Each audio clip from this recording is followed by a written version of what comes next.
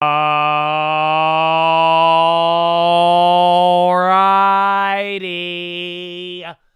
Are we alive? Wait for it.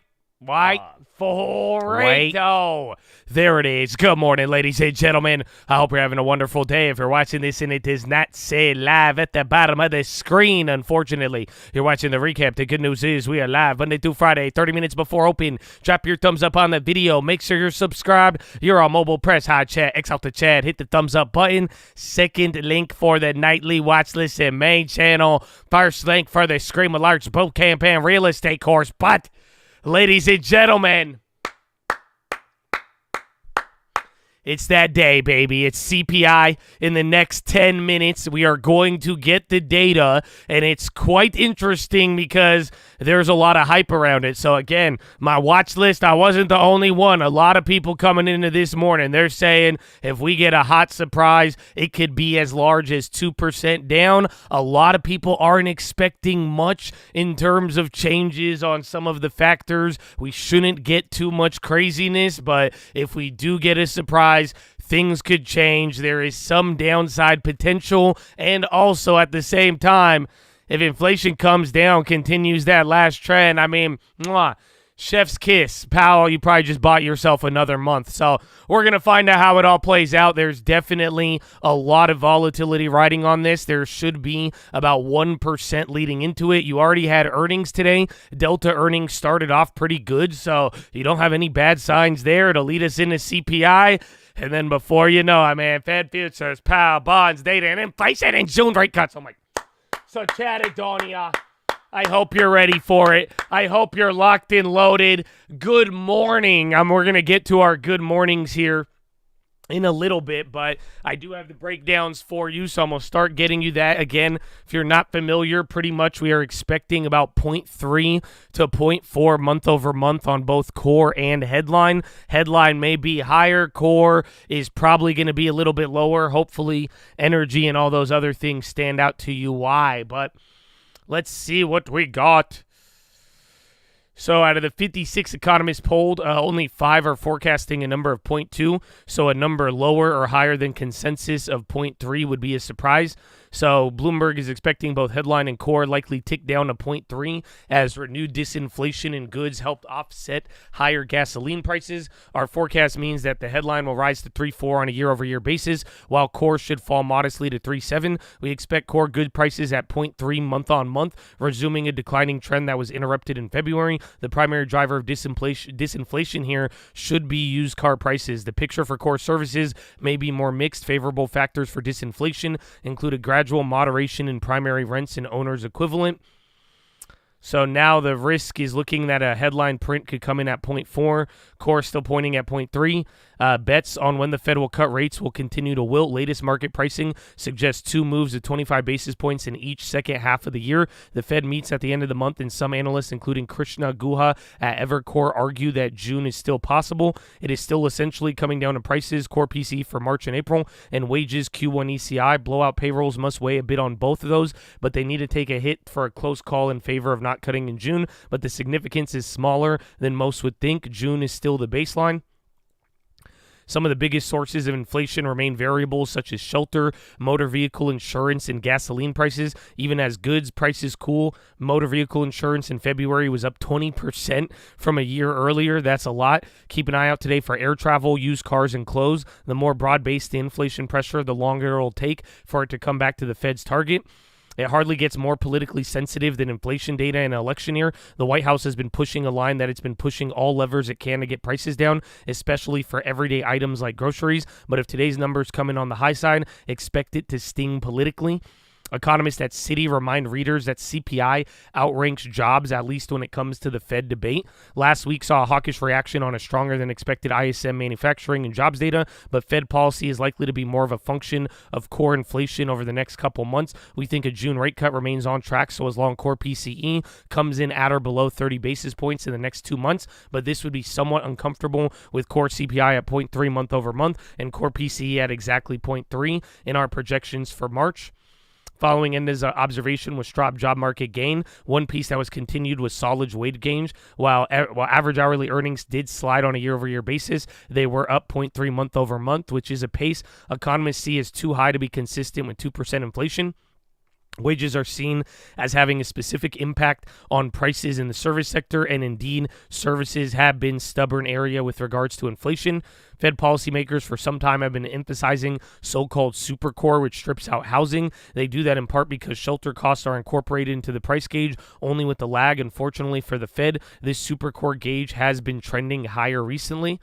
Speaking of stubborn, the other thing that's frustration for the Fed and Fed watchers has been continuing pressure of housing costs. Shelter accounted for about 2/3 of the entire core CPI year on year. In February, policymakers have expected this to diminish at some point, but we just haven't seen much let up here. Let's see what we get today. Pace of inflation for groceries has been easing sharply. The food at home index has dropped from close to a 14% to less than 2% in recent months. Ahead of the March CPI, bond market apprehension over a base case of 3/4-point Fed cuts this year is simmering. Swaps suggest 65 points of easing when the full cut priced for September, marking a retreat from a quarterly cadence of 25 in June, September, and December. While such a prospect is seen as a base case by former St. Louis Fed Jim Bullard, the bond market is twitchy about 3 cuts arriving should CPI prove sticky. We're in a situation where the market has been treating cuts in 24 as sort of the floor, says Stephen Bartonoli, fixed income at T. Rowe Price. He did not rule out transitioning to a period where the market might be starting to think 3 cuts in 24 is the ceiling. Hot dog. All right, we got about 1 minute 20. ING argues Fed still confident. U.S. equities little changed ahead of it. Ira Jersey says higher oil prices will affect core services with higher volatility, and if lower volatility sectors continue to be sticky at 4, the market may price for less aggressive cuts later this year. All righty. So again, you could go to Trading Economics to get the data, and then you could also go to the BLS website. So that's going to have everything for you. Where is it? Not employment. Economic releases, inflation, and prices. All right, baby. So 1 minute, about 45 seconds, Chad. God bless you. Good luck. Again, should be very straightforward. A hot print will get people off guard. That is not, again, the hotter the print, the bigger the surprise. Otherwise, everything in line. I mean, just get ready to play the game, and you're going to have a lot of other follow-up data as well, too, baby.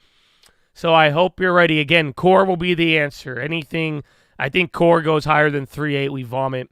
And then anything 3.7 or lower is very good, Habibi. All right, 5 seconds. 4, 3, 2, 1. Boop. Oh, wait, you already have a big pop there? And we're off.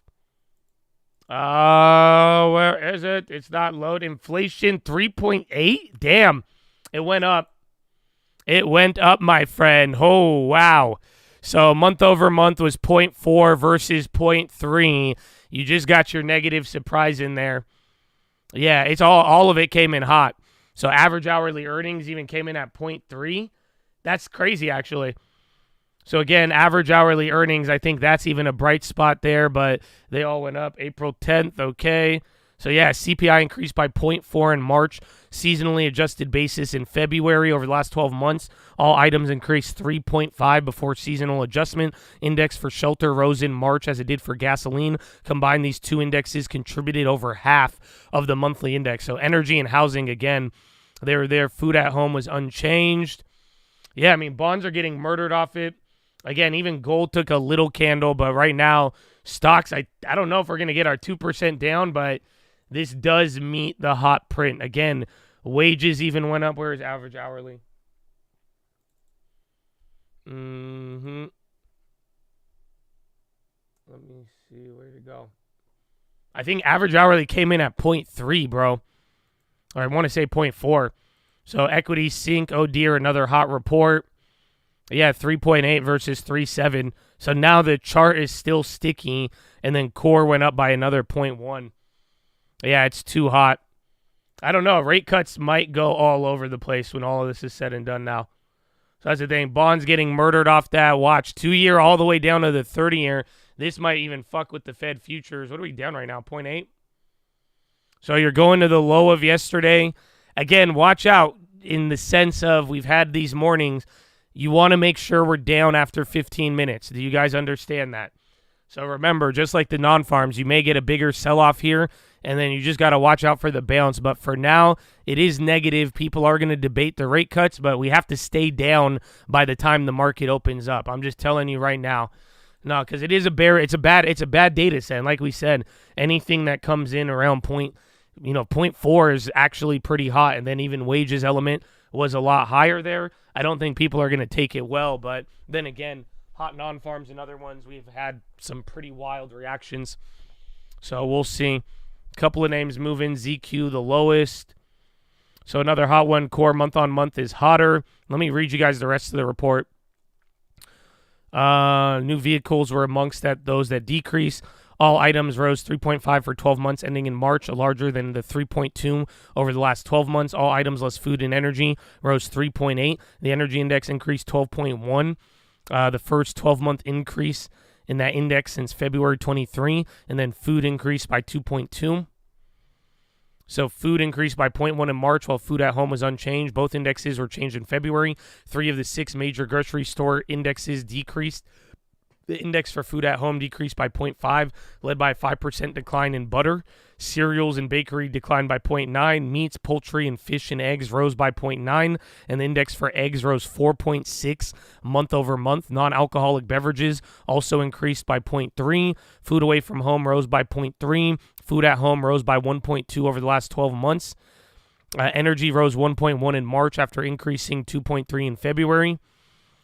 Gasoline increased 1.7 in March before seasonal adjustment. Gasoline rose 6.4 in March. The index for electricity rose by 0.9, and then fuel decreased by 1.3 in March. Energy increased 2.1 over the last 12 months. Gasoline rose 1.3, and electricity increased 5% over the last 12 months. All items less food and energy rose by 0.4. Let me see. Lodging at home increased by 0.1. Index for rent rose by 0.4, as did owner's equivalent of rent. Motor vehicle insurance rose 2.6, following a 0.9% increase. The index for apparel increased by 0.7. Among other indexes that rose were personal care, education, household, and operations. Medical care rose by 0.5 after being unchanged in February. Used cars and trucks fell by 1.1. And then that's it. Yeah, I think again, from apparel, lodging, cars, houses, I think housing and energy added a little bit more pressure, and then everything else like apparel and everything else moved with it. Goldman Sachs lifts 24 full-year growth forecast to 5 from 4.8. Oh, that's for China. And then Fed swaps price in only 50 basis points of cutting now in 2024. So there it is now. You are only pricing in 2 rate cuts. Ta-da. So, yeah, hot data. Hot data for now. So, again, the core gauges rose 0.4 month over month for 3 straight months. That's the hottest string of month over month since early last year. So, again, that means if you thought inflation at the beginning of the year was just kind of a fluke from the beginning of the year, unfortunately, this is a March reading. So, again, every single data of the year, 0.4, and then even wages. I'm surprised people aren't talking about wages.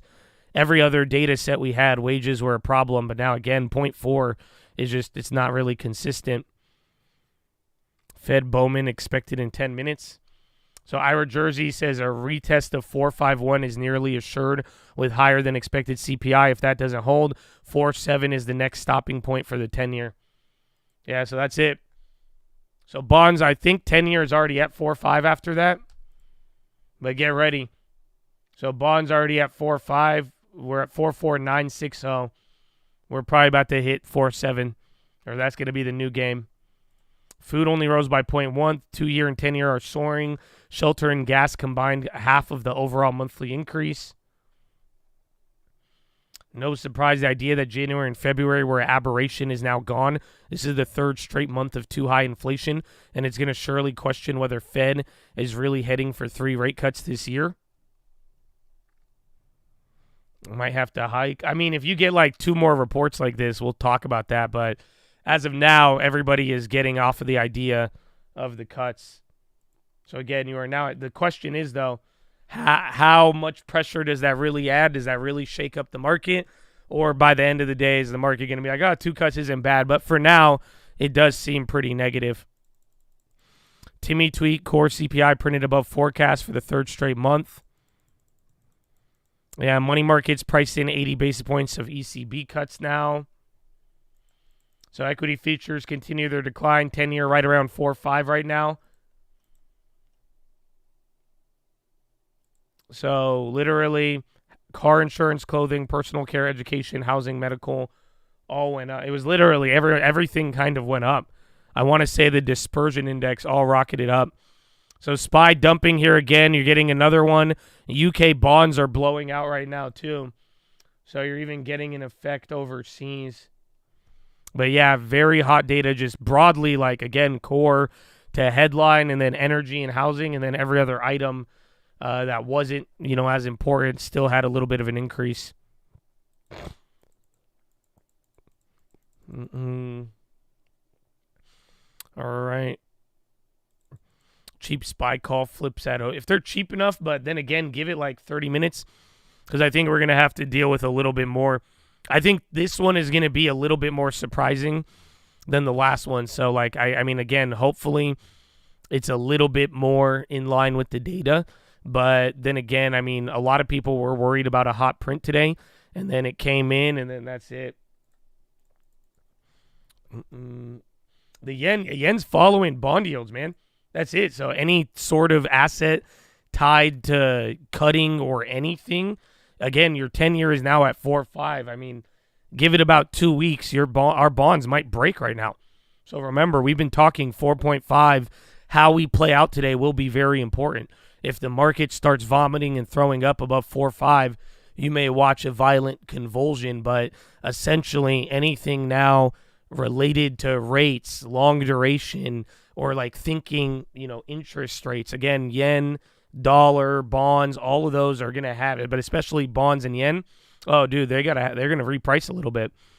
So remember, yen even ran up as long with the bonds when we were talking rate cuts, but now after today's data, I mean, your rate cut pricing in fundamentally on the market has just pulled into reverse now. So we are now like pricing in 2. I give it 48 hours. You might even be pricing in 1.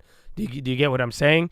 We went from pricing in 3 on the cusp, and now after that data there. So I think anything 4.5 on the 10-year, I mean, that should open up the door to new lows on the yen. Or again, at this point, we might even see, again, 4.7 to 5% on the 10-year if this gets out of hand.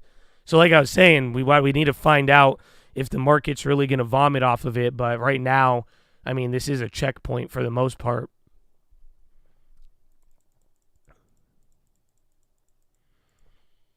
I think gold might find a way to come back up, but for now, I am kind of expecting a little bit more downside with the strong dollar. So it literally just flushed to my break even and then bounced.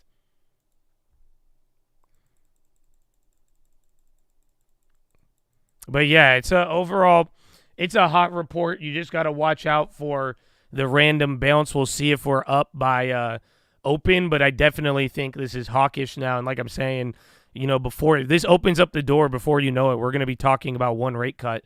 So we're still talking rate cuts, and we need to see how the market feels about that. But this was pretty decisively hawkish. And then once again, I mean, I think it's broad-based. Today's not even just real estate or oil. It's everything. No, this would not be good for gold. Why? Because the dollar is going up, and now if inflation is high, I mean, that plan, like literally, if we're talking maybe we go from 2 cuts to 1, what happens if we go from 1 cut to 0? If there's less rate cuts, I mean, gold can lose a decent amount of that gain. But then again, I think gold is up for more mysterious stuff. Bro, gold just rocketed up right there. So literally, gold is the first one to bounce. So be careful there. That's what I'm saying, though. So, like, literally, gold just flushed to my break even and then bounced. But now, like, watch out if this SPY or anything else, like we're saying. It's a big, damn, you're down 1.4. So you've already moved the weekly amount already. You're down 1.4 already. That's insane. Bonds getting hammered. Well, this morning we're going to have to deal with 4.5. We're going to see how that runs out here through the morning. RTY is down 3. Ugh. So used car trucks fell by 1.1. Fed policymakers have been anticipating housing pressure would diminish, allowing for quarter slow, but that's not materializing. S&P futures down now 1.4. Year-over-year inflation rose sharply in Mid-Atlantic and New England. Car insurance is up 22.2 from a year ago. CPI crushes the idea that recent stickiness was January-February bump in the road. Bond traders now face the reality that rates will stay higher for longer, and the outlook for Fed policy is now trading around 50 basis points of easing for this year. Rate cut for September have slumped to 26 basis points, and the U.S. dollar is surging against all rivals. 10-year is trading at 4.5, and it'll be interesting to see how that line holds today, especially given a 10-year sale today at 1. Damn, I forgot you have a 10-year bond auction and the Fed minutes today. So there's stocks bouncing first. Bonds stopped going lower. Gold made the first move up. But you're down now a little bit more than what we were pricing in for the day. And then you're down as much as the week. So right now, this is a surprise. I will tell you, if you hold down here, there's still, I mean, it's only been 10 minutes. But for now, you are holding the knee-jerk reactions a little bit bigger than most people were anticipating here on the hot data. Hot core, hot headline.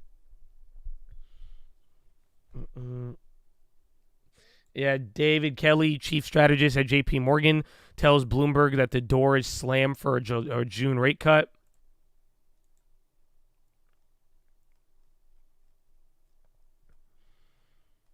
Yeah, 22% on car insurance. How long before somebody raises the possibility of a rate hike? Stephen Rakuto at Mizuho says he sees a hot landing, an environment in which the economy slows back to 2.3 environment. Can inflation wind up settling around 3 as opposed to 2? Yes. Yeah, FOMC minutes might pack a punch.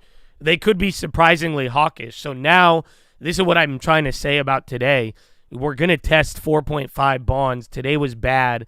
And now with the bonds after this and everybody worried here with, again, another big set of hot inflation data, we need to just see if it actually, like, are people going to get worried about it or not? And are we actually going to see volatility created by bad news now that we have sensitivity in the bonds there? Otherwise, it may not really happen.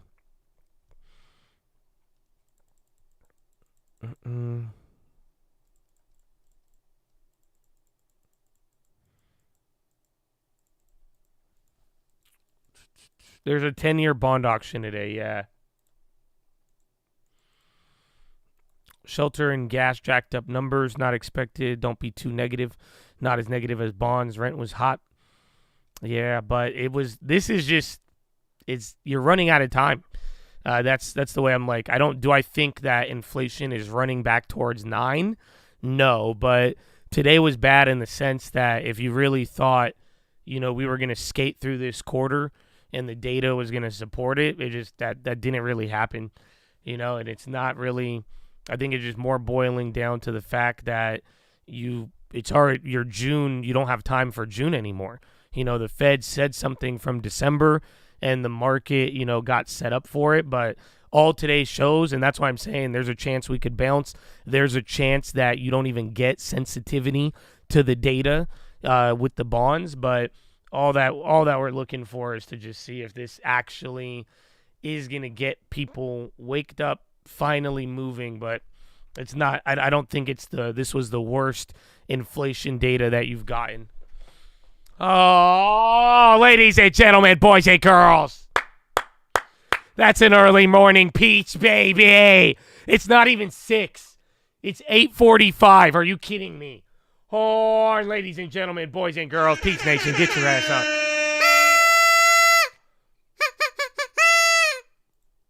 Amen. Amen. Yes, and I thought Powell doesn't care about the data. Powell only cares about the peach, just like the Colt, baby. Shout out Bradley Frizzle. But no, Powell does care about the data, but he doesn't care about it like all at once. That's why they keep saying they're data dependent. He is just not going to be responding to everything. And what I'm saying to that last question, do you guys realize what Like, why? Again, and now we're bouncing a little bit, and we're going to find out how things play out. And like I'm saying, it's not set in stone. We may be able to move around, but like, do you guys just realize that we are running out of time? I know it feels like we were just talking about rate cuts. I know it feels like it was just December, but do you guys realize it is April? So that's what part of what happened right here, right now, and that's what we're going to watch moving forward. It doesn't even matter about the meeting in 3 weeks. The point is you're running out of meetings, right? You know, we're talking about June rate cuts now, and now you've had 3 sets of hot inflation data, 4 sets of hot jobs data, you know, and you could go down the list of all of it, but just like the fact of the matter, whether you're looking policy, financially, politically, you're running out of time. That's all. It's just like June is 60 days away now, 45 days away. So if none of this data and it's this sticky and you just spent 6 months of it not moving 0.1 and it doesn't move another 0.1 in the next 2 months, well, you're already at June. And then if nothing happens by June, then it's July. And then at that point, what you already thought was going to happen for the first 7 months didn't happen. And now we go from, oh shit, we don't even have time to lower it to. And then we're at 1. And then before you know it, you're playing this game all over again. But time, that's you're running out of runway. Lift up, terrain. That's kind of what it is. The slower it takes we are just slowly gliding. Welcome to the whole soft landing, you know, but that's what I'm telling you, the runway, you're actually running out of runway for, okay, this is how much time we have to lower inflation and ease our way into lower rates and perfectly land this. The runway, I mean, again, think about it. You had 4 months. You've already burned 4 months of runway, and what's happened? That's what I'm telling you. You just went 400 miles. Nothing has happened. So you got to ask yourself, well, how much time do you have for rate cuts? Eventually, it's not going to be how much are we going to cut rates. It's just like how much can we cut rates in this amount of time, because you're running out of that time. Ta-da! So today mattered, said Lindsay Rosner, head of multi-sector fixed income at Goldman, and should push the rate market to reconsider the likelihood of a higher for longer environment that lasts through summer. To be clear, that number did not eclipse the Fed's confidence. It did, however, cast a shadow when it comes to spread risk. One hotter CPI print does not derail the bigger story, which is the economy. Is strong, defaults remain benign, and technicals continue to cast sunshine on spreads maintaining this range. Last week, White House celebrated strong jobs number. Today, they faced the reality that voters' pockets continue to burn. Clothes, education, furniture, car insurance, cost of seeing a doctor, not to mention housing, all among sectors going up. The Biden team are probably hoping most voters will have renewed their car insurance well before November. Priya Misra, JP Morgan, this was a pivotal report for the market since the last 2 reports were a little high and the Fed viewed those readings as a bump in the road rather than a change in the trend. For the broad implications of the market, if the yields extend their sell-off with the 10-year 13 basis points just shy of 4.5, rates have risen in the last 5 weeks as cuts have been priced out and there's more room to go. I also think risk assets will be sensitive if rates move around to 4.5. So far, risk assets could ignore the high inflation since the Fed was dismissing it, but I think that changes now. So Bloomberg thinks 4.5 breaks everything, or starts to break it. And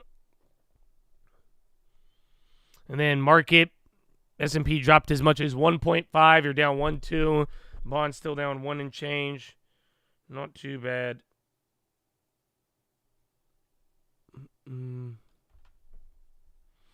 Well, oil, I mean, again, oil is lagged.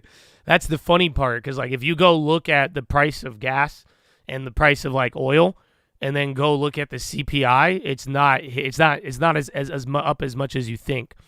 You know what I'm saying? Literally, electricity is hurting you on the CPI. You know that? So like technically, I'm pretty sure electricity has a bigger impact on the CPI, or a hotter gain than the price of gas. So it's really not even showing up there, but I do think the gas prices will reflect at a later time. But it was everything. So again, clothing, food away from home, education, seeing a doctor, housing, all of those factors went up. But then again, housing and energy were half, but literally housing is 0.4, which is kind of crazy.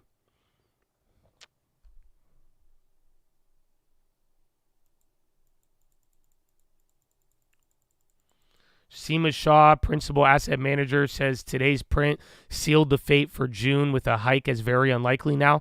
In fact, even if inflation were to cool next month to a more comfortable reading, there's likely sufficient caution with the Fed now to mean that a July cut may also be a stretch, by which points to the U.S. election will begin heavily intruding with the Fed decision making.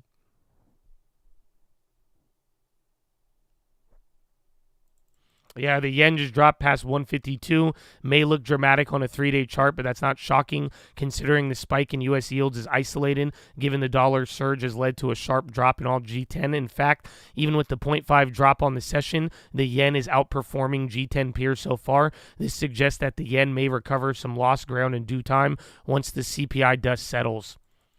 So again, the yen isn't, I'm glad somebody agrees with me, but the yen, I think it's, where right now this is all America. So whatever you see, how again, gilts are dying, and then I think the pound started moving, but like I really think this is just us. Again, our rate situation is changing, and then the dollar and bonds are moving, and then that's kind of just hitting everybody, and then we got to let that go through. Remember, I mean, we've done this before. We've been very hot and bounced up by the end of the day. I'm not writing today off. I told you guys this yesterday.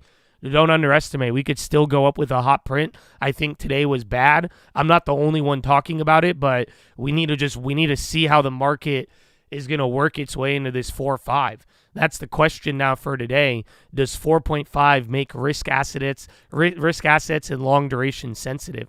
Now that we have a reason to talk about less rate cuts, higher inflation, it wasn't a bump in the road, are you going to watch now bond yields continue to hold higher rates?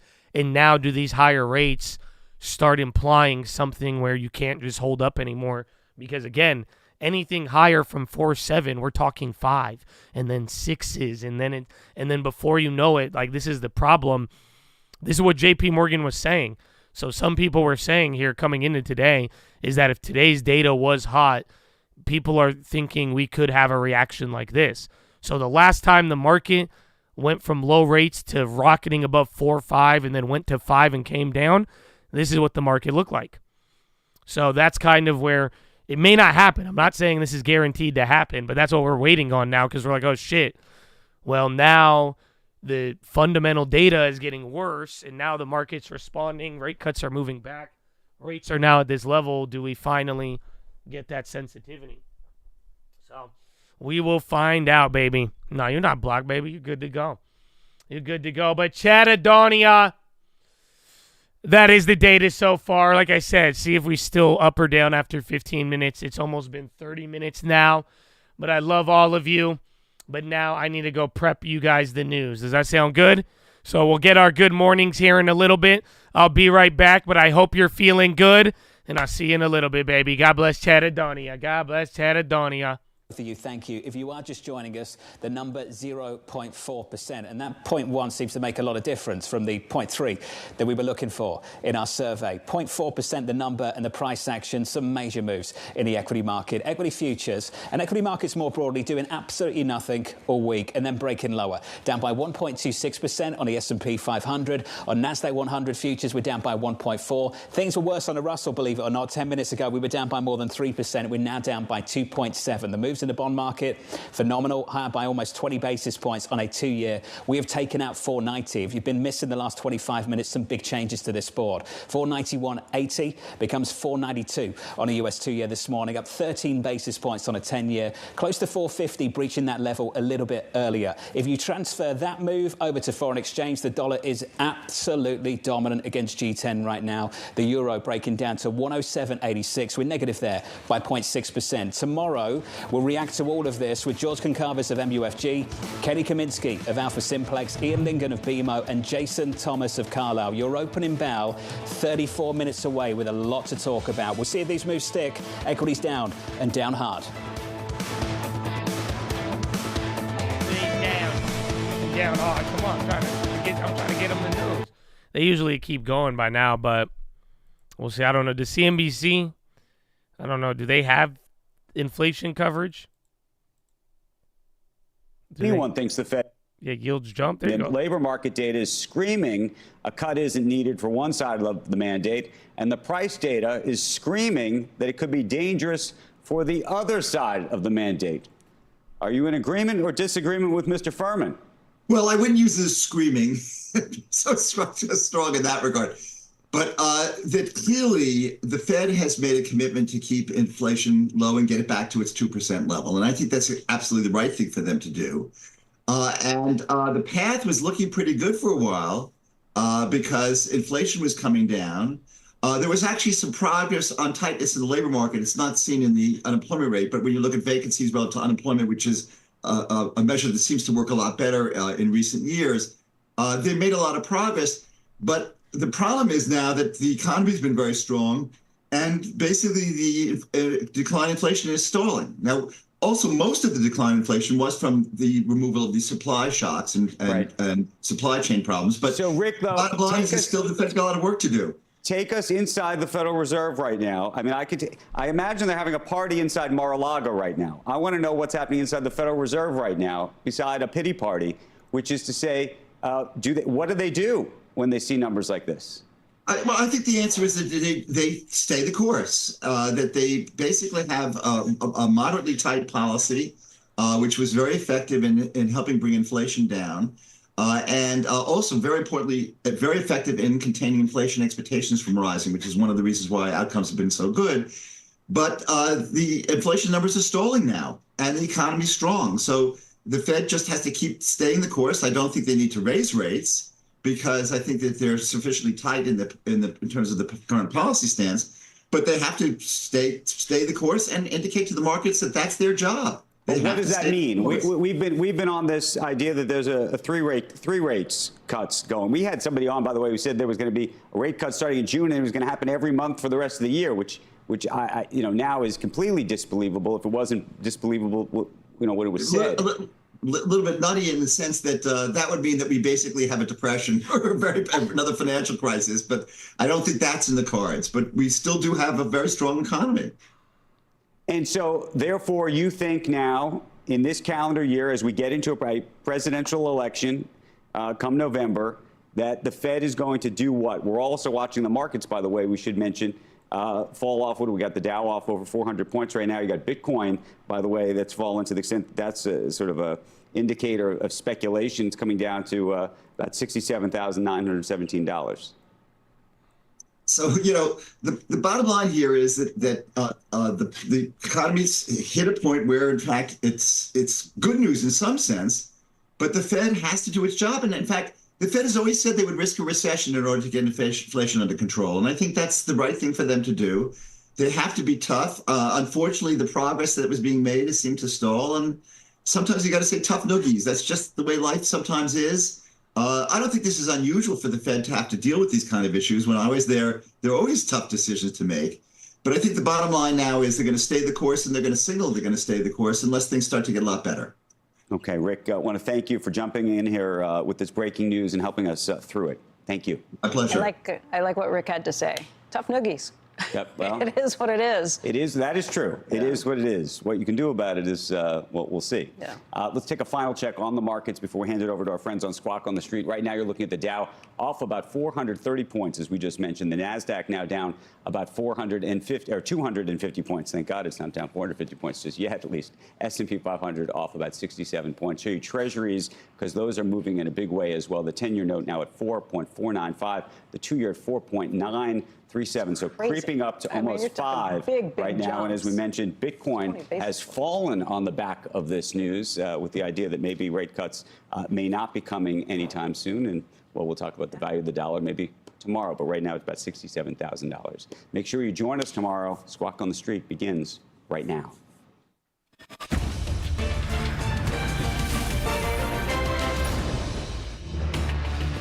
Good Wednesday morning and welcome to Squawk on the Street. I'm David Faber with Jim Cramer. We are live from Post 9 at the New York Stock Exchange. Paul's on assignment this morning. Let's give you a look at futures. Of course, as Andrew just told you, we are looking for I need to get one more. I need to get one more set of plays. I'll do that there in a little bit. I got a little bit more to get, but Chatadonia. That's it. Perfect timing. 30 minutes ago, inflation data came out hotter, and now we're here, baby. What's going on, Chad? Good morning. What's up, baby? How's Chatadonia living? You guys made it bright and early. I hope you liked the video. I hope your Wednesday is good. What up, Daniel? What up, Scars? Hey, Sos, Kevin, J Max, Ansel, you feel me? Adrian, Tim Whitman, baby, Mark J, Hurt, Dirty Bird, Richard Judge, baby. Good morning. Dino, Alaskan Assassin, baby. What's going on? CYB, Dylan, Will, baby, Kurt McGirt, Samuel C, Ricardo, Dino, Najee Wolf, baby. Good morning. What up, Turbo? Good morning, Lucky. Good morning, Open Face Eduardo, Carissa Hines. Oh, Charlie in the tree. Good morning, baby. What up, Danny? What up, Fox? El Coyote, baby. Good morning. Oh, my goodness. Caesar, winning loser. Tony Garlinger, baby. Marco Oliveira, baby. Good morning. Oh, my goodness, Chad. Hey, Jenna, look at it. Chad is going insane. Y'all ready? Y'all woke up early with me, baby. Yeah, welcome to CPI. So, listen, it's a big day. It surprised people. We are paranoid from everything else, man. So just keep in mind, some people think it could be a repeat of volatility or not, but look at y'all here right now. But I can't wait to get into the play, Chad. So get ready for all of it. I hope you guys are feeling blessed. God bless you for being here. Make sure you like the video. But Chad, good morning. And now let us get into the news. I got to get a little bit more too.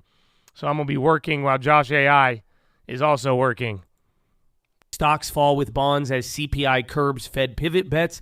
Stock futures join losses in bonds as hotter than estimated inflation data bolstered speculation. The Federal Reserve will be in no rush to cut interest rates. Equities were set to extend their April losses, with S&P 500 contracts falling 1.5% after the Consumer Price Index underscored the bumpy path policymakers face in bringing inflation back to the 2% target. Treasury 10-year yields rose, advanced 13 basis points to 4.49%. Fed swaps priced in only 50 basis points of easing in 2024, which equates to 2 rate cuts. The dollar climbed against all of its developed world counterparts. A measure of underlying U.S. inflation topped forecasts in March for a third month. The so-called Core Consumer Price Index, which excludes food and energy costs, increased 0.4% from February. From a year ago, it advanced 3.8%, holding steady from the prior month. Wall Street's reaction to CPI data.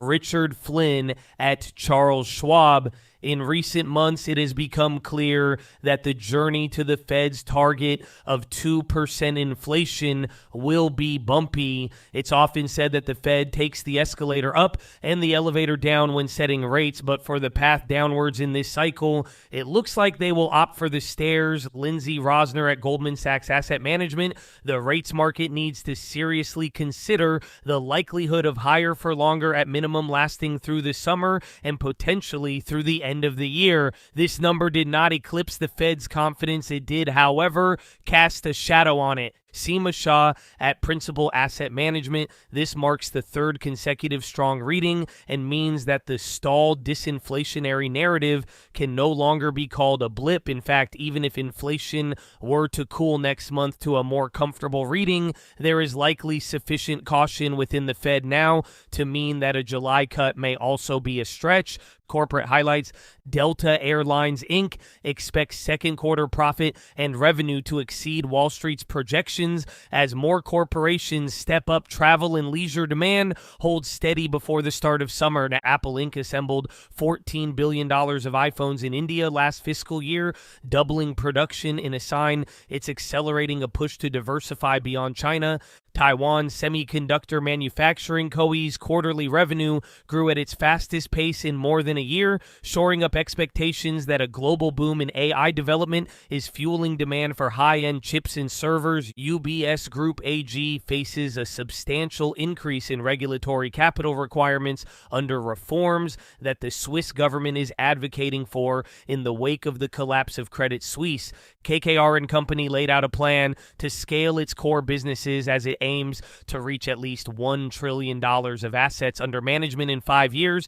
A rate cut race will also get the Fed's March meeting minutes later today, which could shed some light on the central bank's thinking. The swaps market is pricing in around 65 basis points of rate cuts by the end of this year, which is less than what the central bank forecast last month. Fed Bank of Atlanta President Raphael Bostic yesterday reiterated his expectation for one interest rate cut in 2024, but said he's open to changing his view should the economic picture change. Mohamed El-Erian has joined the growing ranks of those who expect the Fed to ease monetary policy less than its peers in the coming months. Talk of the euro potentially reaching parity with the dollar is returning, with the European Central Bank taking the stage tomorrow to decide on interest rates. Some investors are placing bets that the Bank of England could be first out of the blocks.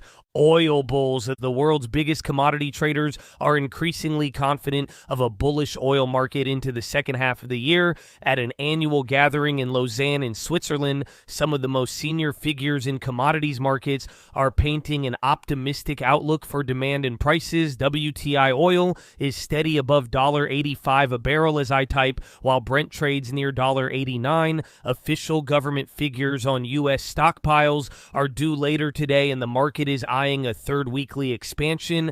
Elsewhere in commodities, copper is trading near a 15-month high, with the team at Citi saying the metal is entering its second bull market of the century, and money managers interviewed say the rally in gold to successive all-time highs isn't over.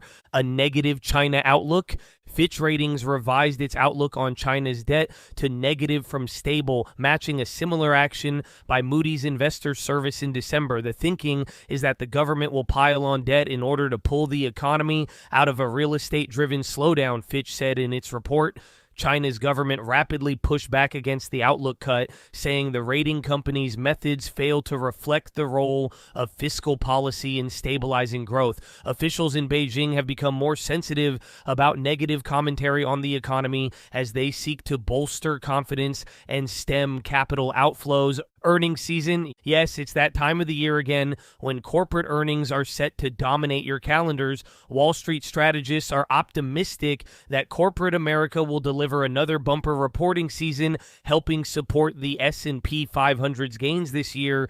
Earnings upgrades from analysts outnumbered downgrades in the first quarter, potentially lessening worries that U.S. stocks are in a bubble. Major Wall Street banks Citigroup, J.P. Morgan, and Wells Fargo are due to kick off the earnings season on Friday.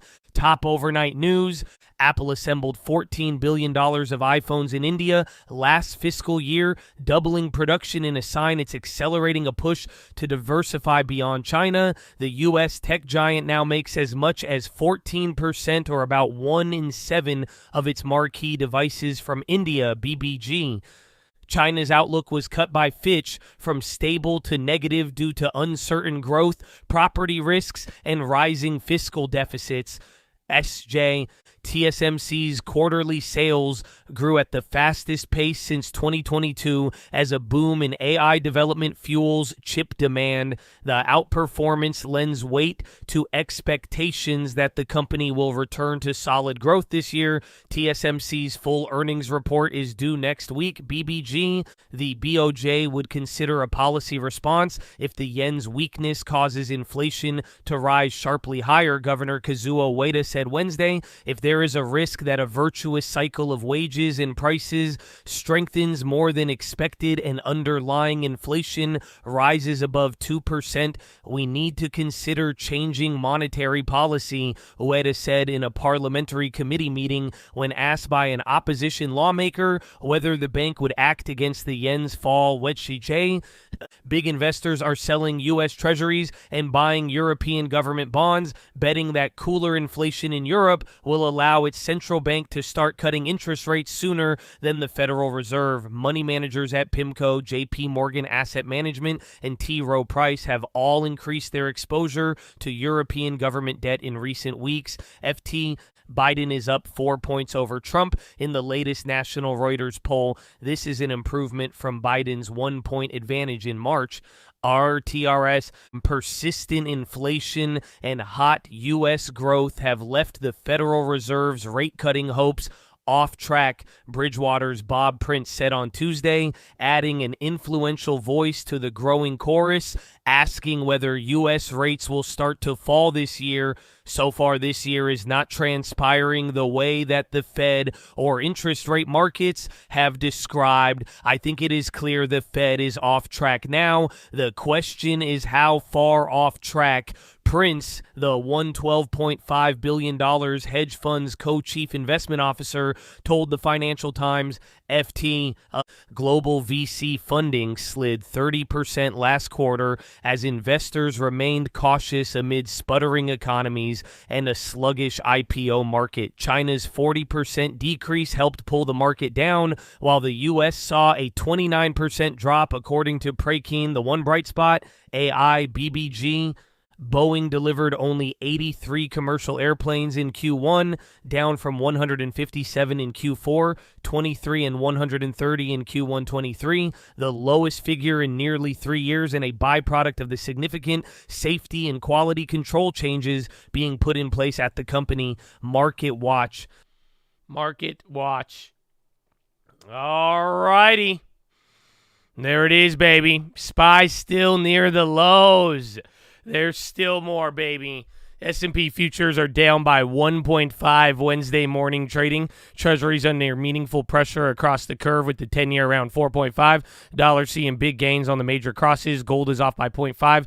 Bitcoin futures down by 1.7 and WTI is up by 0.4. Risk off on hotter CPI print. Report makes it harder to downplay the firmer readings from earlier this year, which may have been influenced by seasonal factors. Also, some concerns going on into the data that a hotter print could be the trigger for some unwinding of very stretched systematic longs. Recent momentum underperformance, another area of scrutiny. In addition, bond market setup somewhat more difficult following Tuesday's strength. Market now priced for just 2 rate cuts, moving further below the 75 of easing implied by the median dot plot in the March SEP. Headlines and core CPI both increased by 0.4 month over month, ahead of expectations of 0.3. Core CPI unchanged at 3.8 year over year, while consensus was expecting a slight downtick to 3.7. Shelter and auto insurance among the key core inflation drivers. Next up, $39 billion auction of 10-year notes today after yesterday's $58 billion of 3-year, which tailed by 2 basis points. FOMC minutes out this afternoon, though influence likely dampened by the data and constant barrage of Fed speak since the March meeting. Delta quarter one beat with ASM load factor both stronger, guided quarter two ahead. Apple reportedly doubled iPhone production in India last fiscal year and pushed to diversify beyond China. Nvidia under a bit of scrutiny amid rival chip announcement. TSM announced better than expected 16% increase in year-over-year March quarter sales, fastest pace in over a year. Illumina announced CFO departure but also reaffirmed quarter one and full year 24 guidance. HXL CEO retiring. WDFC reaffirmed full year revenue guidance, raise EPS, and reaffirm long-term growth target. PSMT posted slightly better fiscal Q2 and announced a special dividend. Divvy, can't you see? Sometimes the dividend just hypnotize me. I just love your divvy ways. All right, there's more. Atlanta Fed President Bostic sees risk of further rate cut delay, may lean more dovish if economy deteriorates. Bank of Japan Governor Ueda says won't respond directly to Forex moves. RBNZ leaves OCR unchanged as policy needs to remain restrictive. March U.S. inflation data due today. Fitch downgrades China outlook to negative from stable, citing increasing debt risk. China new loans seen rebounding sequentially. Traders ramp up bearish treasury positions ahead of U.S. CPI. Traders place record future bet. Investors shift to European bonds betting ECB rate cuts as U.S. inflation concerns linger. Funds selling options for income may be moderating U.S. stock market swings. Outsized inflow of $126.5 billion pumped into ETFs in March, third strongest figure since 2021. Merger arb investors say M&A less robust than expected after surge to start of the year.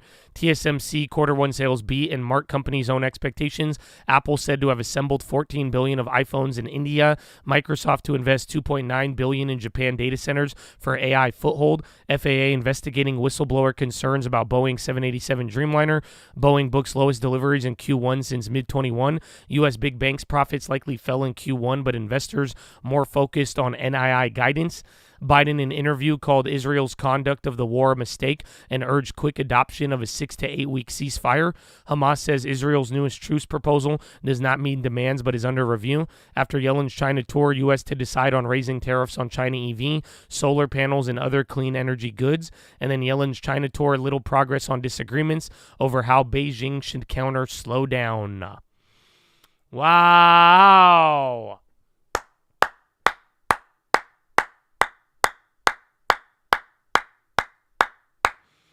So there it is, buddy. There it is. That's the news. That's the headlines. We got all of it, baby. And again, hot data. The market's still holding negative. I mean, we've definitely seen weirder, but if you haven't picked up on it by now, everybody is just saying, now we're at 2 rate cuts, and then there's a lingering, the chorus is getting louder about 4.5. So I'm sure we're going to have a fun time. And then 2 data sets, bond auction and then Fed minutes. But got some pre-market movers for you, baby. And here it is. Delta up 4.7 on earnings. All the other airlines trading higher in sympathy. Roblo is up by 3.0. Hires Pubmatic to increase sale of video ads. ALB up 2.6. Bank of America upgrades to buy. PHG up by 2.4. Phillips Respironics reaches agreement with U.S. government on consent decree. ONON up 1.2, PSMT up 5.2, earnings and special dividend. RVMD up 5.2, Raymond James upgrade to strong buy. CERT up 4.3, KeyBank upgrades to overweight. Marvel up 3.9, or Marve. Craig Halliam initiates buy. GDRX 3.9, KeyBank initiates to overweight. Pubmatic 3.6, hired by Roblo. AU up 2.7, HIMS up 1.7. Canaccord Genuity initiates buy. AB up 1.5, preliminary AUM. INAB up 19, preliminary data of INB 300. ARQ up 9, APM up 8.2, ASPI up 7.0, ANNX up 5.4, Funco up 4.7, B. Riley initiates buy, REPX up 4.1, Zivra 2.5, new credit facility and refinancing of existing debt, Chinese ADRs trading higher. MNDY down 3.8, Citi downgrades to neutral, UBS down 1.8, Swiss government releases tighter capital requirements, SMCI down 1.2, Novartis down 1.1, Holtz enrollment of new patients in ribociclib. CVE down 1.1, A-Lab down 1.1, CF down 0.6, Bank of America downgrade to neutral, Sound down 9.7, $150 million equity distribution agreement, HXL down 8.7, CO retire, Bank of America downgrades to underperform, SGH down 6.2 off of earnings, IAG down 3.0, MPW down 3, Collier downgrade to neutral, and then completes $350 million sale of facilities. VOYD down 23%, common stock and warrants, offering of indeterminate size. DXYZ down 20, PDYN down 12, Lays down 12, DCGO down 9.1, NYC reportedly does not plan to renew contract. Cattle down 6.9, ACRV down 5.3, AEHR down 4.5 off earnings, PMT down 3.4 off acquisition, OPFI down 3.1, profit taking, 25% special dividend news yesterday, and then HCAT down 1%, KeyBank downgrades to sector weight. Wow. So there it is, baby. There's all your plays in news. We got a little bit of time. I'm going to be watching Intel. They were doing a little bit better here, but got clapped. But remember, they had that announcement. Then Tesla, again, they've been moving all over the place with news. Then gold and oil. Keep an eye on Delta and JPM for some of the earnings. And then I think that's going to be about it. I don't think anything too crazy. Yeah. And to keep it short and sweet, maybe we'll watch, might make an MNQ play or something like that if we get an opportunity, but we'll go on from there. It shouldn't be much. And then really it's just going to be about seeing, do we get sensitivity on 4.5 or not? I'm not worried about Delta. We lost our on our put play, but I am going to see if there's a continuation. I think that will be good. But Chatadonia, that's the plays. That's the new. Actually, we need a little bit more plays. So I'm going to play you some TV. I'm going to go to the bathroom. And when I come back, I hope you're prepared. I hope you have plays. And I hope you're ready for the ding-ding. We've been here early. The market already got the data, baby. So let's go. But I will be right back. God bless you, Chatadonia. God bless you. 50 basis points for 2024. Rate cuts will be later and less than the market had anticipated. That's your bond market in a pretty virulent mood at the moment. The belly of the curve up 18 basis points. From the bond market to Boeing, more trouble. A former employee accusing the company of taking shortcuts during the production of the 787 Dreamliner aircraft this time, saying this: in a mad rush to reduce the backlog of planes and to get them to market, Boeing did not follow its own engineering requirements. The company pushing back, saying that the claims are, quote, inaccurate. Benny Camel joins me now for more. Benny, it's not to say this company was recovering from 737 MAX. There's a cap on what they can produce.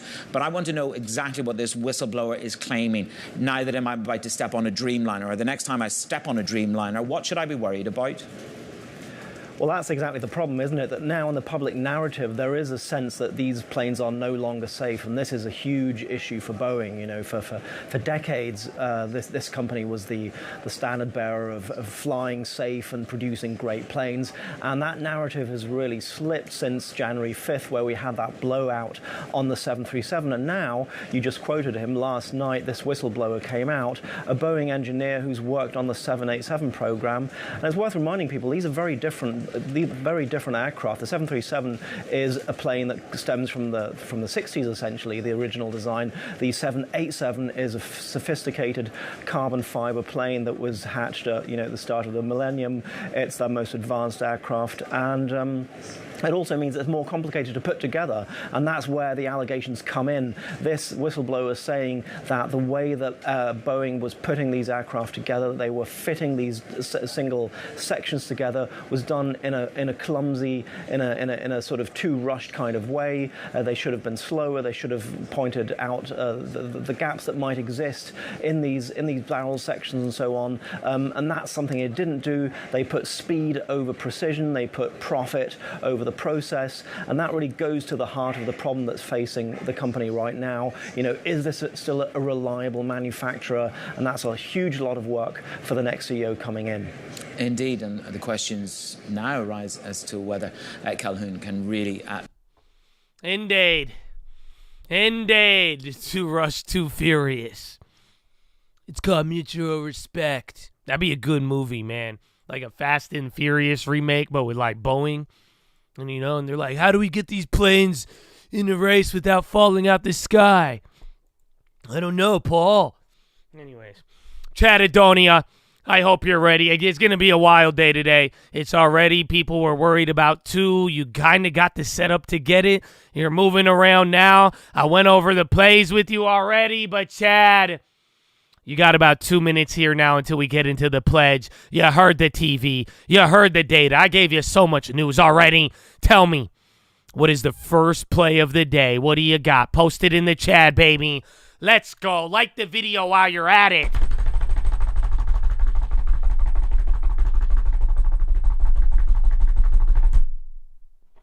All in on the long term. Short NQ, 18,200. SQQ, Apple calls. XOM, SPY put. NQ put. Close SPY put. Tesla put. NVIDIA put. Yen buy. Sitting on sideline. SPY put. UVIX, watching gold. SPY puts. Palantir, hella cheap. Apple, JP Morgan calls. Calls on 1,000 likes. SQQ, TSM, bank short. Surge, I think long. Gas short. Close puts. SPY puts. SPY puts. 1,000 NX car. NQ. SPY calls. Puts. MGC long. SPY puts. Calls on the almighty GOD. SQQ, selling DJT. Selling UVIX. Oil futures. SPY calls. Wait and see. Tesla, USO, 4W bonds, ARM puts, Meta put, NVIDIA put, calls on TSM, JP Morgan, good morning, Meta, IWM, UVXY, nothing but puts, ES short, calls on the master, Bill and chill, puts on everything, NVIDIA, Pfizer, nibble, futures both ways, Amazon calls, wait till Euro close, and the final plays.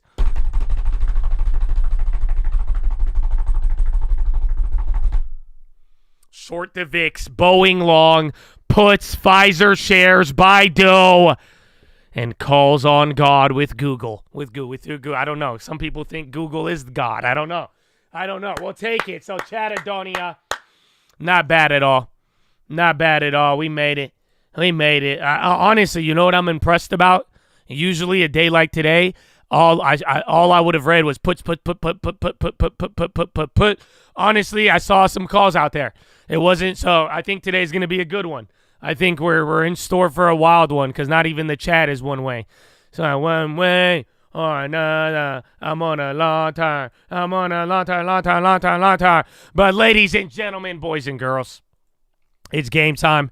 And here at the Cult, before we do anything, before we chase a dollar, before we try to enrich ourselves, we must pay homage to a very special group of people that has made a sacrifice bigger than most of us ever have and ever will. And I'm talking about the veterans of the United States of America. So on behalf of the Cult, the people here, the people not here, I want to give a huge special shout out all the active servicemen, past servicemen, anybody who has served this country, even the families, for real.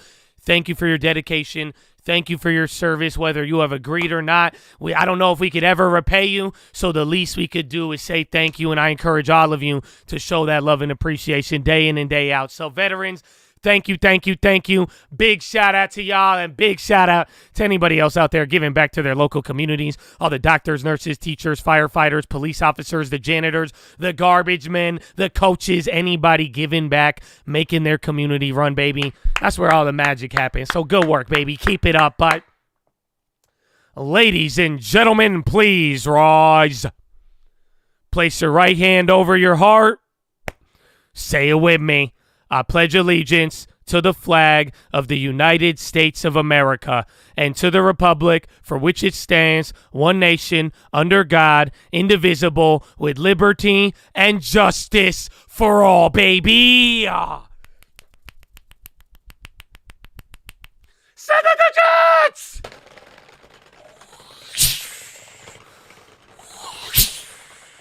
Oh, it's game time, baby. Horn! Let's go.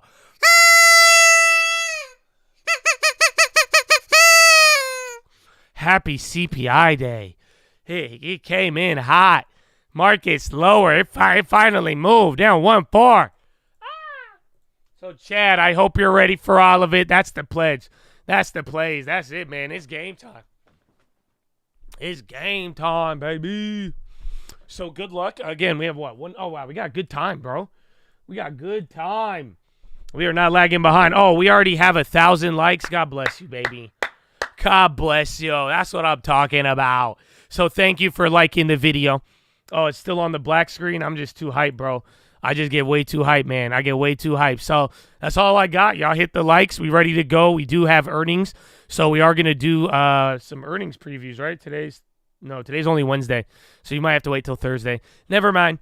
But should be a fun day. We'll see what happens with the bond yields. Again, I don't think today is over. It is just beginning. So be careful with all that. But Chad, we got about 1 minute until the bell. So like that video. If you need anything, you let me know. You post any plays, news, comments, info. We'll be good. Let's have some fun. We got 7 hours. You might get, I think, a couple of Fed speakers. Other than that, bond auction and Fed minutes. That's all we need. Nuclear deal in tatters. Iran edge closer to weapons. Switzerland to host high-level conference on Ukraine peace plan. You wish Josh AI had this energy? Well, you have to thank Josh AI for the energy. So ever since Josh AI, bro, I'm telling you, I usually only mess up my voice in the morning. So I don't know. That buys me an extra 10 minutes, bro. It goes a long way. It saves me reading a lot of stuff. I don't know. Josh AI been my voice been keeping my voice beautiful, baby. So we ready to go. But Chad, 5 seconds. 4, 3, 2, 1. Boop. I'm early. Round 1. Fight. Alrighty. So let's see how Intel already came down. Again, watch gold, oil. Keep an eye there on the dollar. I think the dollar's still up a ton. Yeah, dollar's up by 0.71. Gold is low. I'm almost break even on gold. I was up there for a little bit. And then Tesla's down by 1.7. Again, watch any of the chip makers, TSM. They had their earnings, but literally they just did not move at all. So they're already coming back down. Did we? CPI was bad. It was very hot. And honestly, right now, I mean, we're going to spend a lot of this morning trying to figure out if the market and other long duration stocks are going to respond to yields. Yeah, you're at 51.53. Damn. So yeah, you did fill that gap. Actually, no, you haven't. 51.46 is the next level. So I think we have a little bit more downside. And then after that, it's going to turn into like 51.38 and then 5,100 and then that's it. So, but I do think baby level right here, 51.46. So there's still just to start off. I mean, good morning. And then I'm up on gold now. So gold's dropping a little bit more. CPI was bad. Sub 5's KRE on the low, Futu on the high, Myrna, remember they were going up there yesterday. So I don't know. I don't even think any of the value plays are moving. TSM's moving again. They had good earnings. They're just holding kind of awkwardly. That's the only thing that sucks with TSM. Honestly, if we do end up getting a bounce, those TSMs could be good. If we don't get a bounce, you will get clobbered on those, my brethren. Oh, wow. TSM options kind of expensive. RTY down 3. Damn. I see Russell down 2.6, SPY down 1.1, NASDAQ 1.2, and then Dow Jones 1.25. They're all matched up. But then again, bonds too. That's going to be the thing we got to figure out here. So watch if TLT or IEF go any lower. Again, if you do get those bonds moving, that's going to be the negative part. Or if we get like bad bonds, bad stocks, and you start watching people freak out. So TSM's trying to come up here.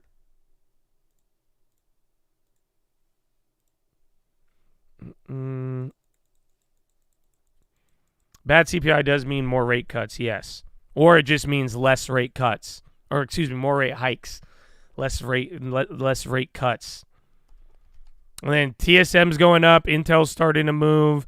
There's Tesla, and even the SPY's kind of holding up decent. Yeah, Intel's not bad. Roblo green. Roblo had that news with Pubmatic. Tesla's coming up here. SMTC. A couple of names are still on the high, but I'm pretty sure everything is still in the red. Meta's down 1%. I haven't checked big tech. Amazon 0.8. Apple down 0.8. 0.6. Instacart coming up. TSM. Micron moving higher. Again, TSM literally has like an earnings catalyst. Micron's doing good. And Intel. Intel was strong from the news yesterday, but they just sold off with everything else. Google on the low. Apple's coming up. Bonds have held up a little bit here, but again, we're not out of the clear yet. It's just been 4 minutes. So again, I would expect a lot more movement still. And you're at 51.47. So that's what? 1 point away from that other gap fill. J&K on the high. Marvel, nice green candle. Oh, yeah, airlines. I forgot about that. Delta. I don't know. Intel, if it comes a little lower again, I might be down to play that one. Delta's still holding up. Again, Delta, Southwest, all of them. Baba flushing. Yo, Baba is up 2%. They're taking a big candle down. I don't know if there's any news on that. They just got murked.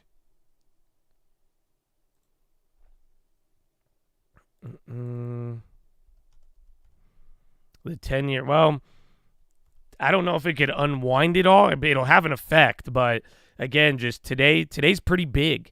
You know, people were worried about the surprise, and it actually happened. And, you know, again, people were talking 2% moves. We're already halfway there. So just, if anything, people are just, right now, the main theme is that you're not getting a rate cut in June right now. And then that timing is running out. Marvel is going up here, so not too bad.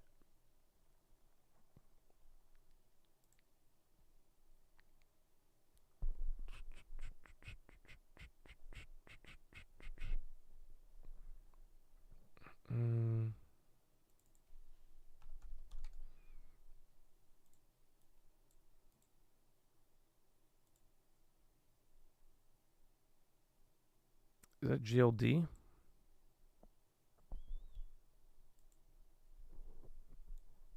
That film. All right, 38.05. All right, I'm gonna go for. I'm down to swing this for a little bit.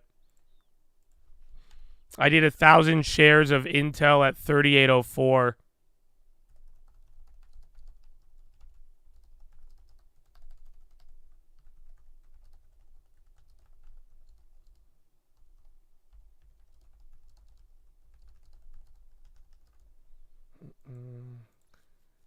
That one we could hold through Marvel or just in general, even leading into the earnings, but it's on shares. There's still a little bit of downside, but they are on the lower end, which I like. So we'll see how that plays out. Quick flip or swing, it just depends. If it moves up like 2% on the day, I'm down to flip out of it. Otherwise, like I'm saying, we could kind of build into that one leading into their earnings. And then Marvel is coming up right now. Pfizer clap, Baba popping now. And then NVIDIA. That was weird. So, yeah, literally Baba just had one big candle down and now just took a big candle up. What is that? ARM coming up. Micron still going. Yeah, ARM 122 would have been nice.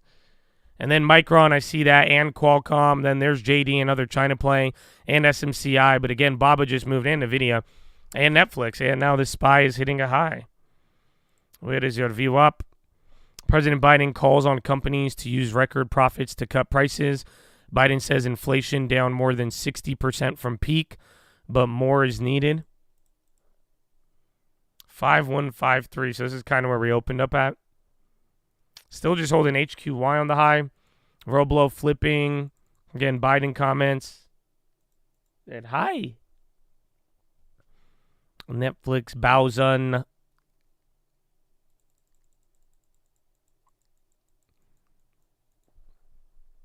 GCT. And there's Intel. Tilray, yeah, Tilray had stuff today. Or I think they were talking about it yesterday. And then the wheat stocks, too. Again, they're back down to 980, but remember, they've been on fire the last couple days. And don't forget financials, your JP Morgan's, Bank of America. JP Morgan sold off, though. Again, I always hate that JP Morgan pre-earnings. Gildan, we should get updates there on the buyout stuff today. MSOS moving right now. And then Alibaba, then NVIDIA. Again, Alibaba, what the hell is going on with that? And then NVIDIA getting two big candles. Intel just flipped lower off of that. It's literally around right where I just got it. But yeah, NVIDIA is going up. SMCI, a couple of the other chip makers.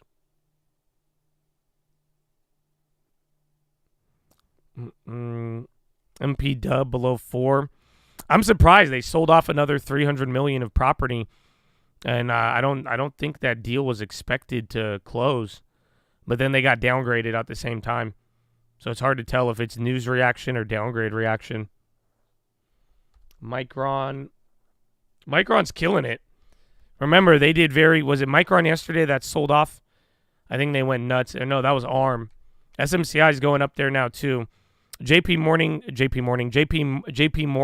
Oh, my gosh.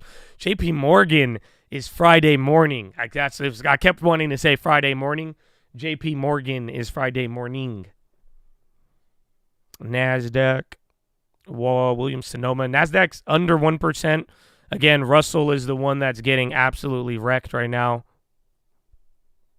Well, I'm back down on gold.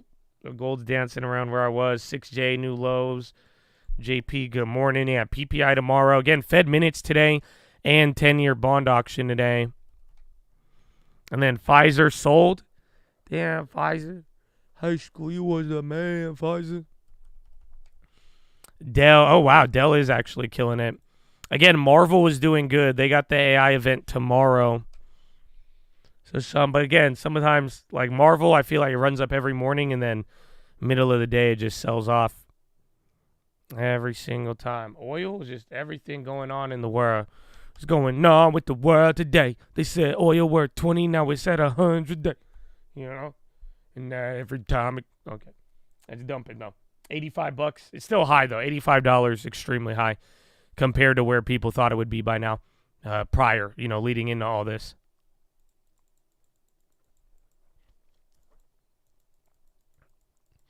Meta 516, momentum on the high.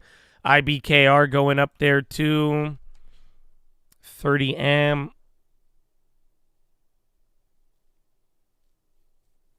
Feel about buying Costco gold for the long term? Well, it doesn't matter where you get your gold, it's just gold. So I have gold. I mean, why do you, but I just think gold is only a problem if you fall in love with it. So I have gold, but I just make sure it's not a big portion of your portfolio. That's about it. But I think physical gold is the best way to go.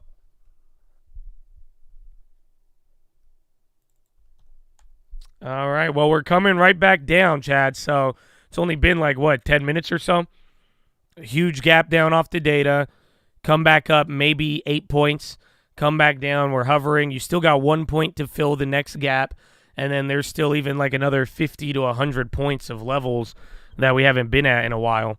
So get ready for it. But, I mean, not anything's really moved. We're still trying to figure out how sensitive we are right now with this type of environment.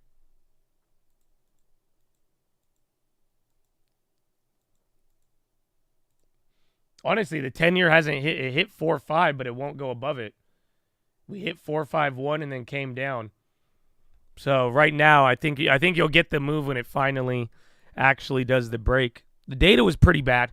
I mean, it was bad in the sense that it doesn't support the last couple of months being a fluke, and that's what makes it bad.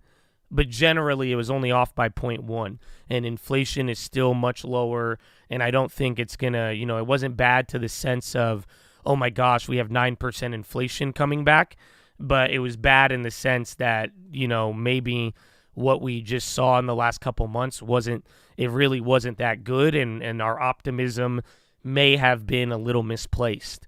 And that's where I think you have your reaction here today. But generally, I think the bigger problem is that we're running out of time for data to come down and for the Fed to still cut as many times as we want. So bonds a little bit, SPY coming lower. Again, any lower than here, we start hitting new levels to the downside that you haven't been at in weeks, too.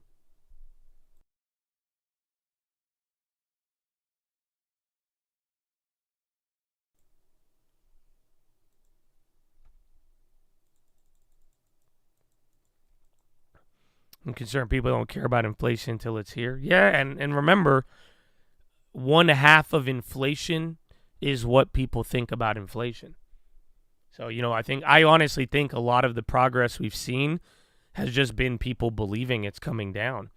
So, but that's the funny part. Even after the data from 2 months ago and now today, even though the data is showing that it's not coming down the same way and is actually staying relatively the same, people still believe it's going to come down. So that's kind of the paradox with all of it. Little green shoot there. Couple names moving. Coinbase on the high. Intel, that's the first play we made here of the day.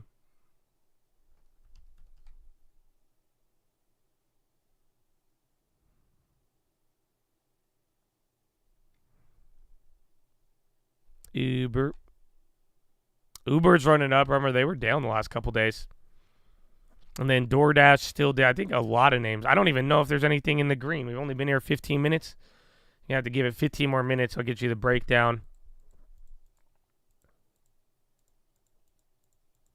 I bought shares of Intel because I want to be able to, if it pops today, I could flip out of it. But then with the shares, they have earnings in a couple of weeks. You got a Marvel AI event. They're trading near one of their lows in between earnings. So I went with shares just in case I want flexibility for the pre-earnings play. But they're they're either going to come back down to 36 or they're going to come back up to 40 ahead of their earnings. That's kind of how I'm looking at it.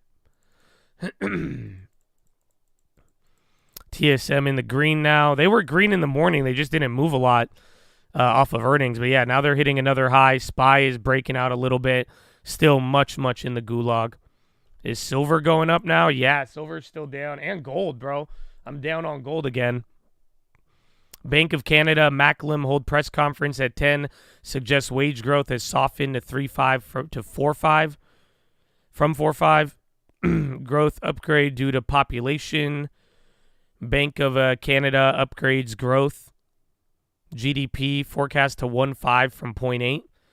Inflation remains around 3. And then, so I don't know. They kept their Bank of Canada interest rate the same, and they think their economy is going to do better. Bonds and stocks moved on that. Honestly, Canada could be just messing with the dollar right now. If that's the case, that could be. Bonds are getting clapped again, so get ready. 4.5.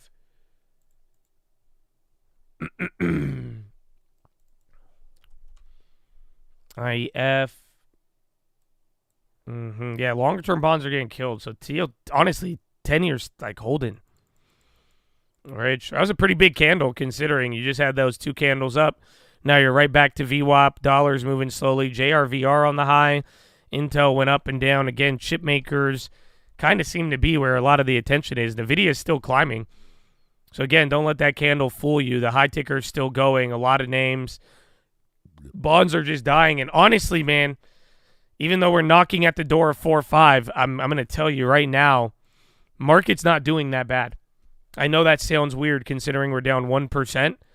But, like, low-key, if the market is going to hold and, like, still operate this slow, that 4.5, 4.9 is not killing it just yet. So it's honestly, it's not bad. It's not bad for now. But like I said, we might have to give it 48 hours or maybe even the next week. But tomorrow you'll get your data. Famous last words, right? It's not that bad. UVXY on the high now. VIX is up 7. SPY just came right back down. Again, Bank of Canada, that just started moving us there. That could be part of it. Tesla selling off. SMCI. Again, NVIDIA is doing great. Intel came down. Yeah, NVIDIA is still holding. That's the funny part. Just barely green. CVX down. No, JP Morgan will wait a little. Well, at least wait till tomorrow. No point. Again, JP Morgan always be doing this on their pre-earnings. Pfizer to 26. No. Eli Lilly going up. They were selling off yesterday. NVO barely red. SPY going lower. Airbnb. CPI had already happened.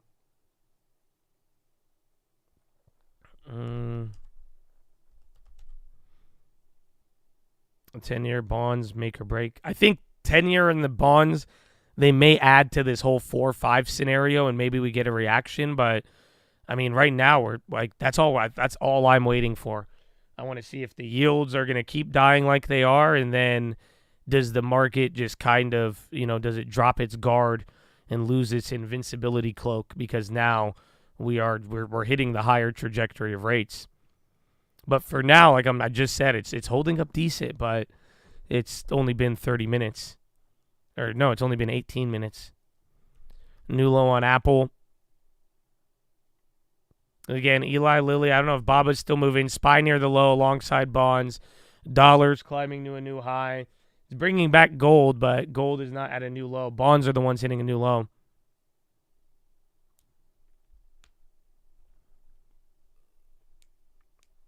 Boeing, dollar still climbing. Again, I think that's going to be the answer. Boeing is dropping right there. Tesla's selling. Damn, Tesla's back to 170. Didn't it just hit 178? My goodness. That must be fun. NVIDIA is doing amazing. It's kind of awkward. NVIDIA is a one-way, but the thing about NVIDIA, it's barely up.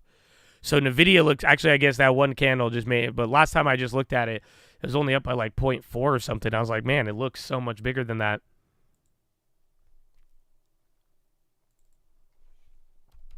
You bought 1,000 shares of Intel as well. Well, good luck, my friend.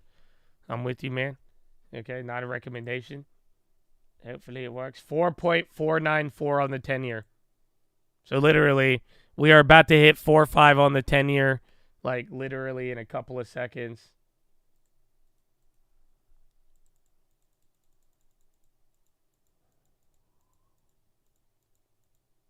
Wow, I mean, this could be a greedy short if you want it. Remember, it's still in the morning, so there's still meat on the bone if you really think it's going to get bad, but I think it's just too early to tell here. I'm at 4.5, ain't give me the signal yet, but if we hit 4.5 and start running, you'll know. So you filled the gap now, 5145. You filled that gap from a couple of days ago. We're not even at pre-market low, no shit. Yeah, I guess you are a little bit off that. Good call. Good call. And the video is still climbing. We've been talking about the 10-year a lot. I mean, there's other times where you need to pay attention to it, but, if I could really, make it simple for you, it's just, there's so many things related to it. You know what I'm saying? But, all you have to really understand, last time we went above 4.5, people's expectations of policy were heavily upended. And it brought about a lot of volatility in the market. and it was kind of hard to ignore about what it meant for other assets, but mainly policy. So that's it. That's all. That's the simple way to look. There's way more than that, but you could, like, if you really are a visual learner, you could go and just see it here. Like, again, we haven't hit 4-5 any other point in this cycle. So let me put it another way. Can I give this to you guys another way? I'm trying to give you the simple answers because we keep talking about it, and I know there's so much going on. It's easy to get lost in the sauce. But, like, to give you another way to look at it, the last time interest rates on the 10-year were 4.5, it was 2007. And then the only other time was 2002. So do you see where, like, this isn't 4.5 is not normal, let alone it's not a place where fixed income and bond yields have been, and it implies a lot of different things. So like I'm saying, one, in the short term for our current context, the last time we went to 4.5, we repriced everything. We started, again, that was literally last August to October when we got clapped after a huge rally. It was all after breaking out of 4.5. And then, like I'm saying, though, just historically, you look back, I mean, you haven't done that in a while.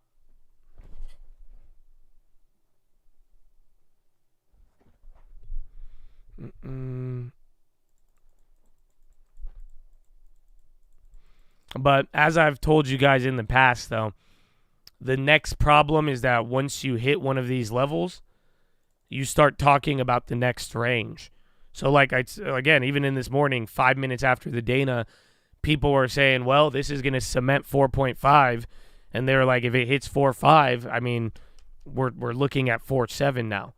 So it's just like low key, we're on a one-way road to 5.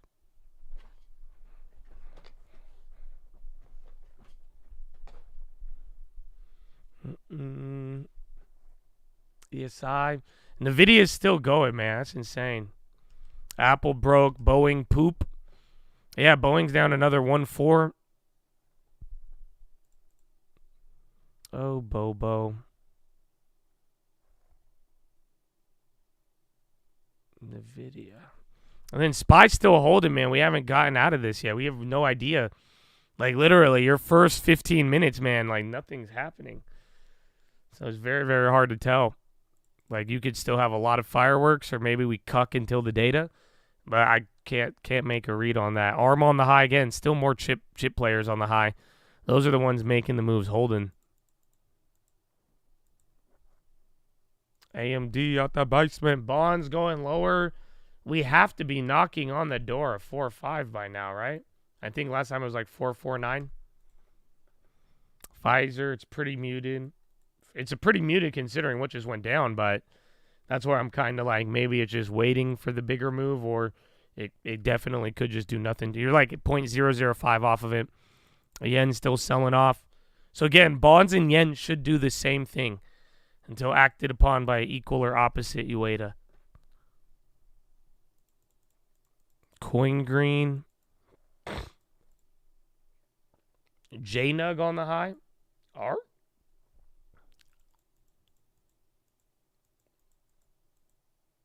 ENJ. Meta's still going up. Again, Meta and NVIDIA. AMD's not bad. SPY just rocketed up here again. So, again, even the back and forth candles in this low range, your opening candles is gigantic, but, bro, you're literally swinging, 10 points up, 12 points down, and then 13 points back up for every 4 or 5 minutes. So the morning back and forth, I mean, you're getting a little bit of it's like playing Pong. Bing, bing, bing, bing. You're going back and forth, but we're still near the lows. Very interesting. All calls on Apple, NVIDIA in the green. Again, Meta, Intel came down a little bit. FOMC is going to be around 2 p.m. Yeah, TSM breaking out. Yeah, 1.5, a little, like about 0.5% higher from the earlier one. Buy the dip.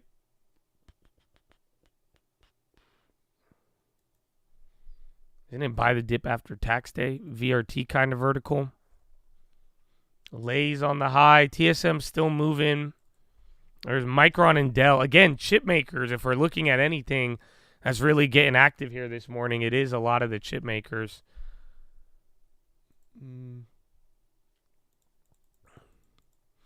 Boeing falls to lowest since December of 2022.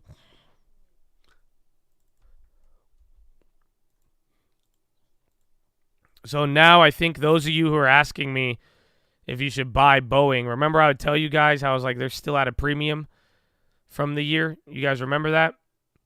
So now Boeing is finally not at a premium. So now you're getting it at 20, not the cheapest of 2022 there, but that's, I don't know. I don't know if I'd long Boeing, but that's definitely what one of the criteria, as we were saying, just at least wait till it gets back below there. Yeah, I still wouldn't buy it, but. And then TSM getting a little bit more volume here. SPY moving up. I think dollar's still up. Bonds are literally just 0.005 on the 10-year. You're right there on 4.5, but it's just holding. Dollar hit a new high, then chilled out there a little bit.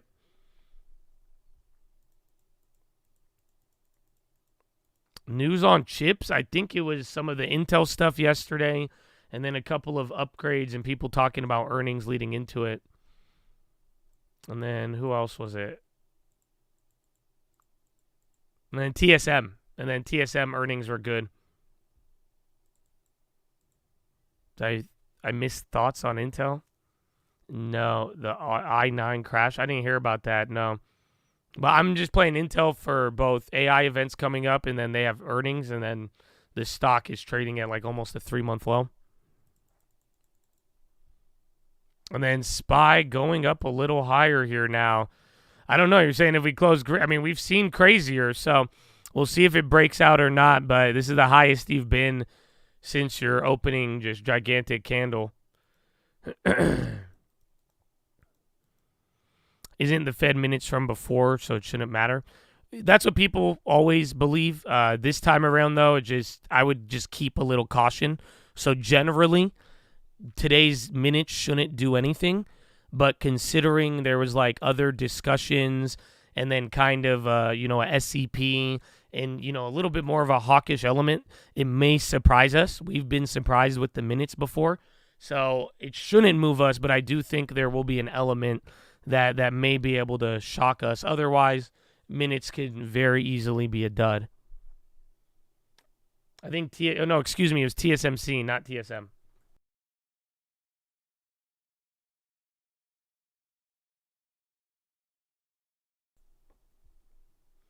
I think it was their Hong Kong shares.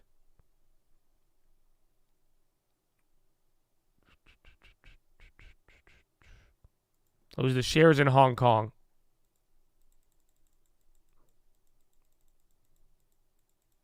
And it was just for the quarter, not their overall earnings.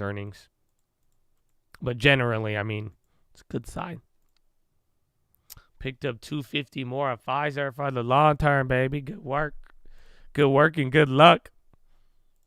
From the long term.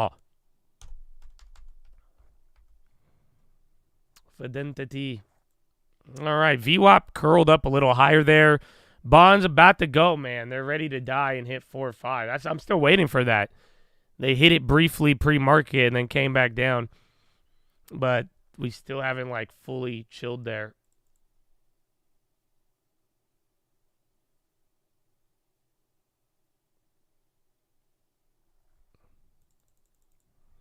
Baba Cliff is exciting.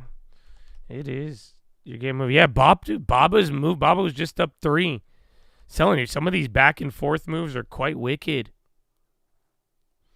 And then Intel's selling off as well. That one's not holding. Marvel did good. Micron holding. Qualcomm not much. And I think a couple names are coming down now. And then none of the bank earnings looking good. Actually, JPM, if they start curling up. Wholesale inventories, 0.5.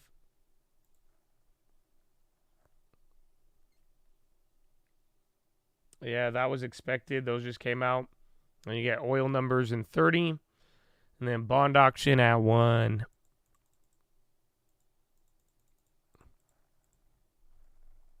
AGO. All right, bond. It has to do it now. Come on. 4.492. 496. Why do I feel like it's just fucking with me? So this is what I'm looking at. So this is what I'm saying. Right after the data, we hit 4.5. Then we retreated. And then now here into the open. What the fuck, ad block? I've blocked 900,000 ads. Wow. I shouldn't show you guys that. So because we have ads on this channel. So thank you for supporting the channel. But yeah, dude, it's climbing up here. But this is just from the morning. It retreated off there. So, like, technically, we still haven't done it. Minutes are going to be at 2 p.m. Bond auction at 1 p.m. Eastern.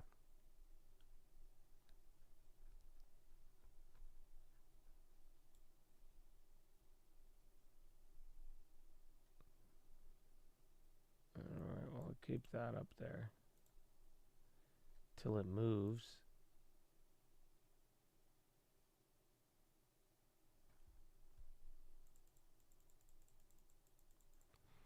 FDIC chief, U.S. is ready if big Wall Street bank ever failed. All right, thanks. That's a good reminder. 5-year yield higher than 30-year. First time since September. So you just re-inverted the 5-year, 30-year curve. My goodness. This had to invert the curve more. Yeah. Shit. I don't know. That might end up good, though, as weird as that may sound. So this just further inverted the curve. But again, like, we've done very well anytime we have inverted the curve in this type of weird market. But yeah, this is the biggest inversion, I think, of the year now. Yeah, you're more inverted than any point today than you've been once again.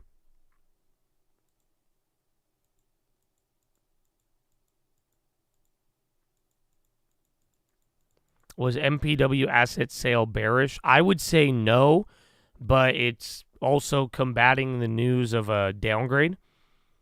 So they got a bad analyst action as well as the news, but I think the news is good. I think they have more. I think they have been actually selling the properties, but, you know, once they get closer to paying all that debt off, then it gets more and more bullish. But for now, I mean, I think it's good news, but I do think the downgrade is also impacting it as well. Roblox is doing video ads. They hired Pubmatic. So Pubmatic and Roblox are both up. And then SPY. All right, 4.5, baby. SPY going down now. 10-year at 4.5. Welcome to history. So again, we've already been here, but now the question is, you know, do we get as restrictive as the last times we've been there? Weed stocks climbing up. Remember, those are down earlier. And then yen getting murdered. That's going to be following along with the 10-year.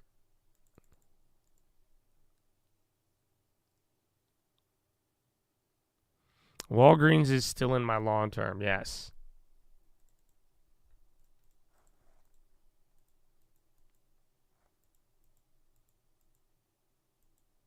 $10-year ticker. IEF.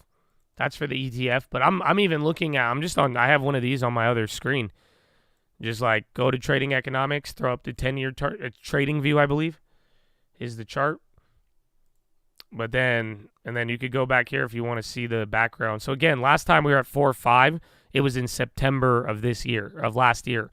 But prior to that, you did not go to 4.5 in over 10 years. So, like, the last time, and then the funny part is, like, the last time you were at 4.5, it wasn't about going up to 4.5. You were going down to 4.5. You see what I'm saying? So, like, the first time you hit 4.5 was, like, 2001. But that's after they cut rates from 6.5. And then 2007. But you've never hit it on, the last time you hit it on the way up, I don't even know. 1998, I think was it? And then sure, and like, do you notice something about 1998? Do you see this fat spike down and then run up in yield? It was literally like right before in 98. I probably was in diapers. I don't know. I don't know if we had diapers. I don't know how my parents raised you. Did I ever tell you guys? Can I show you guys a video like of me as a kid? Like if I show you a video of me as a toddler, does that count as a face reveal? Because like my parents are insane. I saw a video of me the other day. I was literally about maybe like 12 months old. And my dad is just filming me sitting on the floor playing with a fork next to an electricity outlet. I'm not even lying to you. This is a real story. I have a VHS video of my father just letting my little ass play with a fork next to an electricity outlet, just sitting there. Oh, yeah. Oh, yeah. I don't know how I made it, bro. I don't know how I made it. No. I was like 12, 16 months tops.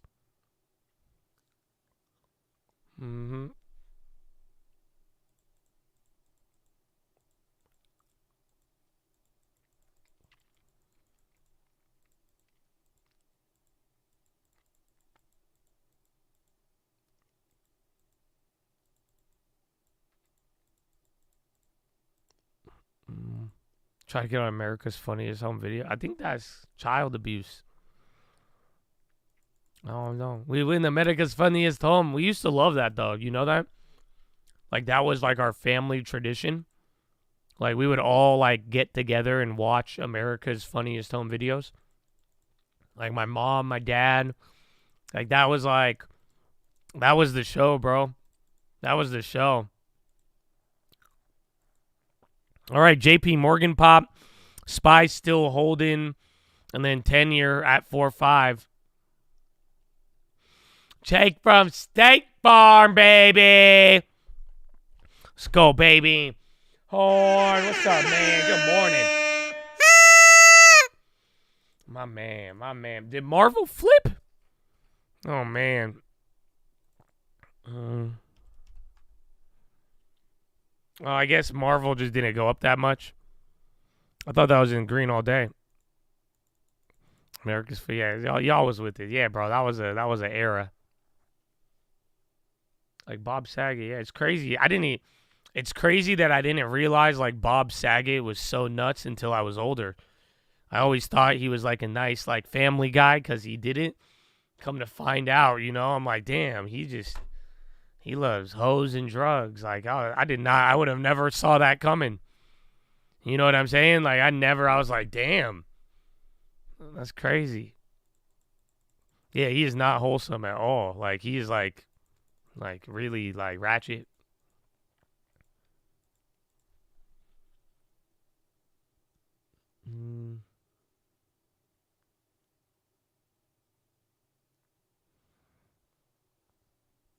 Drone attack in northern Israel.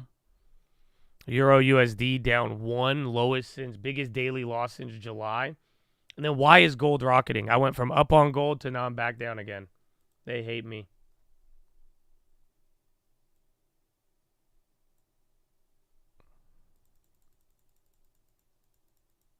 That's why they call it acting, right? He is a good actor. Because I really thought he was Danny Tanner, bro. I was like, man, what a good dad. The streak of no 2% looks like it'll continue. Well, we had a 2%. I don't think it was like full 2%, though. It was just technical. Gold is going up now, bro. This is insane. Literally, dollars up almost 1%. And gold is not off of even more rate hikes, man, or even less cuts. Yeah, gold is rocketing now. So it's what time is it? It's doing the 7:30 ramp up again. So we'll see if this holds. This could just be a fluke, though. So watch yesterday. I think this time gold is either going to take off or it's going to do what it did yesterday and sell out. I'm officially in real estate, baby. Or not. Let's go.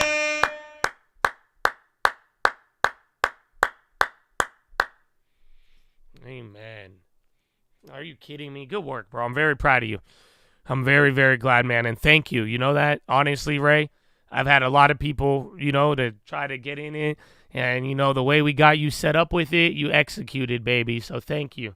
Thank you for doing something with it, baby. toast to you, man. Let's see where this takes you. Let's see where it takes you, baby. It's been a good journey for a lot. CCJ on the high. Euro down still. That is good, baby. And then bonds going lower, so you are at 4.5. Everything goes. That's it. It's a whole new world from here. But Chad, we've been here for 45 minutes. I got to give you a market check. I'll give you that when we get back here. You're hitting a high of the day. Bonds 10-year 4.5. You got a couple things going on, but I will BRB. And follow me on Instagram at the Trading Fraternity. And I'll see you in a little bit.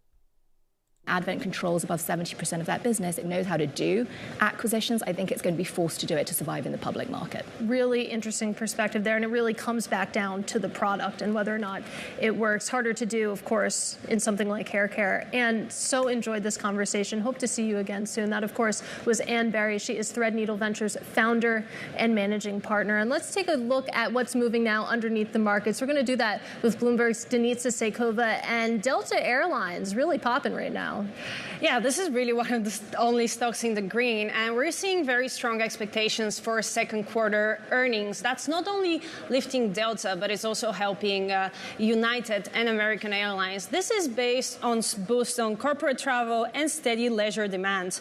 It's showing how Delta is really benefiting from the weakness in terms of domestic travel and what we're seeing from rivals. We're also seeing a very strong international demand. Corporate travel is accelerating, which we know was a struggle during the pandemic, and we're seeing all those names benefit from that boost to corporate travel. The shares saw a big jump today. Also, Delta is the best performance amongst the four biggest airlines, and of course is the first one to report results so far. We're seeing potentially a good path ahead for the other airlines who are yet to report, because you can imagine that revival in business travel could possibly have boosted the shares of those companies as well. Yeah, big time. Some needed good news for the airline industry as a whole coming out of Delta. We'll see if that momentum continues into some of the airlines when they report. So that's some good news. Talk to me what's going on with Intel, because it's a different story there. Yeah, we actually saw a positive reaction in the Intel stock price earlier, but obviously after the CPI report, this was so hard to hold. Of course, the story for Intel has been quite negative for quite some time. There has been this turnaround going for a while, but it has actually followed a $27 billion route. The big worry, of course, is AI and the potential slow progress of the company when it comes to AI. Investors are worried that Intel may, in fact, be moving too slow. And, of course, missing on that AI wave could be a big disaster for the company. What we're seeing is actually a big gap between Intel and its competitors. Intel had a very strong year in 2023, but it's struggling this year and is down. Of course, NVIDIA and advanced micro devices are doing quite well. So, yet we're seeing another theme that AI competition is really toughening up, and the winners are becoming fewer and fewer. Well, speaking of AI, you know it's a down day in the markets when a company with AI in its name is down significantly. Just quickly tell me what's going on with SoundHound. Yeah, this is the same team. We saw a very negative reaction to their earnings. Now they're announcing potential to sell shares. So it's been a negative story for quite some time. We saw a roaring start of the year. But if you look at the chart for the last few months, the picture has turned very dire, and perhaps is part of that theme of fewer and fewer winners. SoundHound said it entered into an equity distribution agreement and may offer to sell up to 150 million of shares. So you can imagine that is a negative sign for investors. Yeah, big time. Shares currently down about 7%. Bloomberg's Denitsa Sekova. Thank you so much. Now, coming up, how surging inflation is hitting U.S. manufacturers. We'll talk inflation with Nick Pinchuk. He is Snap-on president and CEO next. This is Bloomberg. Pinchuk, Snap-on. So, Chattadonia, the rates are here, man. That's it. We're at 4-5 zone. SPY is definitely weaker. It's not responding to every tick lower, but I would argue we're back into that. This is the new territory. So let's see what this is about to do, man. We've still been holding within a couple of blocks. It just looks like a block You're playing ping pong back and forth here, trying to slightly go up, but ever since the data came out, it's been one way for bonds. Bonds are now hitting their lows. SPY has not, and we are still waiting on a little bit of data, but for the most part, again, bonds and Fed futures just saying something about the broader story. And then again, you have to even think about it, man. If next set of data, imagine if the next CPI comes in like this. It's just, dude, we're very well slowly pulling back this idea of the rate cuts. I don't have the ES. I have the 6J. I'm getting worked on that. I'm even getting worked on all the bond plays too. Today's a very bad day. I was doing good on gold for a little bit, but nah, I'm getting worked on all of those. Anything long and then anything attached to yields, borderline murdered.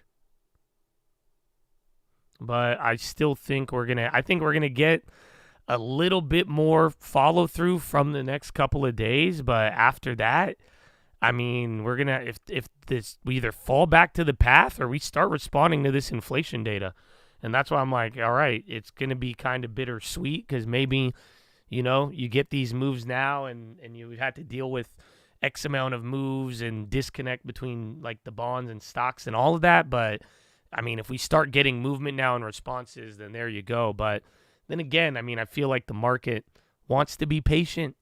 I think it has an incentive to be patient because, again, anytime we've gotten data like today, we've reacted, gotten worried, and then fell back to the general ideology that we will be cutting rates still, and then all is well in the neighborhood, right? So that's kind of what we're watching to see if that happens again or when that's going to happen, if that's going to happen today. That's what we got to really be looking out for. Josh set us all up for success. We had to implement it. Sold 3.7 million first quarter this year. On track to do the same or double this quarter. You mad? Let's go, baby. Horn. Man, I'm so proud of you. God bless you, bro. Amen, bro. This guy, they don't know. You mad was making documents on the watch list. He listened, he heard, he said, yep, I'm down. He got, man, 2019, 2020, they don't know, baby. 2018, stop it. God bless you. Yeah, man, good work, bro. Keep it up. Is 5,000 on the table? 5,100 is on the table first. And hopefully that makes sense, right? We can't talk 5,000 without it, but, it's still kind of a couple of levels down to 5,100. But, if we get 5,100, then we'll go from there. Bro, gold is green again. I'm back to getting murked on it. Literally, I went green on it I was literally green 30 minutes ago. Now I'm back down 1,900 on it. So that one just flipped bad on me. But gold, again, it's either going to hit a high or it'll literally, just like yesterday, I think you did start getting the 7 a.m. pop, but then it faded it. Yeah, but like 7:30. But you got like 5 more minutes. We'll see. Pfizer down hard. Yeah, they flipped bad. It's even lower than where I got. We went from up 2.5 to now down 20 cents. Amazon has stopped paying developers to create apps for Alexa. Silver is great. And then SPY going up. Again, silver is the one. Silver's in the green, but I guess so is gold now. They're both running. But again, silver it's still above 28. Walmart new high. PayPal. I thought you said Walmart's cooked. I said, what? Just said new high, 60. I mean, even the SPY. High ticker is full gas right now. So I don't know if you guys see it. RPM, 30-second, 1 minute, 5 minutes trailing behind. But you just had a lot of things pick up.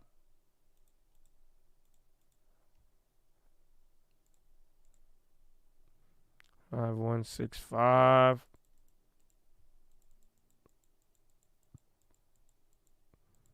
Market loves inflation.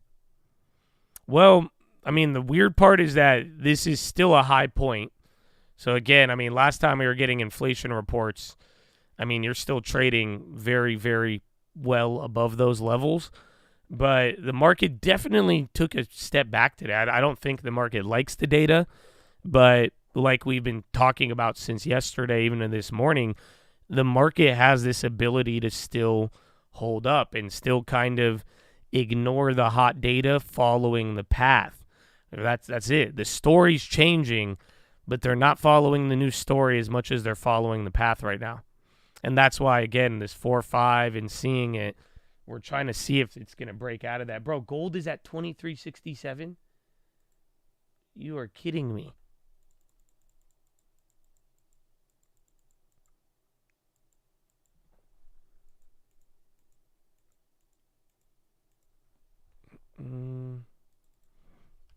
I don't know. Dollar, I guess dollar did come down a little bit off the high, but dollar's still pretty elevated. There's a lot of divergences on the day for now. So again, I mean, your bonds still down 1%, SPY down 1, 2. I guess the dollar's still up. It's not that bad.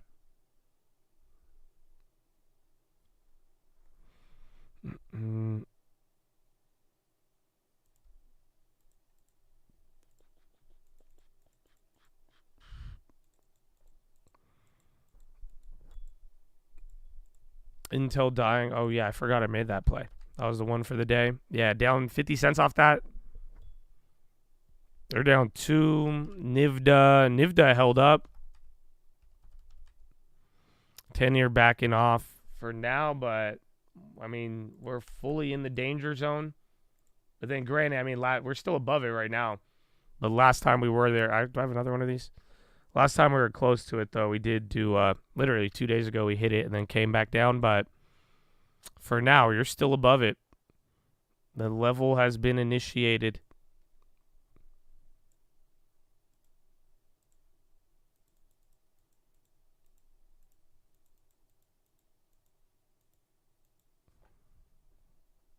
Colg. Cigna on the high.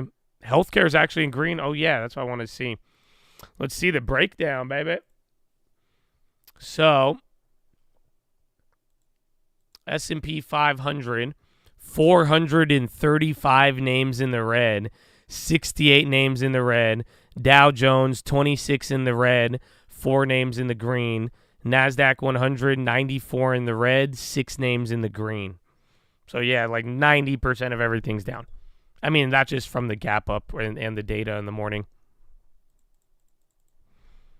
I think airlines are probably some of your only names up. Again, Delta earnings wasn't bad. I'm surprised. They even went up 5. That was what they were pricing in. Oh, did I say red? I meant the other one was... I thought I said that. I heard it out loud. I meant green. It was SPY. 439 red, 64 green. Back to the beginning of the day. No, I mean, you guys, it's just like the non-farm days. So you have the ability to move within like where you started from, but quite frankly, I think we could move as high as 522 today and then even go as low as even like 510 or even lower. So honestly, it's really early right now. So, I mean, you're kind of getting your stair-stepper computer buy on the way up, but on these days, I mean, the range is wide and even the follow-through tomorrow. So, remember, you are going to get that, too. Yeah, gold's back to 23.70. That was the biggest pump fake ever. And silver going up to another new high.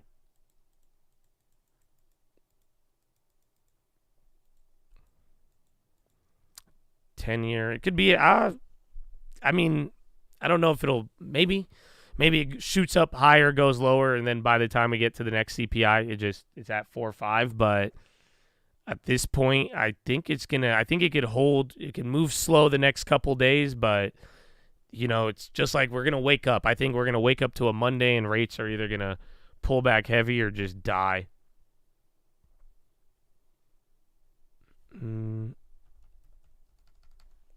CCJ is good. Again, remember uranium hit a high yesterday, and then CCJ, they lag behind a little bit. Yeah, copper, not really as much an indicator too much. I mean, some people have linked it to China and some of the expectations.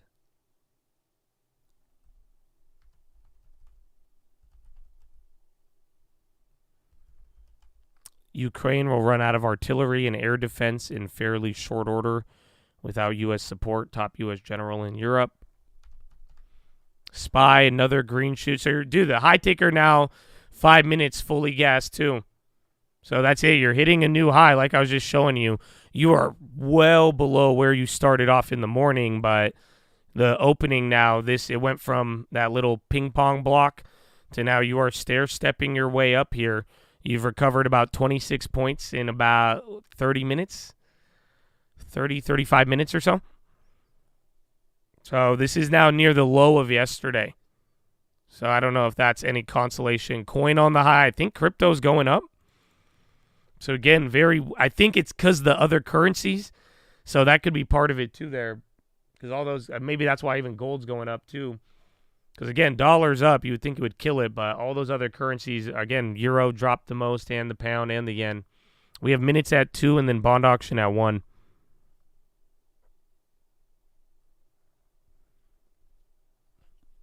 Bank of Japan forecast 2% increase for fiscal 26. Mara flipping.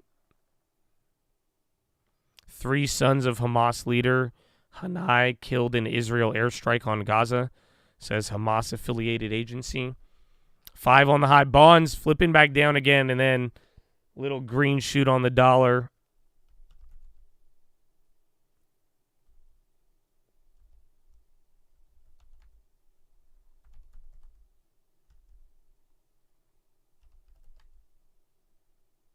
Oil's running. They were down earlier in the day.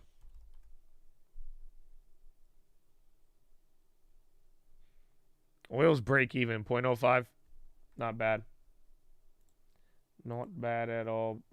Oil like gold. It's everyone's kind of just looking at, definitely gold has people scratching their head a little bit more, but all of these commodities, they've made some of these moves and big ones recently.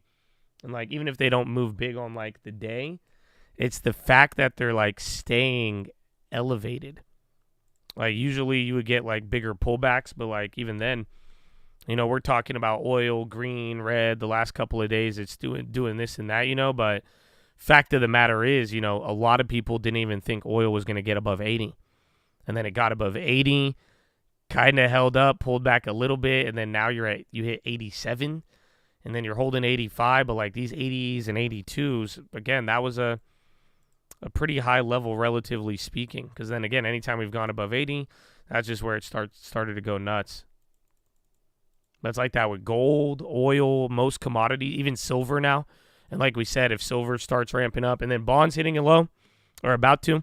So watch out. Again, we hit 4.5. It took us a while there to get above it. Then once we're above it now, I mean, you're moving back and forth. But 10-year 4.5 is still there. But market is doing decently well, all things considered.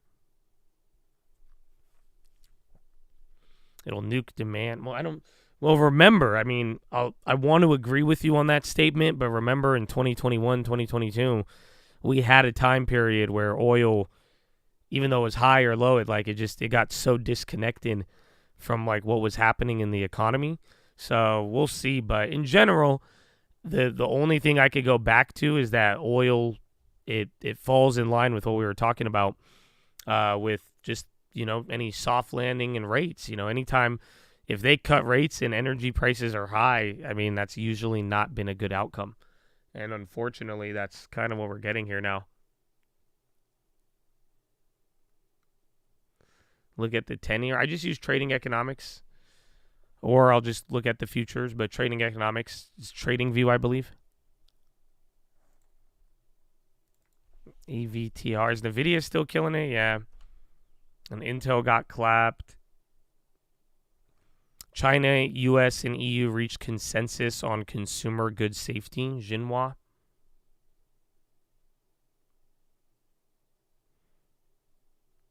Do we stop tanking? Yeah, we stopped tanking after, like, what, 10 minutes? 20 minutes? 19 to be exact. Oil dropping now. We're just talking about that. But literally, we stopped tanking, but the bond yields, they went back to their pre-market lows above 4.5 on the 10-year. And then the SPY did not test pre-market lows and has been going up since there. But we're not we're still within a 1% range. Russell's still down 2. You know, you stop tanking, but you're still definitely taking on some water here to start off. EIA numbers, they should be coming out. Yeah, there it is. 5.81 million. Estimate was 800,000. Whoa. So Cushing, crude oil, draw of 170,000 versus 377. Oil inventories, 5.8 million. Estimate 800,000. Gasoline, 715,000. Estimate was draw of 2.3 million. Oh, yeah, oil took a big candle down on that. Distillate inventory, 1.65 million. Estimate was draw of 1.3 million.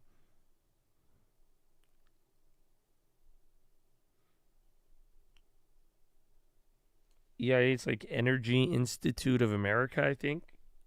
Something like that. It's a private company.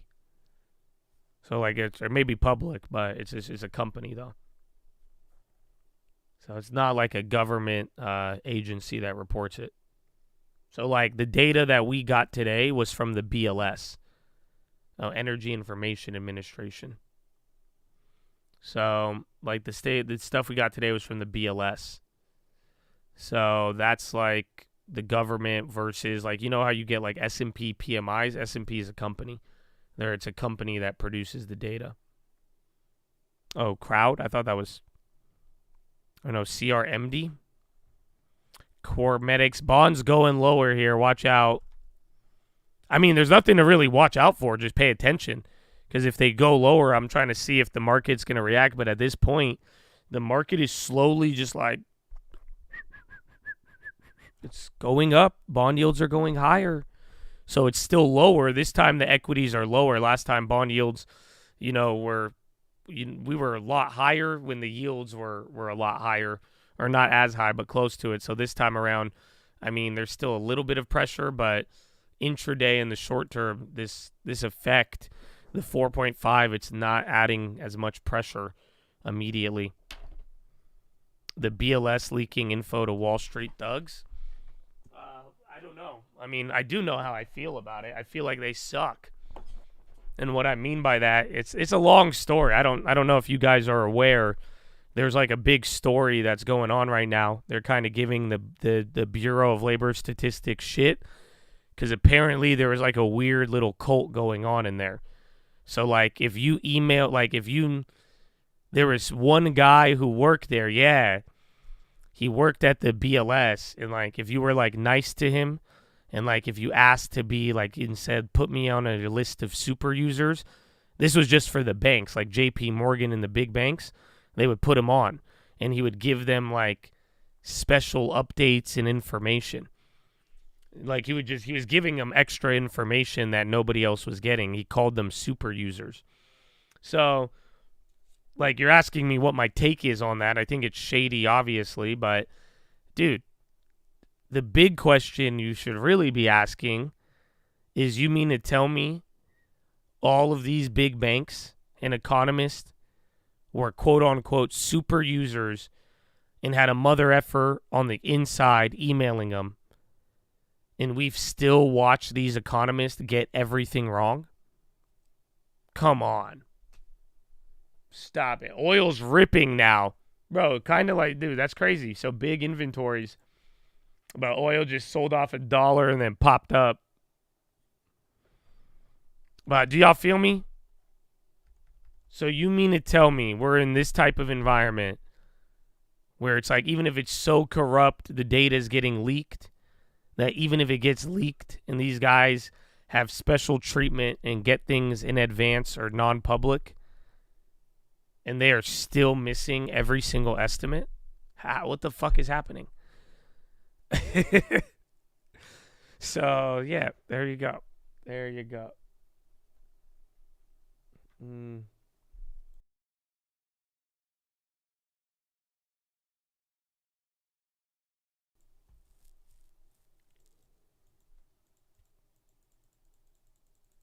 Made a lot of money. It happened overreacting. Made a lot of money. I happens to be distracting. You think they wait on cutting rates? Well, at this point, we're going to just play this little data game. But, I mean, today the conversation, we're still talking rate cuts. But, you're running out of runway in time. I mean, we may very well be talking no rate cuts at all. And I think that's what some people are worried about, but not worried enough to sell off the idea just yet. But you're getting there. You're getting there. ANAB on the high, Procter & Gamble on the high. So high ticker's still gassing, man. I'm telling you, from the open, even a little bit in pre-market, we have been going up still again. Oil just had a pretty wicked bounce there. 51.71. This was, I mean, you were trading at this level yesterday.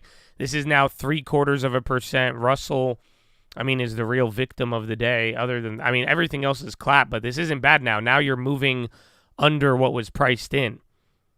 So y'all ready for this?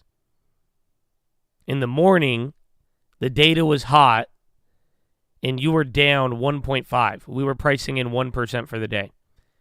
Now, about, an hour in, you're now at 0.75%. Now we're under what was priced in for the day. So, to give you an idea, and we've talked about it with the hot data, so... But unfortunately, you're getting a strong hint of it, aka the market is finding a way to go up and stay to the path. Because now you're moving less than what's expected. So now this is calm. Down here, this is like, oh shit, you were 50% higher than expected. Now, we're just falling right back into the range like we talked about yesterday.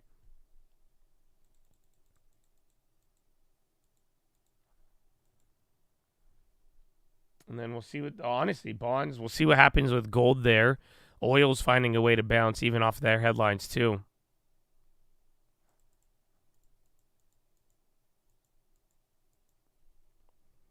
Only play Intel, and then, I mean, Marvel's done very well for me for the event. And then Intel's actually lower than yesterday. I'm kind of surprised on that. That gave up the whole AI pop. At what point would you give up your short on gold? If there's like good data that really just counteracts all of it. But for now, I mean, I was down way more on gold yesterday. Gold is just like, damn, dollars up and everything. I thought gold would have had a harder time. I'm just kind of more fascinated by it, but I'm down 0.9. So I think I was down 1.5 at the most.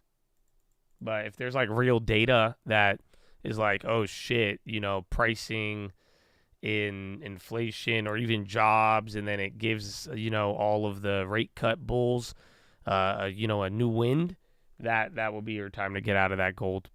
But then again, gold could even just get squeezed. I mean, it's getting squeezed in damn China.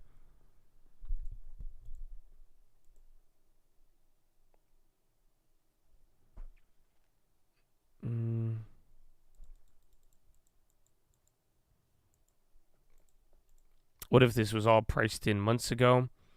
Some of it in the broad sense of inflation coming down, but, the pace, I think we were pricing in a little bit more at this point, but some of it could have been. I mean, there's some elements that we have been talking about for months that have really stayed the same.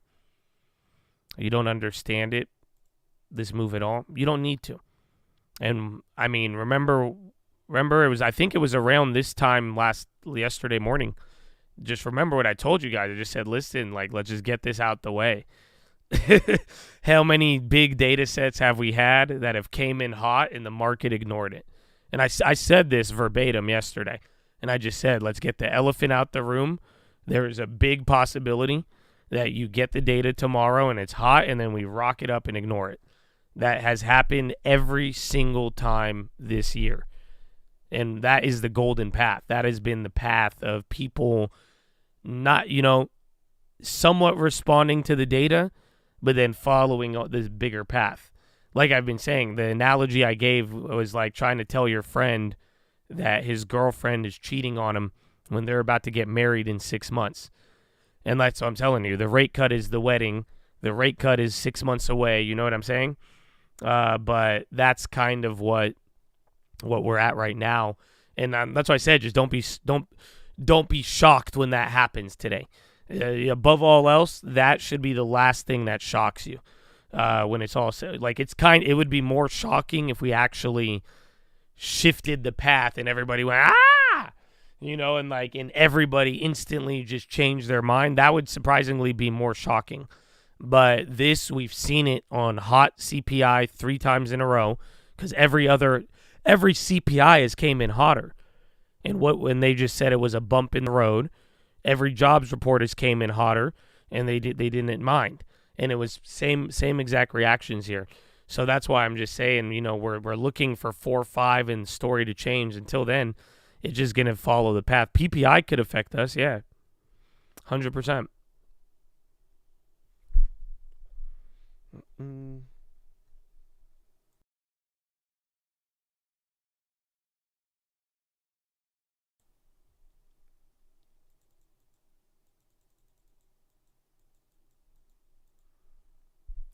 All right, well, bonds came back up a little bit. I think they're below 4.5 now.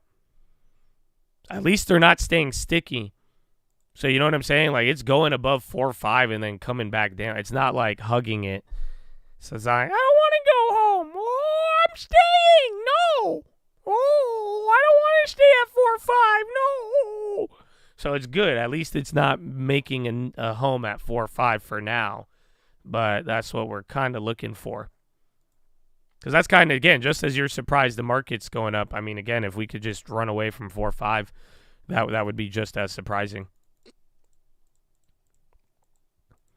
Macklem says June rate cut is possible. JP Morgan Kelly hears the door is slamming on the June rate cut.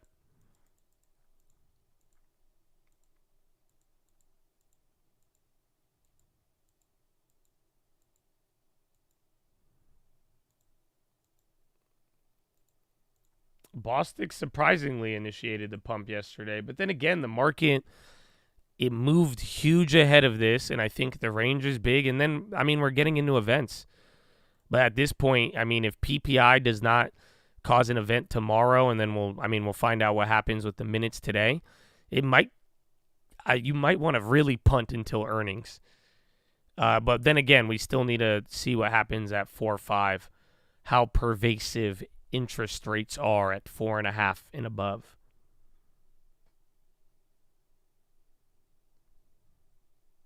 No way we continue up. That may rely on earnings.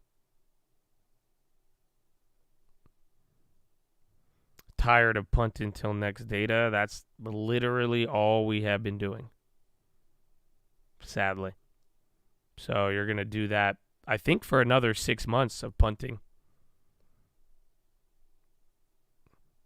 Literally every data release is like playing tic-tac-toe against Powell. And then he goes to the right corner, and then you go to the left corner, and then every game is a Cats game. But then you just have to keep playing it over and over again. You see what I mean? Until one day, Powell's just going to put it in the middle. And you're like, what are you doing? He's like, oh, I don't know. But for now, man, I'm just, every data set, bro, is just Cats game. Play again, Cats game. Play a game, Cats game.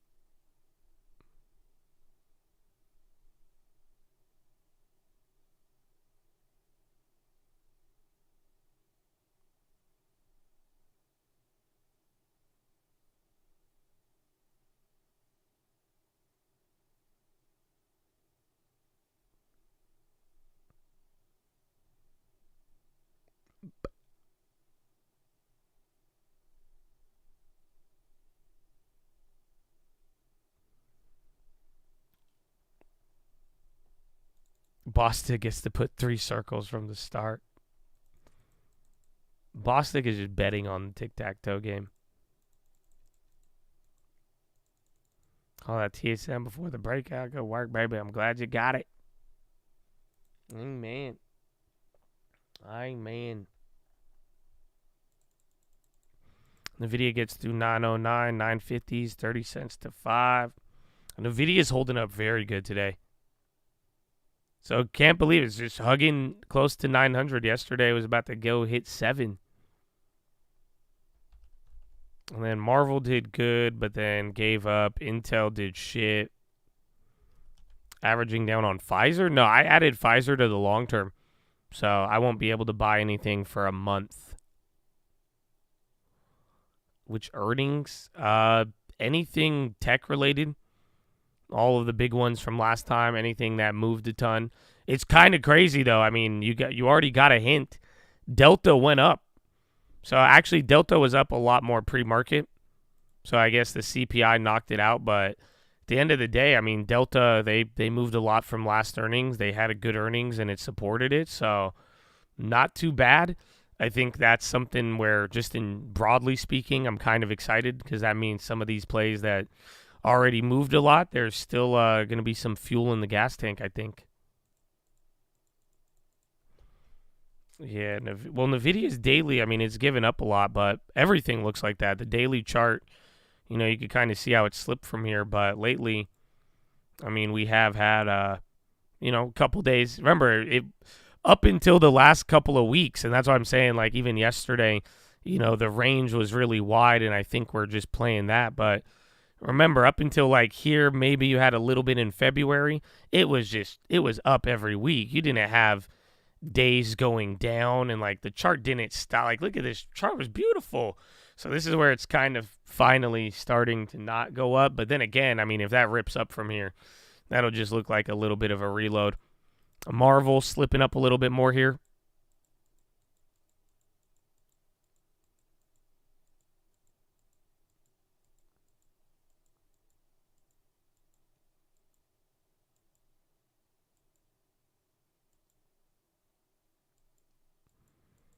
Roblo, big pop. Roblo had good data in the morning, and they were up. Who else was it? Was it Unity or someone else? Pubmatic. Yeah, Roblo's gapped up, but they're coming down. A couple of things are taking candles right now. Even NVIDIA. And then banks, too, they recovered, or at least JP Morgan did. XLF, not too bad. Still down 0.8, though. So coming back down here again. Oil, I mean, if oil is just going to go up off of external stuff now at this point. So, yeah, always room. And then gold and silver both climbing still. Gold a little lower, but silver's the one going. 5169. So this is it's still near yesterday's lows, and then these were some of the lows of last Friday.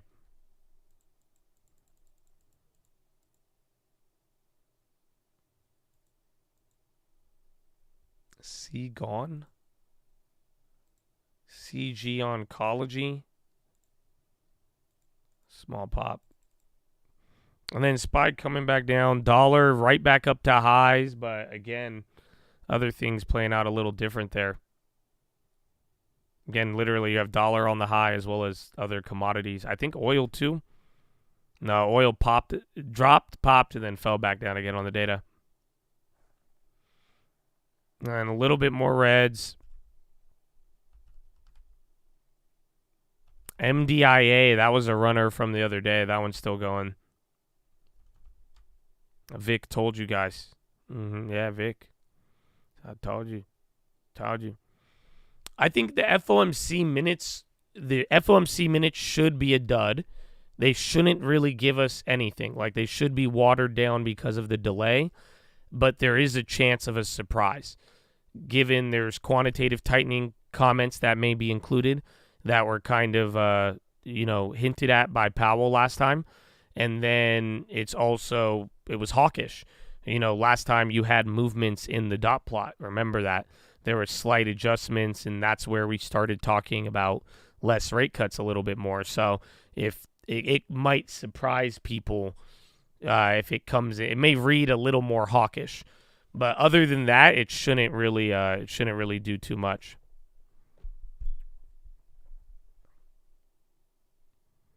October 23, inflation started coming down after it kept coming down. There was a blip and people got worried. Then it kept coming down, and then literally within like a month, you pretty much had Jerome Powell and the Fed talking about a month and a half from there that they're going to cut rates and that inflation is looking good. Fed minutes at 2 p.m. Yeah, David got you, baby. David got you. Good work, baby. Good work.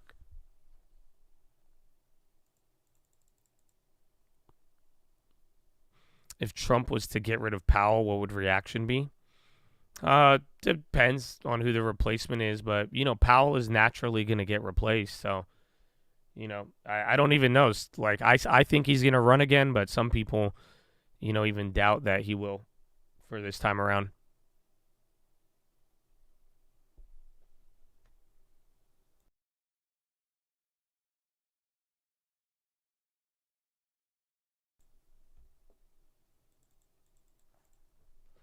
Charter, China, Georgia signed mutual visa exemption agreement. Oh, is Goolsby today?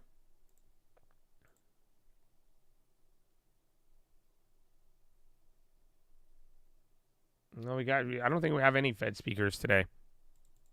We have some tomorrow, Thursday and Friday. Oh, Goolsby for Fed chair? Maybe. I don't know. I don't know who Trump would put in. Remember, Trump put in Powell. And then if it's Biden, I mean, I think Powell wants to do it regardless. I don't know if Trump will keep Powell, though, again.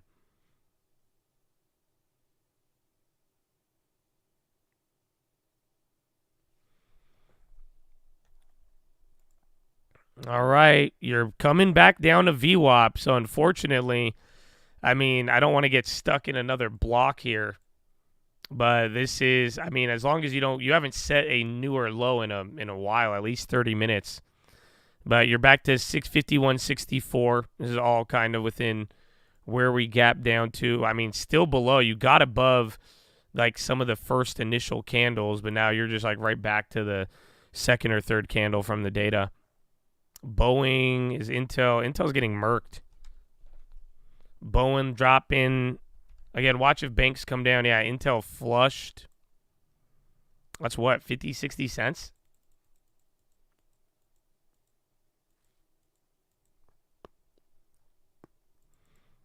Trump said he would remove Powell. Yeah, I don't think he's been liking Powell. Higher neutral rate doesn't impact near-term policy, says Macklem.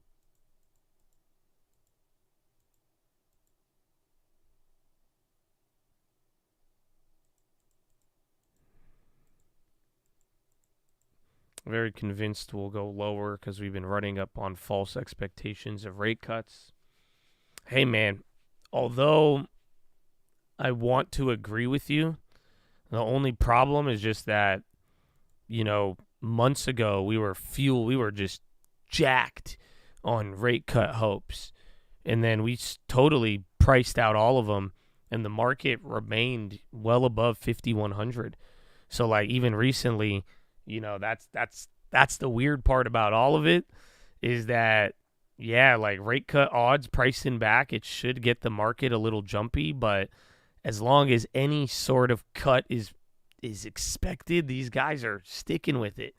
And the market is not. That's why today, these next couple days, we have to find out, because now the bonds are at 4.5. So maybe the market does start to care. That is the whole key with it all. But it's going to be very volatile. Because, again, you're going to have data that follows up with it.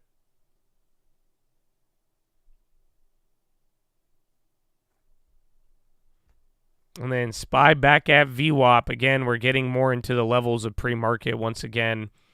But you're finally, you know, again, ever since that little bottom there, you did not give up, and you did not set a new low for a while. I wouldn't say a new low of the day, but just lower than the previous one.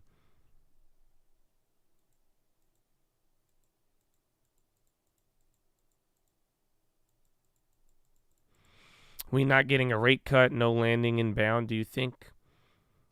So you like the economy has like a no landing without rate cuts? I don't know. I think the economy just keeps chugging along, and then, I mean, maybe it gets pushed back. But I do think no rate cuts are a possibility. I mean, I'm still the person who I don't really believe in a soft landing. So I mean, it's wild what we're already seeing now. But I think we're just, again, this is all still within 3 years of everything kind of starting. But I'm not really a believer of soft landing, even though it is consensus right now, which is kind of wild.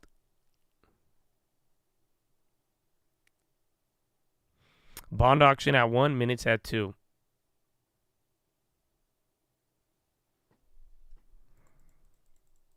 And then SPY below VWAP now. So whatever little bounce, you've already kind of given it up here. Took a couple of minutes.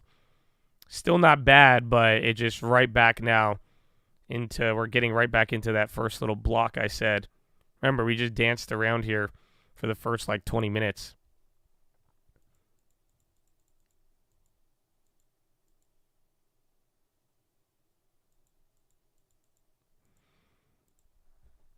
Five 160.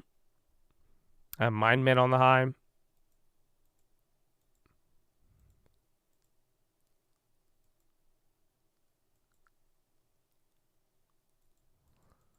VWAP is volume weighted average price. If ECB cuts, then USA will follow. Maybe, but other people have cut and we haven't. And like, that's kind of the weird part about today, is that in America, we have like the actual assets, like the futures related to it. We have priced in less rate cuts, while today people bought in the rate cut odds of Europe. So in a weird way, today people believe that Europe will cut before us. So that's literally what got priced in. So it's not necessarily where I don't think we're tied to them as closely as you would think. Only way Trump wins. I thought Biden had a really good chance of winning again, but I do want to see what happens with gas, like low key. I don't know if you kind of run into if the economy really kind of sputters here right before the election and then gas starts doing those crazy things, I think that'll be a bad look. But then again, I think Biden is still the top contender. As wild as that may sound. I don't think you're going to see a debate.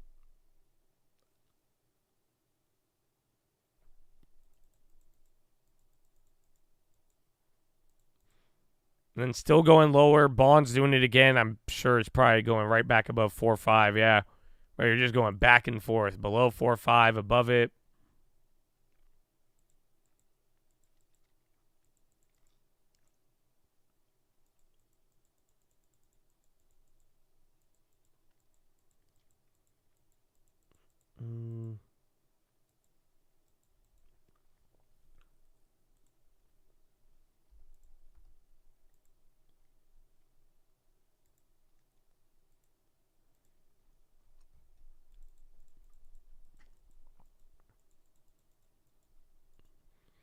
High gas price. It just doesn't, like, it's just a negative connotation, I think, for this administration. And that's why I'm surprised, because everybody thought gas would be cheap right now. Nobody thought gas prices would start making a run in election year. It's just because the last thing you want to leave voters with is kind of like one of your bad stereotypes. And that's what I'm saying. It's like, if you let gas go high into this election, you're going to cement that stereotype about some of the costs and gas prices under the Biden administration and how it affected people. That's why I'm like, we'll see. That's why I do think oil does. I feel you. People, I remember we were just talking about it. They were saying maybe they released the SPR to bring it down a little bit more. So, but that's what I'm surprised by, but that might be something. If gas really does get out of hand, I think it'll be a slight negative for them into the election.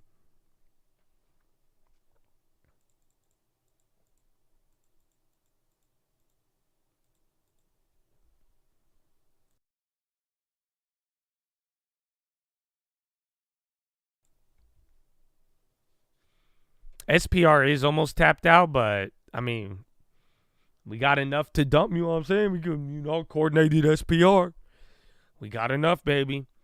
But yeah, people were like genuinely talking about it. Like they said it could definitely be a strategy. Like, maybe maybe June, July, do one final SPR drop right ahead of the election. Maybe get a little easing on gas prices, but I don't know. It depends where gas is at leading into that.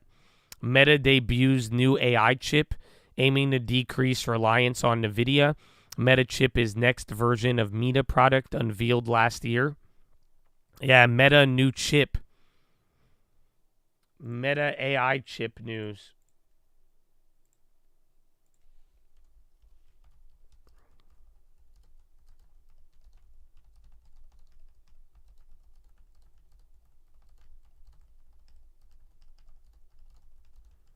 That could be I don't know if it'll follow through, but watch out for it.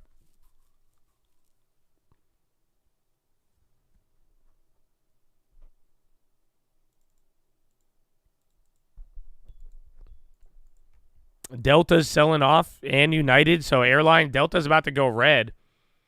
And then bonds, again, they just went above 4.5, and now they're probably going to get that bid back to 4.5. Wheat stocks going up too. I think Zuck already said they're going to be building the chips and buying, though. Remember, they bought like $18 billion from NVIDIA. Again, Delta just flipped red. They were up 5% at one point. And then Meta's even going red. So is the SPY. Little shoot on the bonds. Dollar near the high. Actually, dollar might even set a new high if it gets one more tick up. And then NVIDIA a little lower. Intel going even lower too.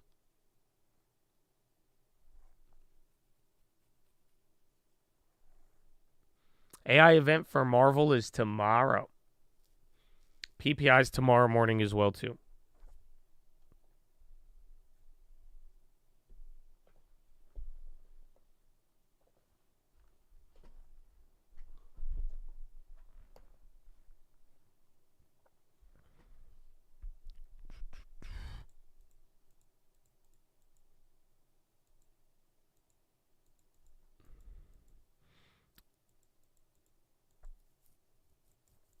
Goes down at Euro close. Well, what time is it?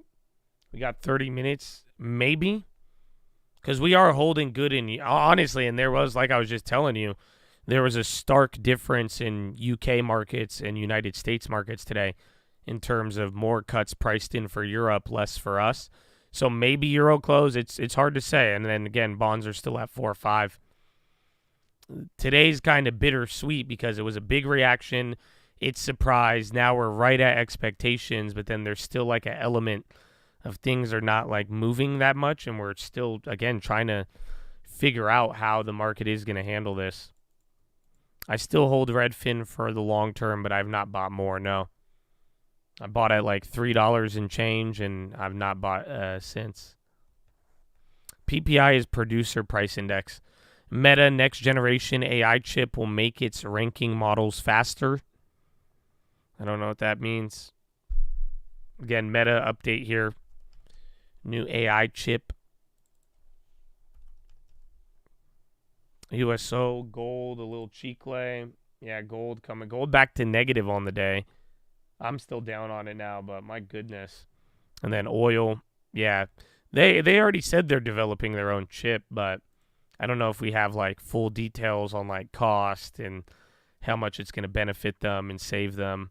All they're saying is it'll save them money over NVIDIA.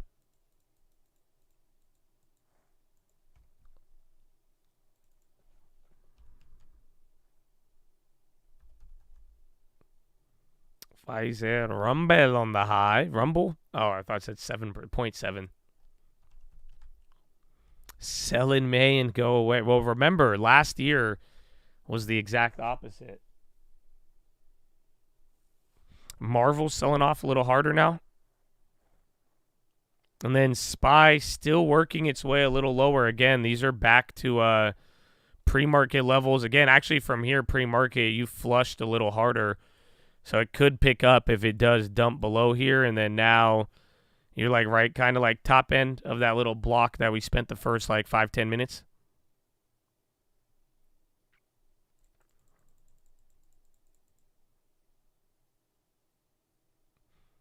You've realized this is the Josh Answers podcast. Nice.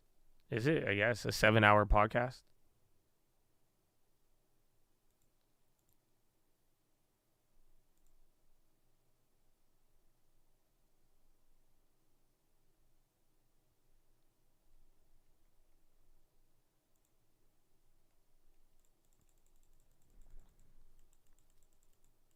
Dollar new high. I think that's why gold and oil took their little cheek lays. Yeah, dollar just hit a new one. It came back down real quick, but yeah. And then gold's dropping back down again.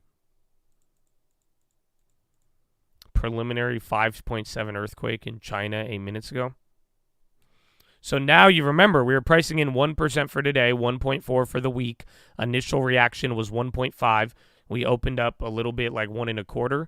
So now you're like 1.0, but this is what we were pricing in from yesterday. 513, 513.97, 514. Do I plan on doing a podcast? I thought this is a podcast. What do you? So you just want me to talk when the market's not open? And then I just have to say like really stupid stuff.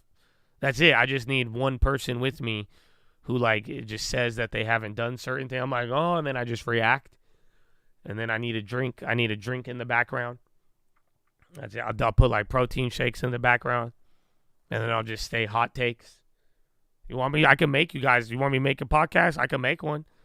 You want to talk about like relations? Should I make a red pill podcast?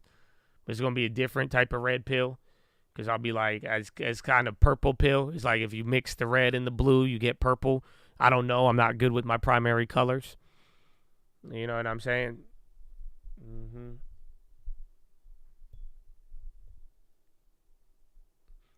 I'd do one with lending tips, but like we would get banned. Like that's it. I don't think that's it. We just get blacklisted from everything. If I had a podcast with lending tips, if I just recorded one of my conversations with lending tips, fully uncensored, and I just put it like, there's no way. And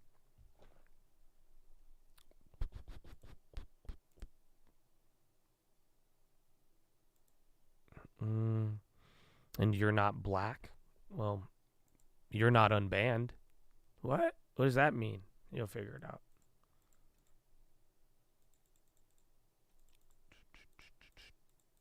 Too much tin. No, you'll get a lot. You'll get a lot.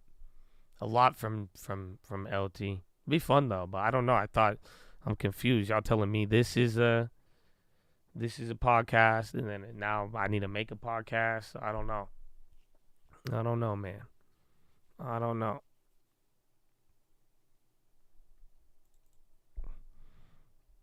Clap for spitting facts. I mean, you just got clapped too. Not crazy? Yeah, I don't know, man. I love y'all, but, you know, God bless y'all. I got to protect my peace, you know, so I'm going to just slide some of y'all out.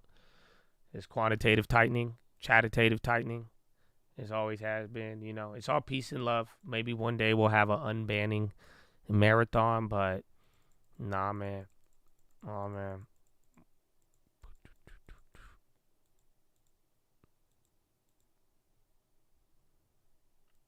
Two clap. Well, I've clapped. I've made a couple clappings. I just don't really say anything. I just keep my peace and let it be on. You know, that's all, man. I just think, remember, you guys all have Chad faxes.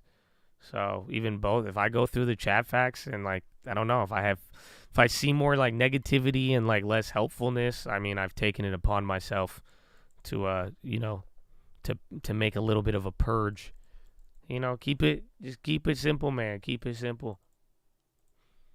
Gold accepting reality, maybe, but I think it's just the dollar hitting a new high is going to hit it and then come down a little bit. Like I think gold will come down with every new high of the dollar, but then when the dollar chills out, gold is going to go back to the plan. No spy butterflies, no.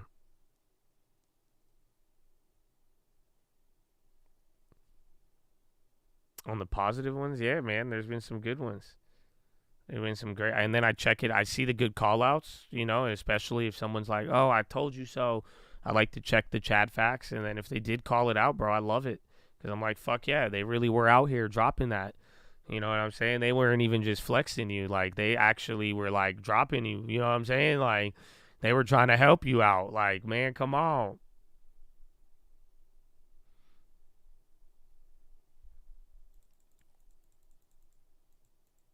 Macklem don't see big direct imported inflation effect from U.S.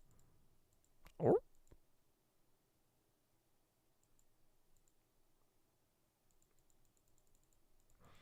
USO and gold on the low ticker. I mean, gold just dropped $17 in like 3 minutes or 10 minutes, but still paranoid. The dollar's still up. If it hits another high, it might go a little lower. So now I'm almost break even on my gold again. This thing is wicked, bro. Wicked. 514, this is like, I think this was the other flush level from the morning.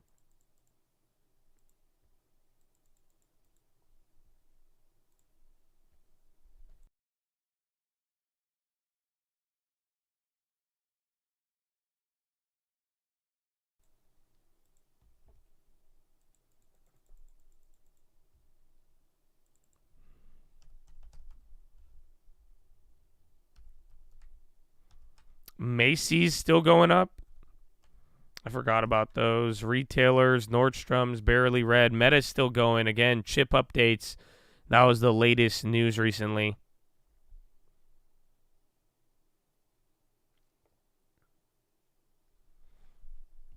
Meta.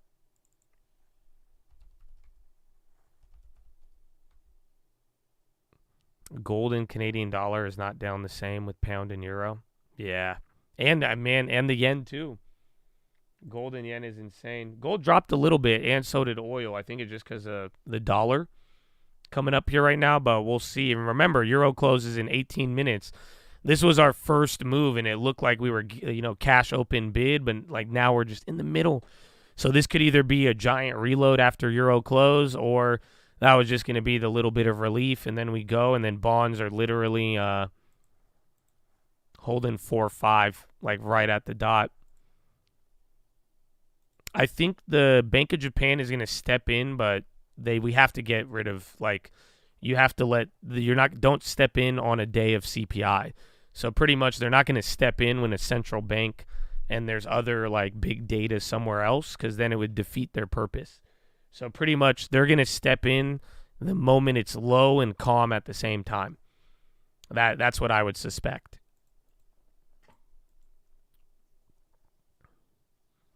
Do you know why not every message gets shot down in Chad? No. You probably are saying stuff, or YouTube doesn't like you. That's it. It just all depends. But no, I only saw those messages. Your chat facts don't show anything else. First time viewer. Well, thank you. Welcome, Corey. Corey Cote. Is it Cote or Cote? Would I double down on the gold short? Not unless it like went really, really high. Because like, again, I keep going from loss to break even. So like, if this was a small play, I wouldn't have been down more than $150. Or no, $250 or $290. So, Cote, my man. So it's like, it hasn't really moved too much around here, but it would have to really get like crazy, but I'm not planning on it anytime soon.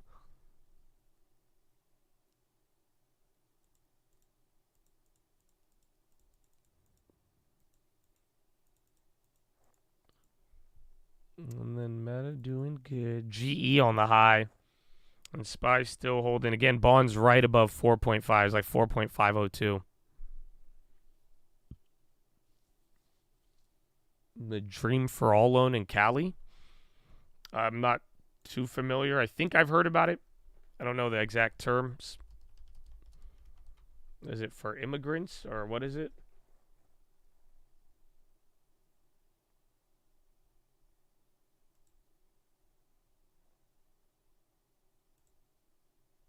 Oh, where they split the program with you? Or they split the equity, right?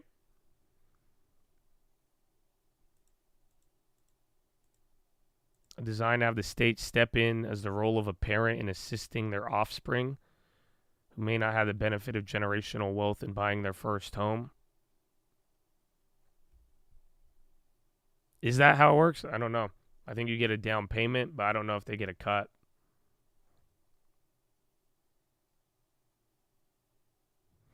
Have to be a first generation home buyer. Parents can't own anything either. The state will put down 20% of the cost of a home, or up to $150,000. It does have to be repaid, but not right away. It gets repaid without interest when you sell the home. And then here's the catch. You have to pay back 20% of any appreciation on the home's value. So it's called a shared appreciation loan. So if you buy a home for $600,000, sell it 10 years later for $700,000, you would have to pay back the initial $120,000 down along with an additional $20,000.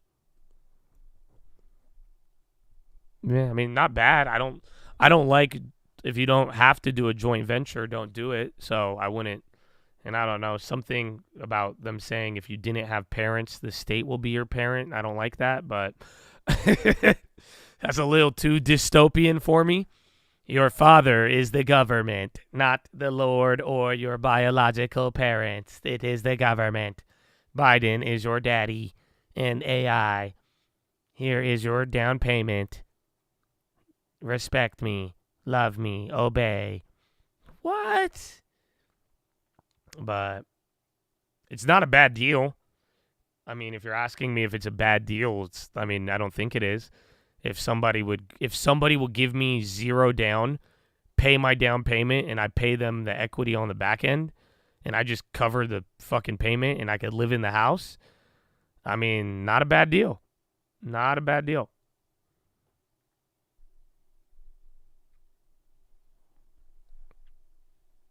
Yeah, the first round, $300 million, was gone in 3 days.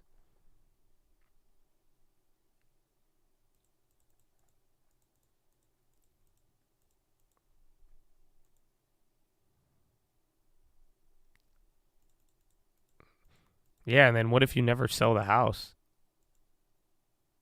And then, wait, can't you just refinance out of it? Hold on. Wait a minute. This makes no sense. Can't you just refinance out of it? What are the terms with that? Because, what happens if you... what happens if you just go buy it, wait 6 months, a year, and then you pay back the loan, and then there wasn't that much appreciation, but then you could just refinance, and then they already put down the money, so then the LTV would be the same. You could pay the refinancing fee, yeah, but then you don't. Then literally you just got a house with $0 down, and then you don't have to share it.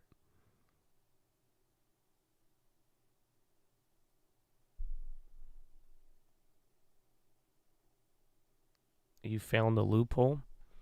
They're on the title, maybe? They might, yeah, they would have to be on the title. It wouldn't just be like the mortgage. I don't know, maybe look into that. If they let you refinance, that is the loophole.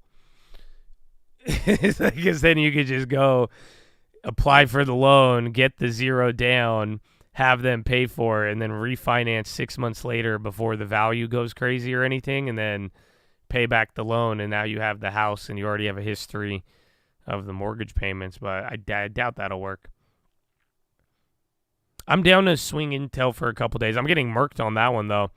I was down almost $1.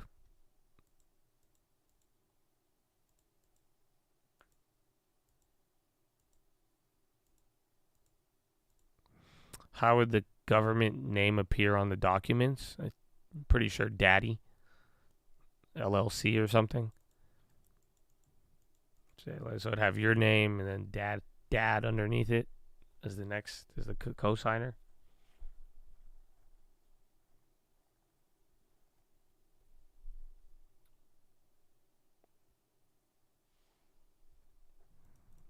I made you LOL at work. I'm sorry. Hopefully you don't get fired.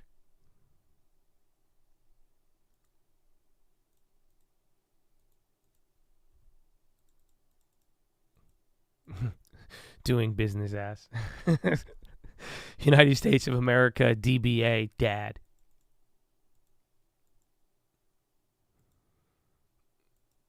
It won't surprise you when California housing makes less affordable rents and higher in Cal. Well, that's, usually what ends up happening. So we'll find out. Again, Santa Monica, Cali's already going crazy with real estate. It's not all of Cali, but LA is like the breeding ground of like ape shit real estate policies. And then if you go just look at LA real estate, I mean, it's the reason why you'll have a $1,000 rent control apartment and then $15,000 a month condos right next to it. You're doubling down on Intel. You email me the position. Well, I mean, if we get to 32, well, 32 is a long way down.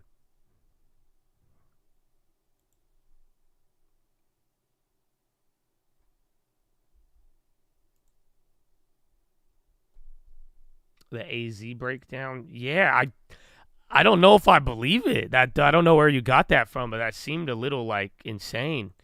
It was saying like you need to make like 200 grand to live comfortably in Tucson. I don't believe that. I feel like Tucson is still kind of cheap, but they was saying some crazy stuff there. SMCI pop. Oh yeah, it's on the high ticker. SMCI running.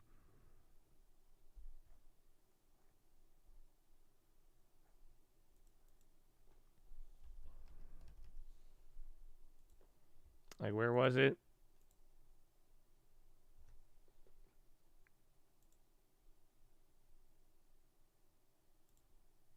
Yeah, here. I was saying, like, so in Glendale, you need 4940. But I don't know what this is based like. So what's like the metrics like to achieve what? It says you need 4940.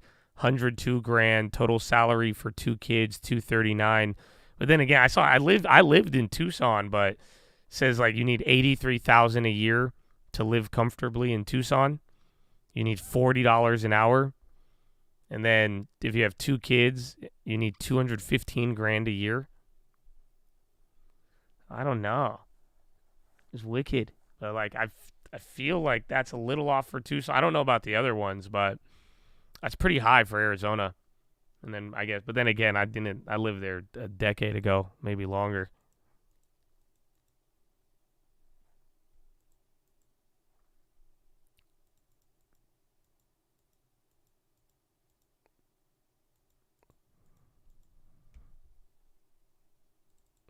That sucks. That was one of those, but you could have just moved to Arizona.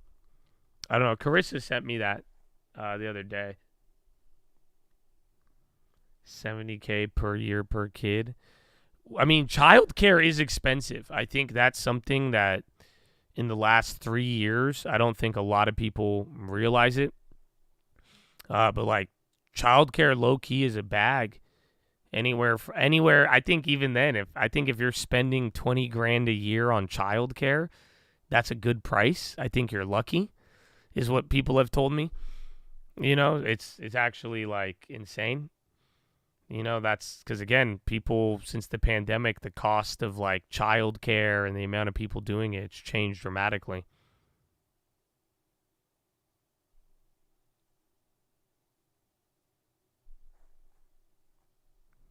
And then bonds, still a little lower. Again, we just had that drop. Gold, dollar, oil started moving around there.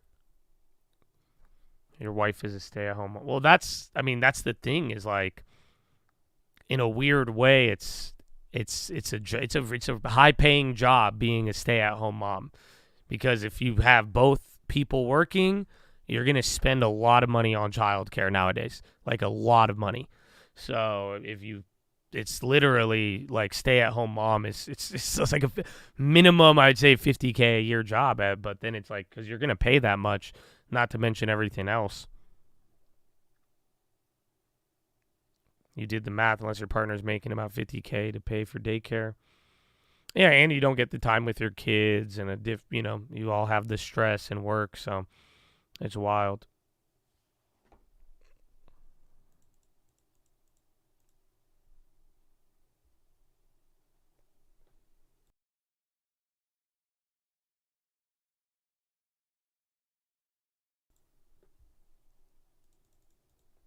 Tornado on ground in Louisiana.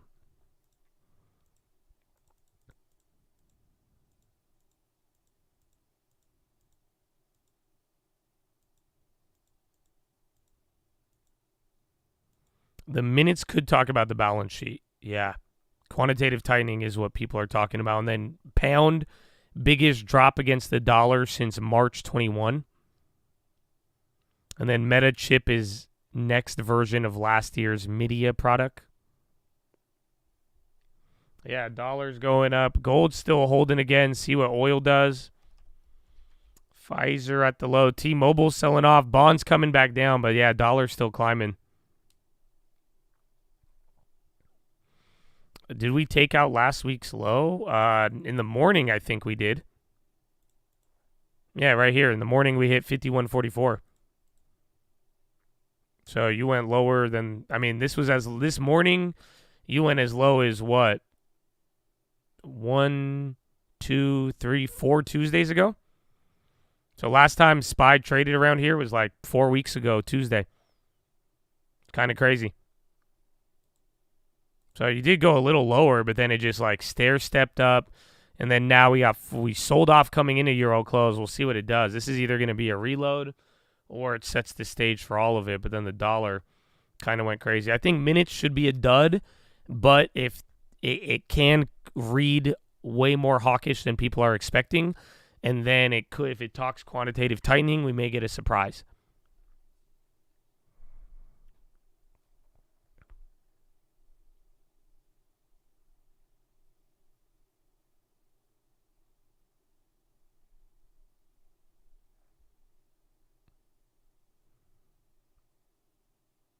Pretty new, loving it lately. Do you chat about news or do you add positions live? Oh, we'll get you the fastest news here, that's for sure. And then plays, yeah, I'll do them randomly. I did a Intel play today. I bought 1,000 shares. I'm down like what, $600 on those right now. So I did make a play this morning. And then we're in a couple of plays. That's why we're talking about gold a lot too. That was from the last couple of days. So yeah, you'll see a lot. You'll see a lot over the day. Just get a long-term, too. That's another one. We hold long-term for minimum 10 years, and we have some pretty nice accounts that we've created through that.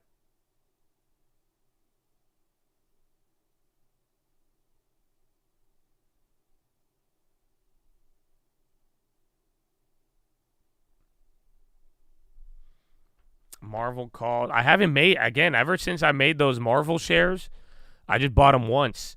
So now the event's tomorrow and we got CPI. This would be the time to look at them. But for now, my shares are still up. I think I have like $700, but I'm still holding that. I'm too poor for the long term. I mean, respectively, what are you doing here then? You know what I'm saying? If you're too poor for the long term, you're definitely too poor for trading. Promise you that. Like you need, like, come on. You calling out the dollar. You calling out gold. You said you're trading gold, but you're too poor for the long term? Come on. And then you said you blew up your account. You traded 4K. That's a long term. We started ours with 2K. So, yeah, you just like the gambling. You know what I'm saying? Trading wins going into the long term. Nah, you just like, that's like stripper mentality. You know what I'm saying? I'm going to strip until to pay for college type beat. But we all know what's happening. So, Chad facts don't lie. Yeah. You just got to, that's it. You just got to save up the money. The money you put towards trading, if you put towards the long term, is it going to be less sexy? Of course, it'll be slower. But I promise you, a couple years from now, it's going to turn into something. And then if you just put a portion on the side for the gold and silver trades, and the gambling, it'll work its way up. But there's no such thing as too poor for the long term. But if you're telling me you could put 4K down on trades, I mean, y'all have enough money for it, but it's just a matter of prioritizing.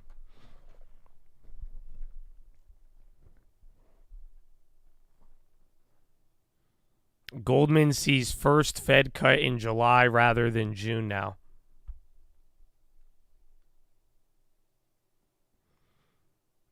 Do you post long-term on the other channel or here? Well, we do them live, so anytime I make a play, even for the long-term, we do it live. I even post it on there, too. So you could see what's in the accounts, but that's a big part. So it's like we have, like I'm saying, we're known to get you the news. This is even a live news wire. We could get you that stuff very, very fast. You will not miss an update or even stuff related to like bonds and currency here. But the other part beyond that and even trading is the long term. Oh, he's getting murked today. But these are the long-term accounts. We have one account, it's worth this much. We have one that's worth $20,000 that we started for $2,000. And it's just like these we've been holding. We don't sell or anything. So, but this goes a long way. And that, I think, it's a lot of big benefits have been created.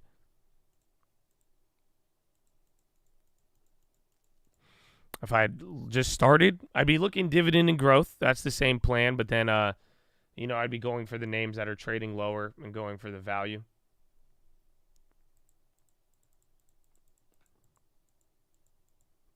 I don't have Tesla or Apple in those portfolios, no.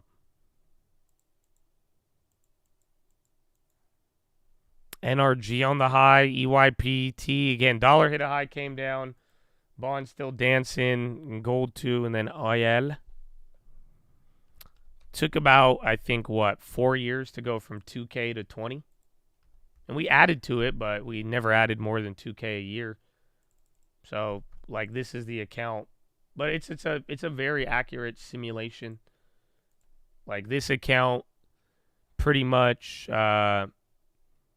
if you made, like, literally $30,000 a year and you saved 10% of that and put it into a stock account like this is what it would look like after about 4 years. You would have $20,000. So even if you made $30,000 a year. But that's $200 a month or $300 a month in deposits. And it sucks. I wish you guys, because we had to switch the portfolios because of TD. But, like, if you saw how these charts used to look and you see where they look at the bottom, I think I have an old picture I could probably find you. But, yeah, it's not bad, though, and that's why we've been talking about it. I'm like, some of y'all, man, if y'all save just a little bit, man, even then making $30,000 a year, you'd have $20,000 in your name right now. You can turn that to a property, believe it or not. But that account was started with $2,000 and then $200 a month till we raised it. So, I mean, you could start with any amount of money.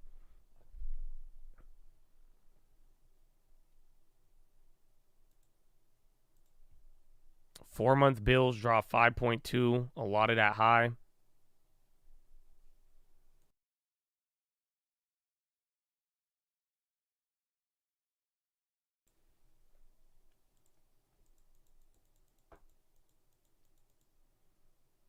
You screenshot every one, the milestone. I just have the old ones, but I miss it, man. I miss that OG chart.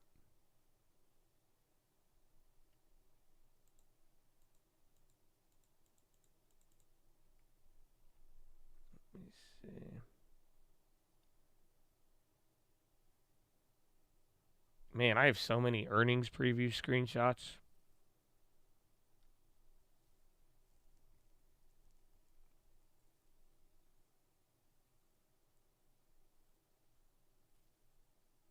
I'm still looking.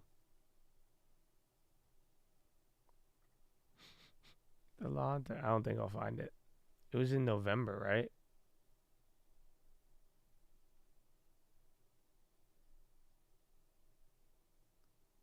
Oh.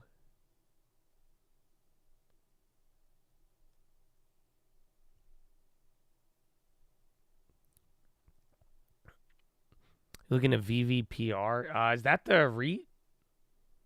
I don't think I have yet, though, but that name sounds super familiar. Or maybe I've seen it. Oh. Oh, that's the random. I was like, oh, we got one. Oh, that's the random, too. Well.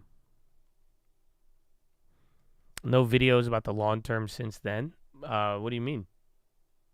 I made a video at the beginning of the year. So, like, one of my first videos this year was the long term. And then we ended the video, and we ended last year going over the long term and even the trading accounts and how we did. And then even then, since the beginning, man, the long term it's actually done great this year. GCTS little pop.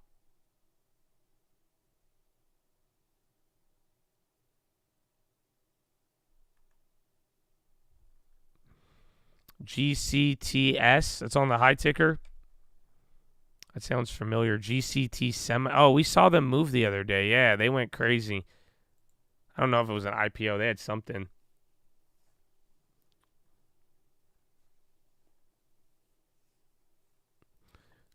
Yeah, 10-year bond auction. That'll be in what? Hour and a half? Today turned out to be pretty boring. I mean, it was 1.5 in the morning. I mean, right now it's still 1, but it went from about to be a surpriser day to, sure enough, even if it was hot, cash open, everybody chilled out. But 1% is pretty big, but it is still as expected. Still got a couple more hours, though.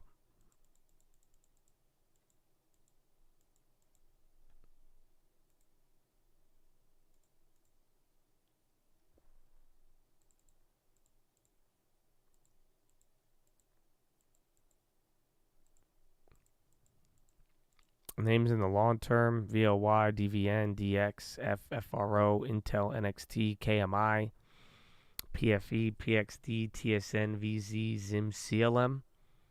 I see like a lot of energy in there, it seems like. You have a lot of energy. Where's your growth? So, like, what are your growth plays? Like, maybe Intel. But other than that, I think you could use a little bit of growth, and then it just depends on how much you have in each one of those. No updates on PTN. They've been holding up unless it flipped earlier. Last time I saw it was green. No, they flipped, but no, nothing on that yet. So, again, people like the data, still waiting on that one more hurdle. And then Vanny, we got a couple more days. That one's still holding 2.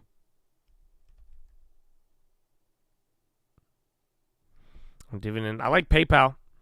That's the only one, but I think we're still a little up. Baba is like a mix of it too, but PayPal. I like Disney, but Disney's up. If Disney has bad earnings and you could get Disney back again in the 80s and 90s, that'd always be a good look.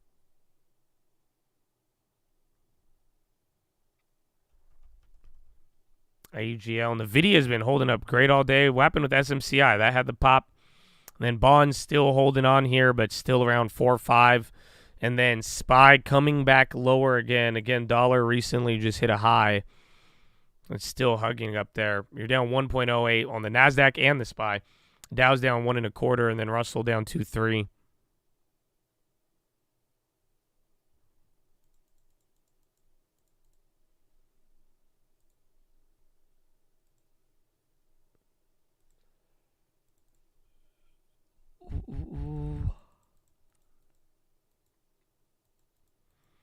When's the Twitch gang coming back? Rarely tune in because you need the YouTube deleted. Oh, that's cold, bro. That's cold. Well, you're gonna have to wait 2 weeks minimum, I think. And then I don't know if we'll come back to the Twitch though until we have Twitch reforms made. You know, I might ban the Twitch myself for another month. So like they punished me for a month, but then I'm gonna punish them for a month. Does that make sense? So after I complete my ban, I'm gonna do my own ban on them. The kick, I didn't want to keep setting it up in the morning. It took a little bit more work, and then it would fuck with the audio stuff like last time. So I figure we'll wait. I'll use the break, take a nice little vacation. Bond auctions at 1 p.m.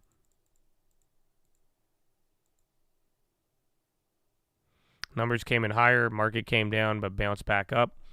Well, depends. I mean, did it bounce? Yes. Did it bounce all the way back up? No, we were still down 0.8 at the top of today, and then you're still down 1.1 right now. So it was hot data. You didn't fully flush. There was a little bit of relief, but generally, I mean, you are pricing in a little bit more than the downside pressure that was expected.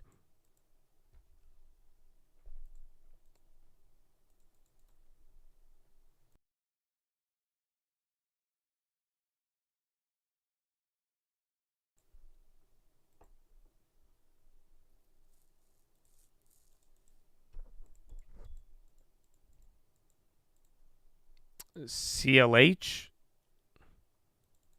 Look like a bigger pop. Clean Harbor. SPY going a little lower now. So this is a new low in the last hour or so. Last time you were here was 950. So yeah, that's almost 2 hours ago you were down here. Damn, We're going down. 51.51. About to be a 51.50.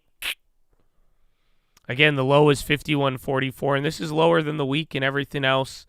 And then it's what, 51.47? That was like the first gap fill that we hit. GCTS, that one's still going.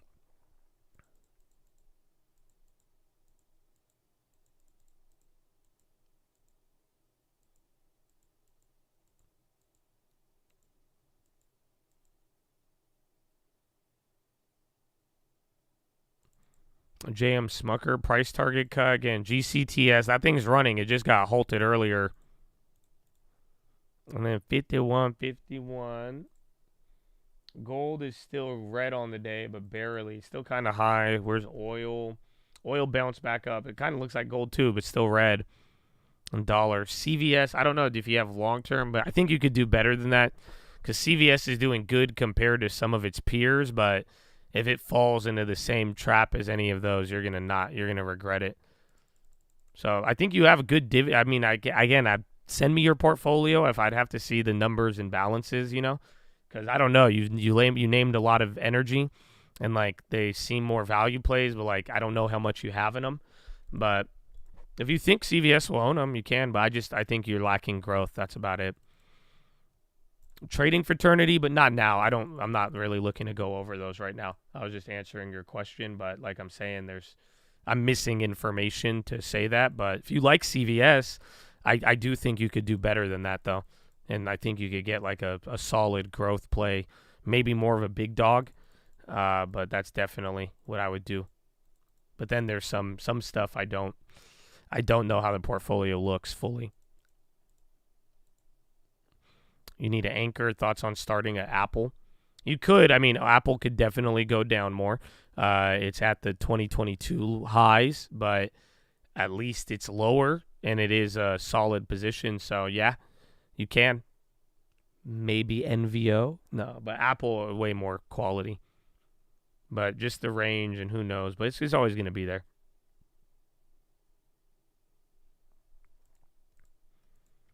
Intel will give you a little bit of growth, like on that sense too. But like I'm thinking name that just doesn't pay a dividend and, high. It could even be up. I mean, you know what I'm saying? Maybe you get like a NVIDIA or a NVO, but maybe we just wait.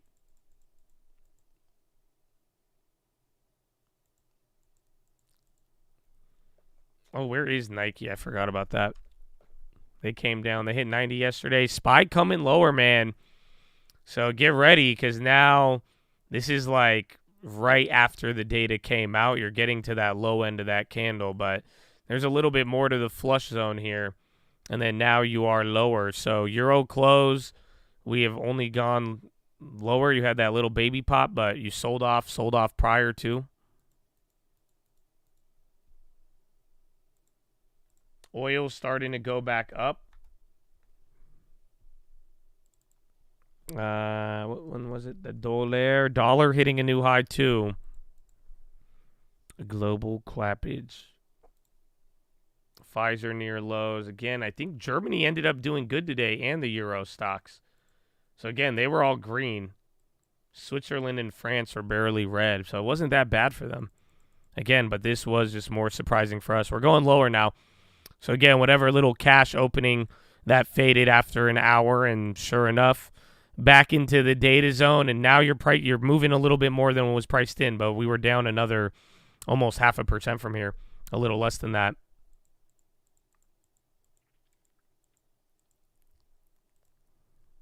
GCTS still going. That's a random play. Intel getting murked, bro. 2.7.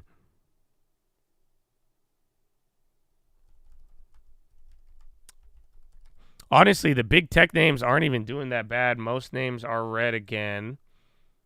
So let's see. Yeah, still 449 in the red, 50 in the green on the SPY. Dow Jones, only 2 names green, Walmart and Travelers. And then NASDAQ 100, literally 7 names green, NVIDIA, Constellation, and Booking.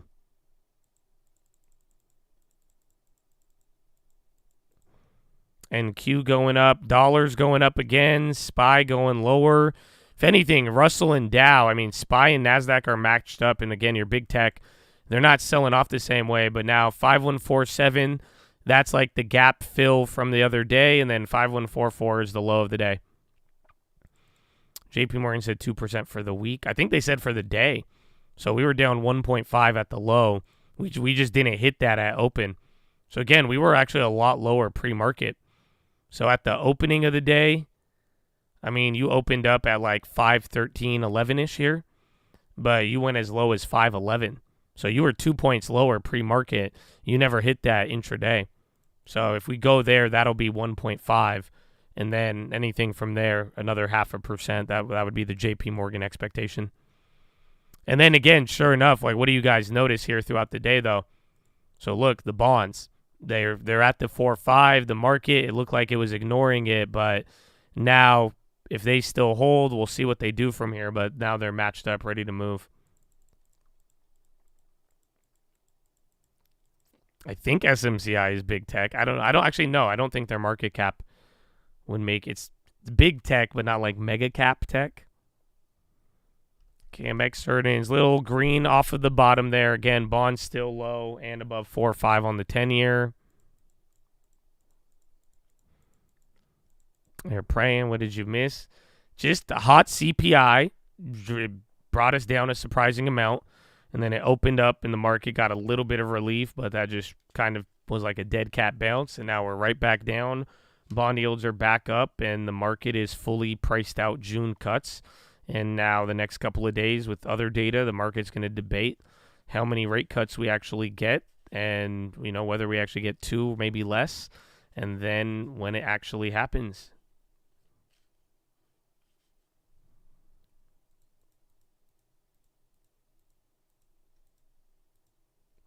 CPI print was hot. BMR, that one's another small cap runner. Yeti on the high as well. Weren't they trading a lot higher? Yeah, I got murked on Intel. I did not think they would drop like that. I thought it was going to hold up its price from yesterday, but it gave up all of it and some. So that got me a pretty bad position, but I'm going to ride. Again, we're going to have some Intel, hopefully some follow through with the Marvel shit tomorrow.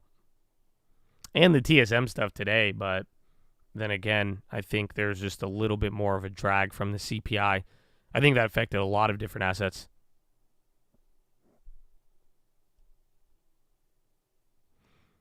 You missed the positions on screen. I don't. It makes my life a lot easier because I still get harassed about like certain plays even after like I answer them. But oh man, my life is chill, bro. It's good. As I said, man, people get rude, man. I don't like dealing with people all the time. That's why I'm saying, like, even without plays, bro, I get hella people like terrorizing me on plays, like just harass. They like, there's some people here, their only mission is to like just give me pressure on plays. I'm like, man, I've looked at all of your chats. That's all that you have. Like, come on, dog. So, nah, it's been good for me peacefully. I've been liking it.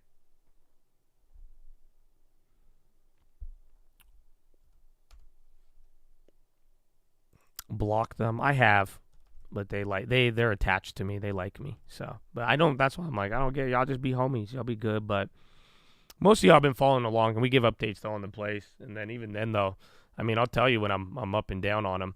Like I would get murked on the gold. Even now it's awkward, but I just went from positive to negative, and now I'm back. I'm down 1,300 on that one now.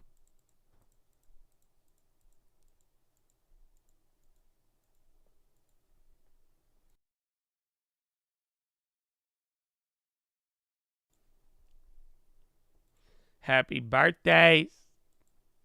Is it? How many GGs for one out-of-pocket comment?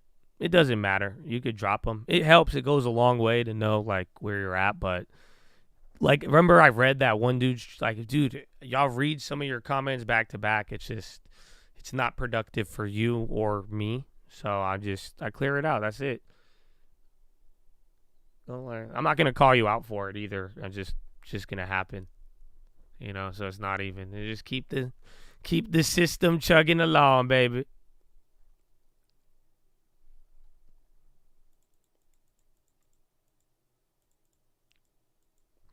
The candles are small because I think we're trying to work out whether or not we want to dump another 150 points.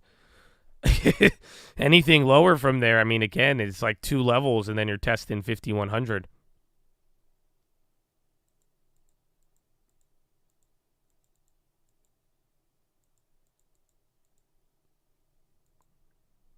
So 5147, that'll be the gap fill from a couple days ago.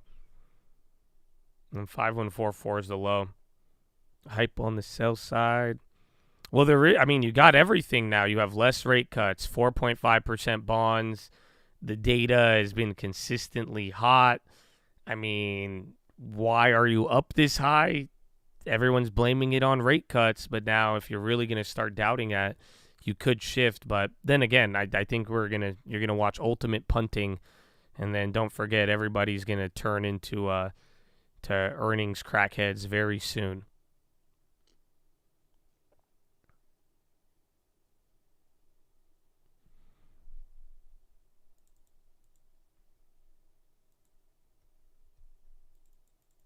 My co-family, Shavar, how you living, baby? Good morning.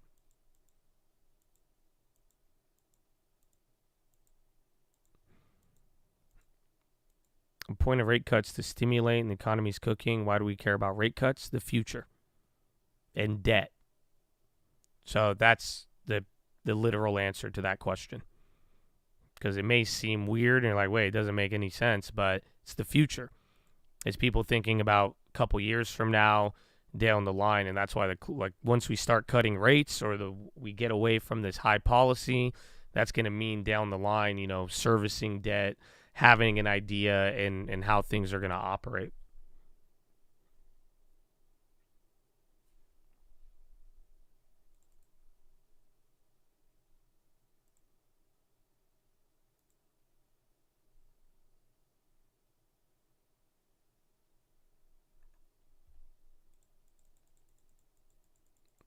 Rate cuts or no rate cut news brings the market down. Well, that's the weird part because today, in the last couple days, rate cuts did come down, but the market's not necessarily. Is it down 1% right now? Yes. Is this weak? No. That's kind of been the story every single day. So and that's what I'm saying. It's we're down and we find, but you've imagine it how I think you've priced out all rate cuts since here. So you literally went up another 260 points after pricing out 3.5 rate cuts, and now you've priced below the floor or what people thought was the floor, and then now all the data is hot again. It's wait a minute. So you're doing very, very well. That's why I'm it's not weak. It's hard to say that it's weak, but you are starting to watch things already change, and we have watched rate cuts come out, but last time we got rid of rate cuts, it didn't necessarily make the market weaker.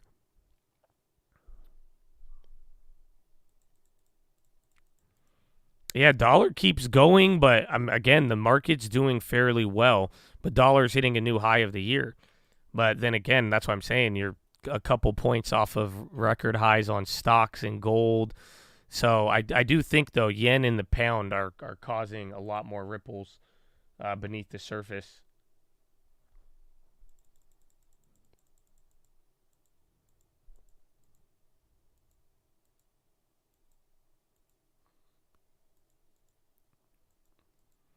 New Jersey Transit approves 15% fare hike to plug budget gap. So all New Jersey public transport up by 15%.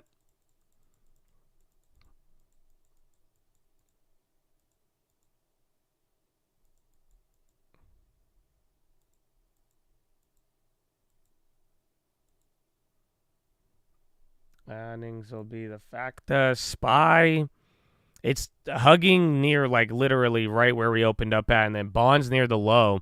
So low key, bro. Your boy, the 10-year, it's climbing up now. You're actually getting near the high, 4.51. So, again, 4.55, that's where it's going to start getting sticky.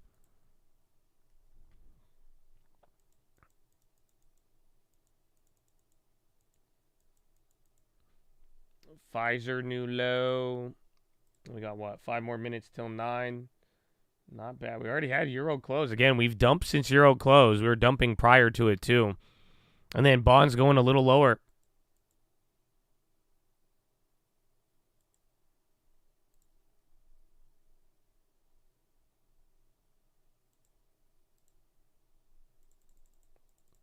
Jersey, they said they're raising the transit fares by 15%.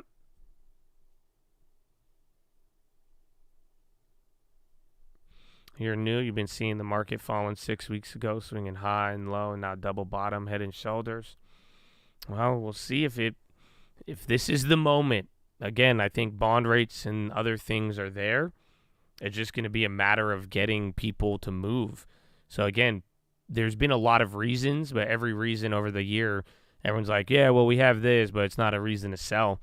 So that's really what it's boiling down to. Bond yields are climbing now. So again, middle of the day here now, the bond yields are working their way lower as the market already gave up that pop. 10-year, 30-year flushing now.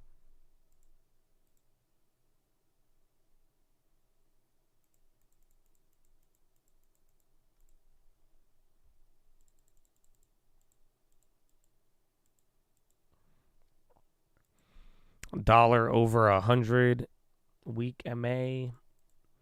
I think bonds, bro, we're climbing now. So that's it. I'm saying the further we get away from here, it's going to make the pressure harder to relieve, essentially, until the bond yields, like, run down.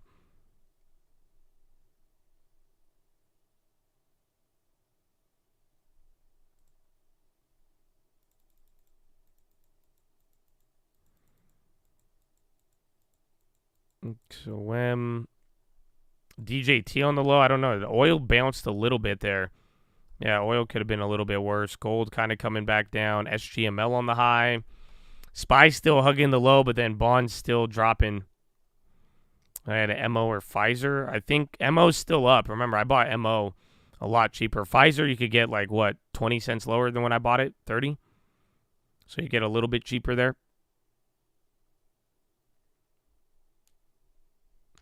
NVIDIA, SMCI, and Meta are positive. It means it's not as bad as it seems. I could agree with that. Remember, there's earnings and events right around the corner. And we talked about it from the morning. Was today that bad? No, it's not. Today did not give you a number. And just like every other set, anytime it's hot, yes.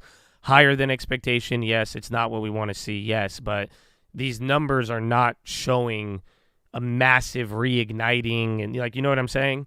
So it's not like today was that crazy. It's just all of these other factors weighing and the rate cuts and now are changing these ideas and opinions and how we're going to play out. That's what's moving us here. Not to mention just like straight impact, dollar bonds, all that stuff too. Yeah, well, not that bad. Could have been worse. We've been saying that for every single data set for the last 3 months. Again, you guys realize the last 2 CPIs did the same exact thing. I don't think y'all feel me. I don't think you can handle this.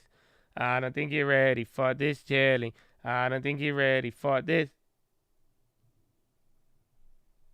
You got, oh, it won't show me more. I want it to go back. Like, do you realize the last CPI, like core, was expected to come in at 0.3 and then it came in at 0.4? And then the one before that, it did the exact same thing. Exactly the same. And again, we would rip hundreds of points afterwards. You would go down a little bit, but it was the same exact thing where it came in slightly above. And every single time that it happened in January and February, and what was everyone saying?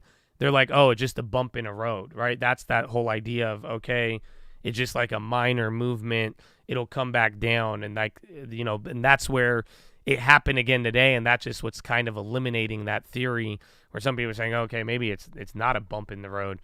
So that's where we're at now. But this has happened and everything has been not that bad because anytime it was bad, we just thought it was a blip that would return. But it's been 3-4 months and it hasn't returned.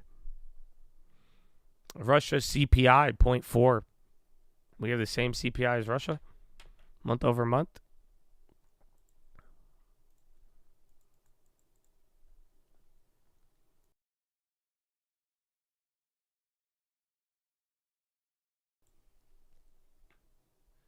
So did Goldman cuck themselves lowering the interest rates? No, because kind of makes sense.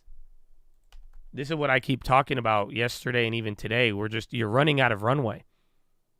So, like, this is why everybody's closing the door on the June hikes, because you got to think about it. 1, 2, 3, 4, 5, 6, 7. That's 7 months in September. But then literally in 1, 2, 3, 4, 5, 6 months, you've gone 0.2%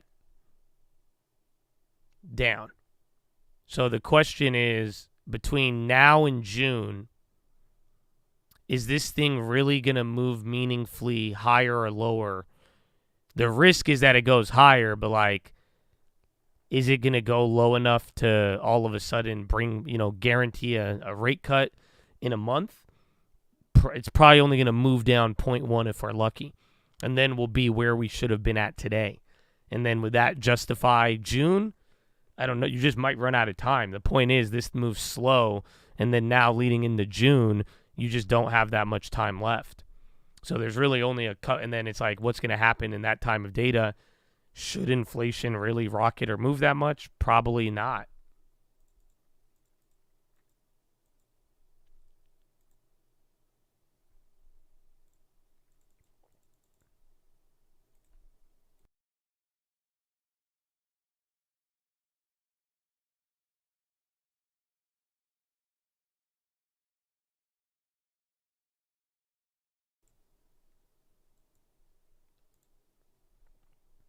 I think we have Goolsby. I don't have him on the schedule, but people have been saying that.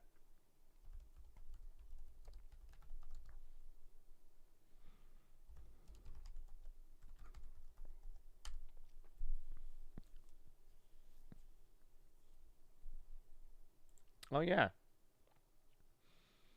April 10th. Panel hosted by the Social Finance Institute.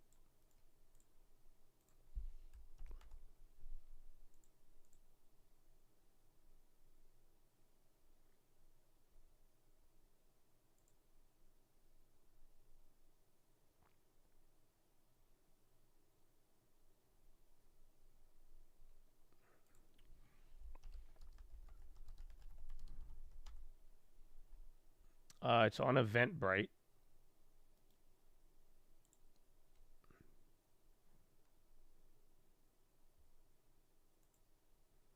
So I don't think it'll be live streamed.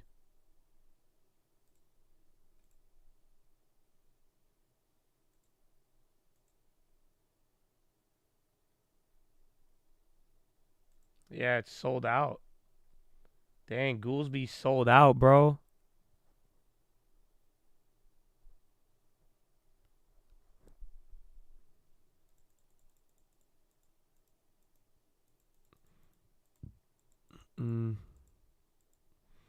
Well, the Inflation Reduction Act.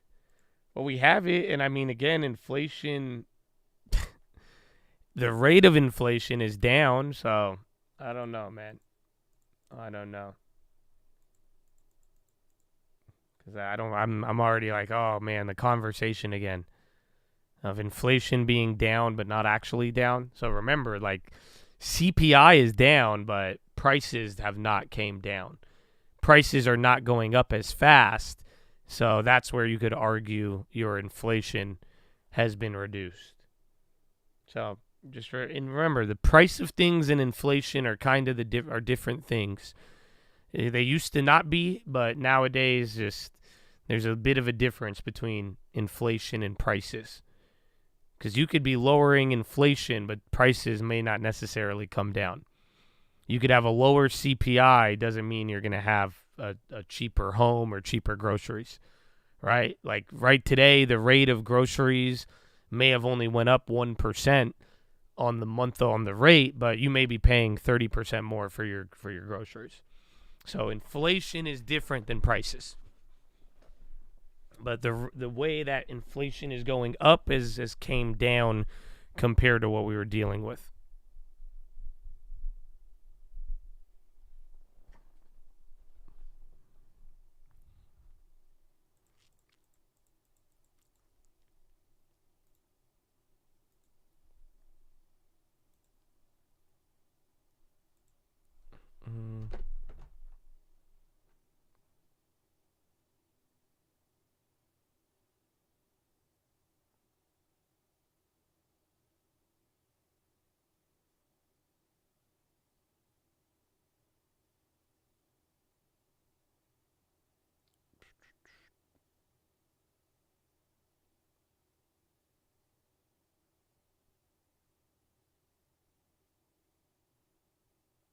Oh, this loan.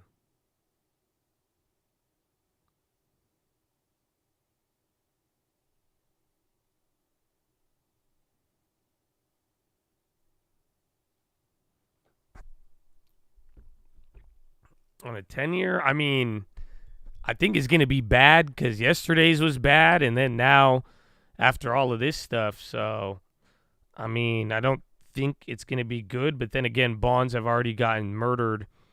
I don't know how much lower after that. But then again, I mean, and then with everything we've talked about here with rates, 2-year bond is saying that we're going to be at 4.9, 4.8 something in the next 2 years. They're literally the 2-year bond is borderline saying we have one rate cut for this year.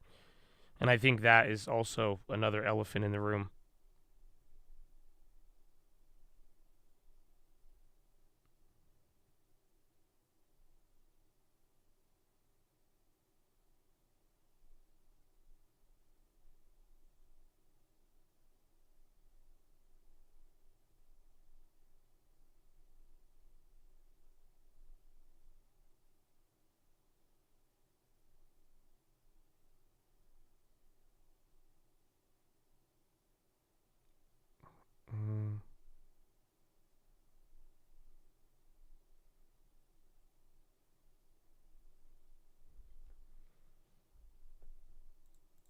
Boeing. I'm Boeing. The SPY kind of moving around a little bit there, and then bonds near the low. I kind of want to keep $1 up. Intel, yeah, dollar at 28.60. My goodness. No cut until the data justifies it. I mean, I think there's just going to be a cut if we have a black swan. Otherwise, I don't know. But like I've said all year, man, playing this game of Powell is just going to be just wait until it happens, and hopefully you're patient enough because it's every 3 months.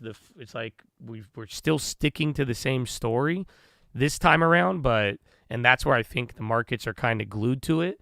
But it's the same flip-flop back and forth.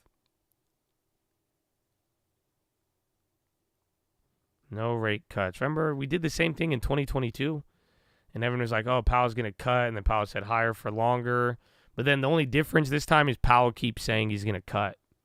That's the only thing that's screwing you over is Jerome is explicitly saying they are going to cut. Last time the market priced it in and then had to, reprice it, Powell never said that. But this time around, the dot plot, everybody is communicating it. That's the only major difference of any of these. Like, oh, wait, the Fed's going to do this. Oh, wait, they're not.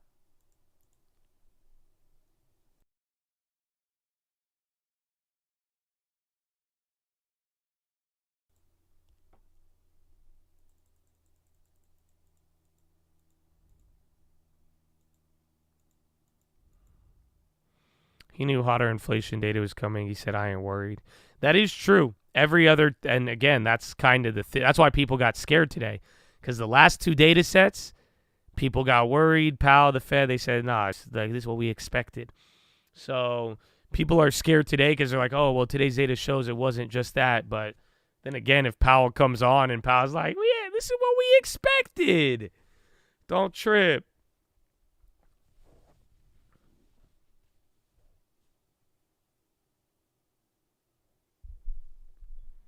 Makes you trust dot plot even more. There you go. Have you seen any companies benefit from AI in terms of earnings? Yeah, several. The ones that are selling it, the chips. So that's like NVIDIA has literally like 4x earnings, I'm pretty sure, since that first time. But like NVIDIA is making billions of more dollars. Again, a couple of places. We wanted Intel too, but a couple of those others who have been selling products and like assisting in it. I think, again, even that was at Oracle. One of the other ones did very, very well too. Again, even Micron. So there's some people who are making money on it, but like anybody selling it as like a software or like an add-on to a product, except for like Microsoft, I don't think they're making any money on it.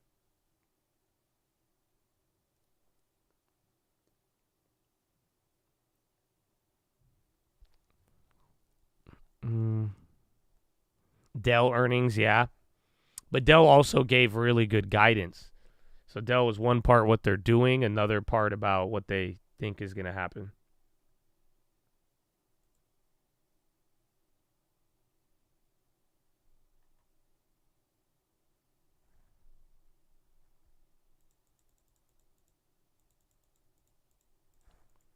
Yeah, Microsoft makes money off of it. They're like one of the off Copilot. But other than that, it's just the chip makers. When was the last rate cut? In 2020. It was March 2020 for COVID.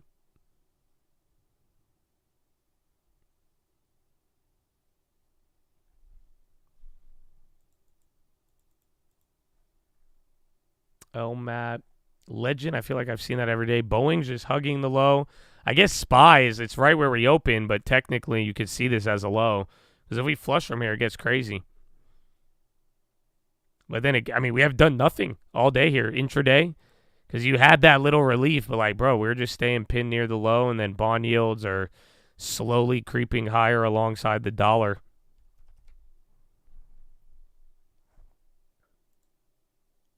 Two, 3, 5, 9, 12. Not bad. Not bad. We're chugging along. Again, we were even here an hour earlier. DYN on the high. Dying therapy. I see biotech's up. SPY, little Chicle now again.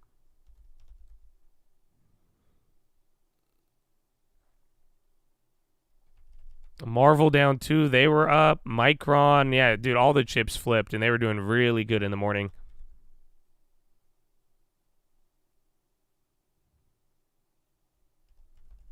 Looks like we're pricing in all over all you cover on your analysts. I'm not following. It's moving in line with yesterday. We're a little bit more than what was priced in. Gold is laughing. Gold is, I want to blame the Chinese, but we can't blame anybody. Gold is just probably going to be one of the fascinating things of this year.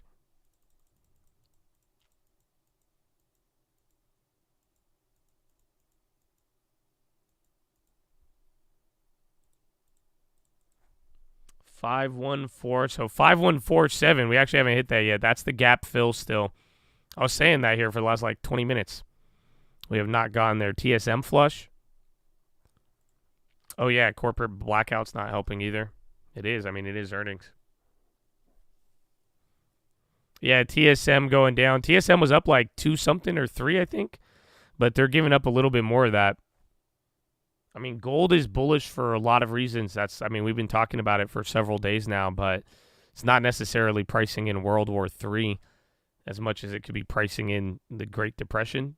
I think that's the mystery of gold. It could be pricing in the Great Depression just as much as it's pricing in World War III. It has elements of financial policy, of policy error, of global conflicts and geopolitical tensions. So that's what's really getting it there. Yeah, TSM flip. Even the SPY, you're about to hit that low. So see what happens here. 5147 now. We either get air brakes and bounce or it just flushes, and then this will start. And then we see how the day really looks.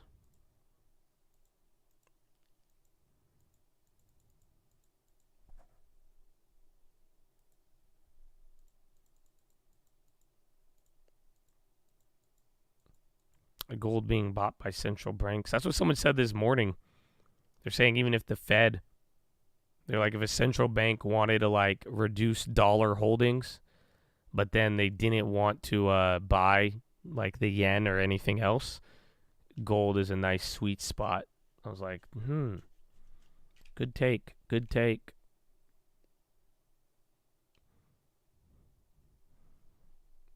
I don't know. Maybe it is the Costco effect. But again, gold is, I mean, gold, you've watched gold hold a $200 range for like 3 years. And now it's going up $200 every couple of weeks. So that's I don't know. Maybe Costco gold buying changed the gold pricing dynamic. That'd be insane.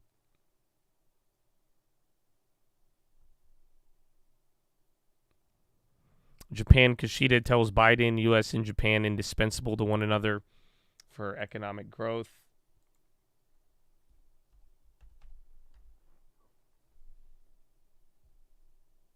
When is that?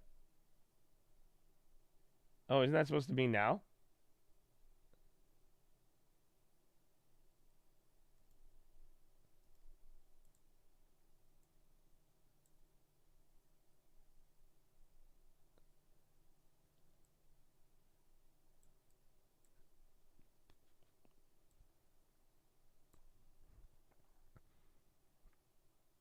When did that increased supply of gold?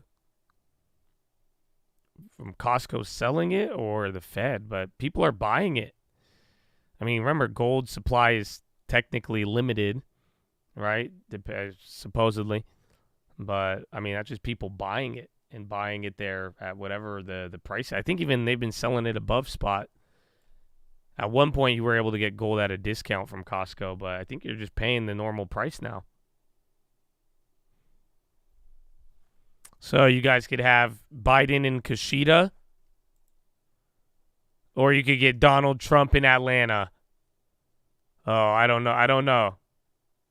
Look at this. See, I love these damn conservative ads, bro. Right next to the Oh, they took it off. I was just about to clown it. No, get back to that. Give me the gold ad. Look at this. See? This ain't, you know what I'm saying, bro? They know.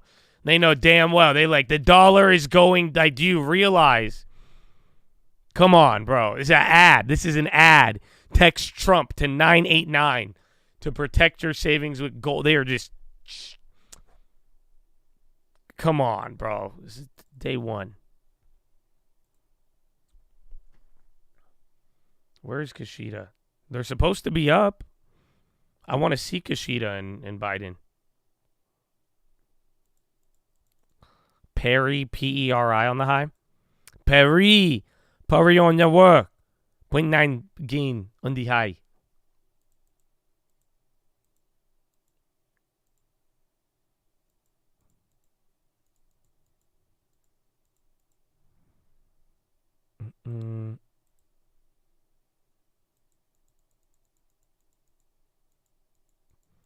That's not like real, like Trump's not selling that gold.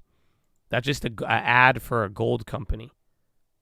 You guys get these, that's what they do. They take whatever the market they're branding with, if they could get the sponsor. So Trump accepted the sponsorship, but that's all it is. Like, that's just a company selling you gold. And they do it in so many ways.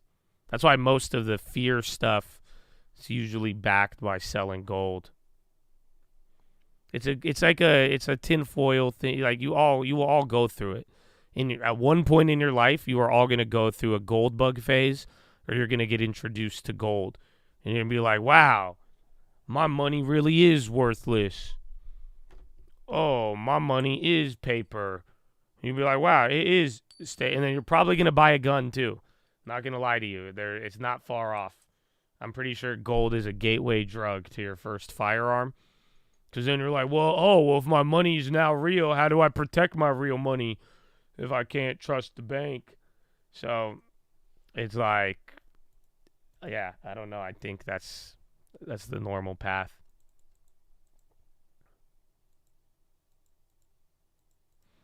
You already went through it. Everybody does. That's what I'm saying. Especially if you're in finance, you're definitely going to have this moment.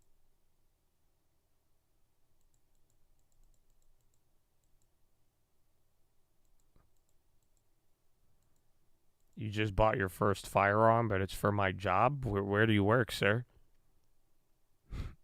He's like, private contract in. So are you about to rob somebody? What?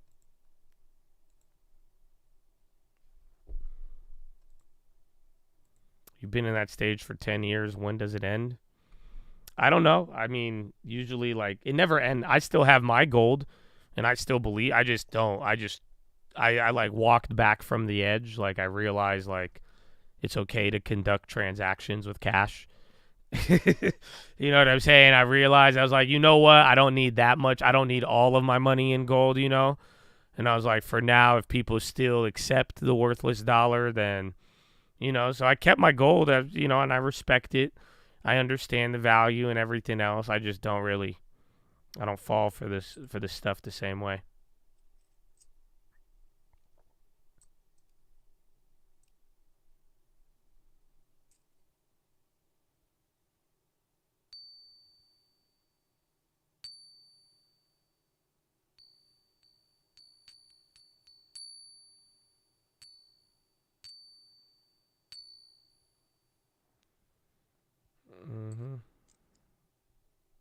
No, the yen today is all America. Whatever you're watching with the pound, the yen, anything in the world right now is all a reaction to our rate cut potential or policy expectations. Everything is just off of the dollar, and the dollar has caused a wrecking ball effect through bonds. And then again, just like the real interpretation of the data and what people are implying for some of the future.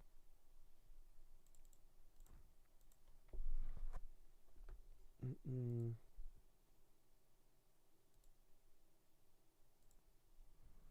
10-year auction is going to be at 1. So in about 48 minutes or 38 minutes.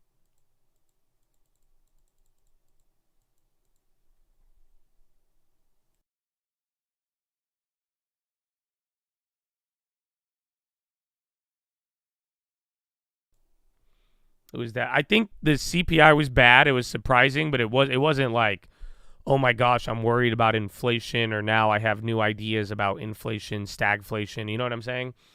It was every other CPI this year came in 0.1 hotter. So it's not good. It doesn't add up. It does change the story and rate cuts a little bit, but generally I think it's negative, but there's still a way to get out of this.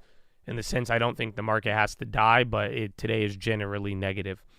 It's just going to be a matter of how much higher the bond yields go, and then if that's enough to get the market reacting, and then off of the golden path, and more so responding to the fact that bonds are literally saying one rate cut.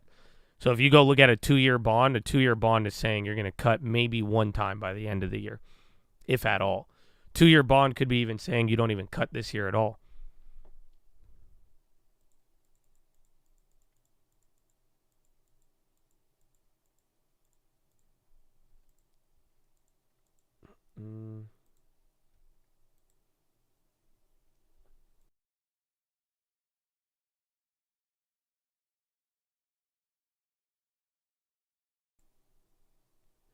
The Palantir CEO, he throws a Zin in and then spins a book on his middle finger. Yeah, I'm not surprised. He gives me Sam Bankman vibes if Sam Bankman had a gun. That's all. Like, you know how people, like, again, speaking of guns, like, you get a gun, you start acting different, you know? He reminds me of, like, he's fully Sam Bankman if Sam Bankman was strapped. You know what I'm saying? If Sam Bankman carried a gun to Margaritaville, that's exactly how he would act. Yeah, watch this. Yeah, what's up? I'll sell it to the best bidder. Who cares? We gonna change the world. I don't give. It's like real crackhead energy and like hella confident, you know. But like, he have a gun. That's why he liked that for real though. Nah, he have like a laser beam. He got some Jimmy Neutron ass weapon at home. I know damn well. If anybody was going to invent a laser weapon for personal use, is that dude. And I know he has one on his bedstand.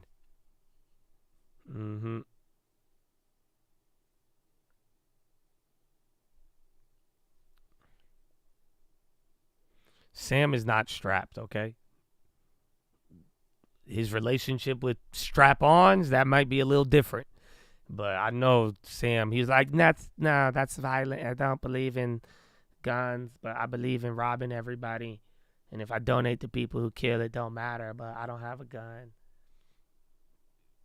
He's like, I have a cucumber shaped as a gun. What? That's not going to do anything, Sam.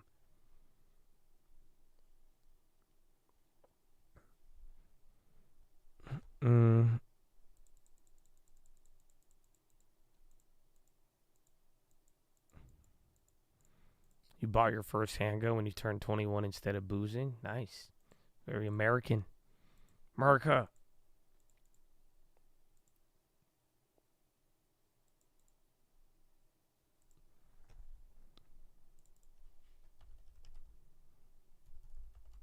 Microsoft, Apple curling. So we're still on the border of doing nothing, dying, and dying. And then bonds keep going lower, man. The 10-year. I think we have Goolsby. The event will not be live, but you do have Goolsby. And then again, sterling, the pound hits lowest since February against the dollar.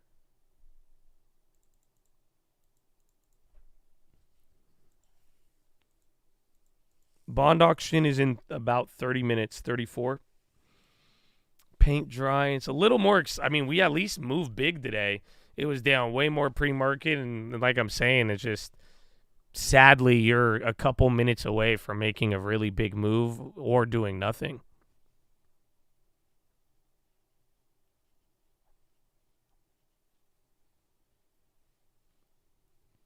Fed minutes is at 2 p.m., so an hour after the bond auction, we get the Fed minutes. So you won't have to wait till. But then, just like yesterday, you've seen it on these, like, you're really close. Like, 10 more points down, boom, we're down 1.5, flushing new levels, borderline going near 5,100. You go another 10, 20 points back up to VWAP, you're right back up to being at the lows of yesterday. So it's just that, unfortunately, it may feel boring, but the tension is real. And meanwhile, your bond yields are just climbing away. It's like the that's too much game of Price is Right. Or was it Mountain Climber? Yeah, 2 p.m. Eastern for Fed minutes, 1 p.m. Eastern for bond auction. So, said simply, 30 minutes until the bond auction, and then an hour and a half from now until the Fed minutes. Give or take a couple, like 2 minutes, Just give or take. Give me some room for error.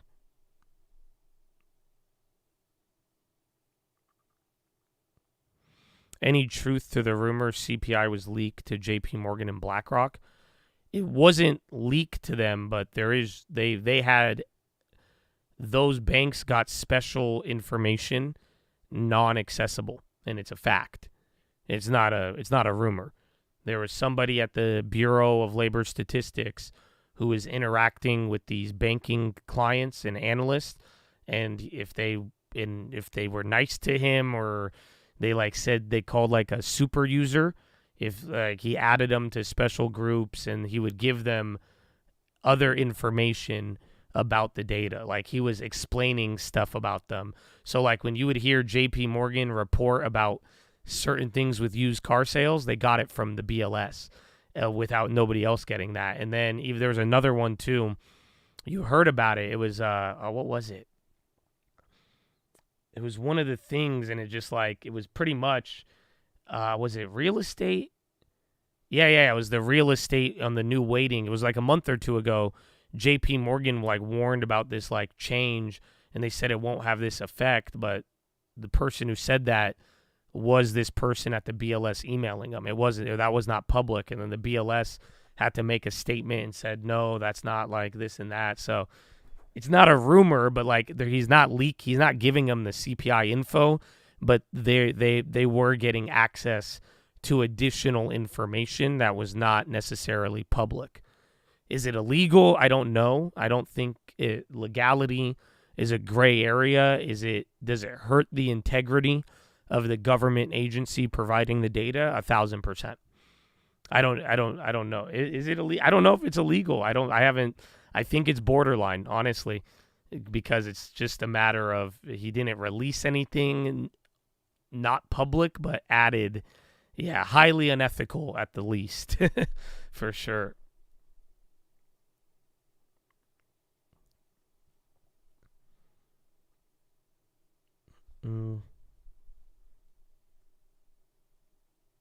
And then bonds going lower, man. 10-year, another high.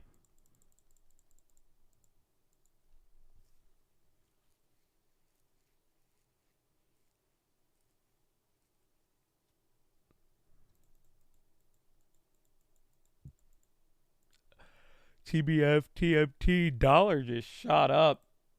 So watch if gold and oil take it on the head here, but dollar is nonstop now. Bro, this is a new high of the year for the dollar. I need to actually go see the actual dollar index.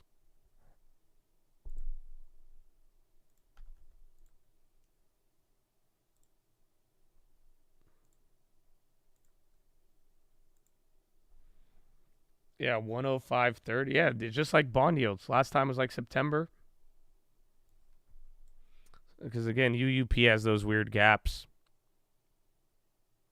It's the same thing as bond yields.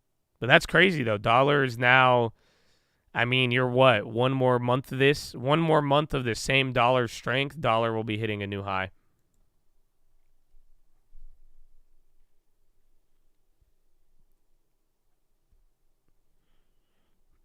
We're not logging DJT. Nah, that's a personal decision. You could vote this year, too. But I don't like SPACs. SPACs have not been friendly.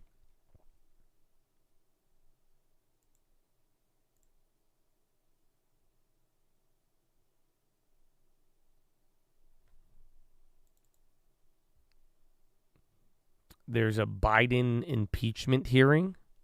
Are you sure? Biden's supposed to be with Japan.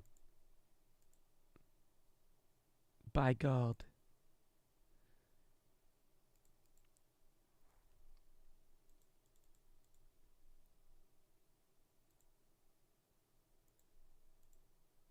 Agreement was signed May 22nd, 2017. Who was the vice president then? That was loud. Is this loud? Is this loud? This might be old. That channel sometimes will rebroadcast stuff.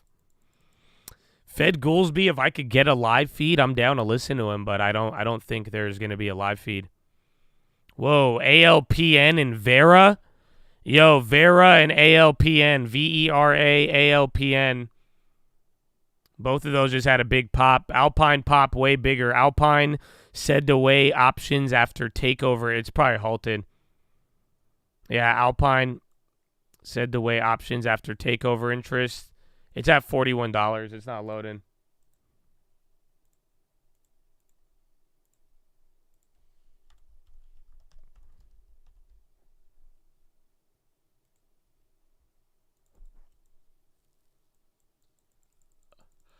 Biggest down day on the long term ever. Only downside all-time highs. Yeah, long term got work today. But yeah, you need to pull back off the highs. But then again, I was getting used to it. Like I told you, I said, enjoy it while it lasts. I told you guys there will be a day or long term. It's not supposed to just go up every day. But my goodness. Because I remember that's what was happening. But there was a time, bro, this year, like I would hit a high and then come down. And then I hit a high and then I come down. I'd be like, okay. Then it hit a high and then it come down. I'm like, nah, then it'd go lower. Then it hit another high. And I was like, oh, then it'd come down. And then it would go up another 10K. And I was like, dude. So I kind of got used to it. So I'm hoping it still holds up. But we'll see. We'll see. Vera's popping. I don't know if they're linked to it. Bonds going lower. SPY just holding up here. But again, Alpine weighing options. And then Vera popped alongside it.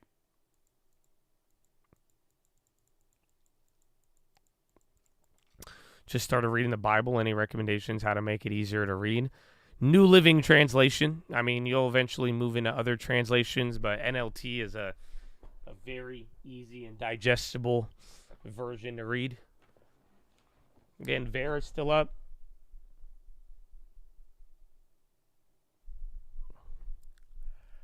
Reloaded. And then dollar. Again, Vera, I don't know if they were linked to that. Hey, baby, crack open Proverbs. So quickly turn, so no headline on that. And then Tesla near the low. Micron.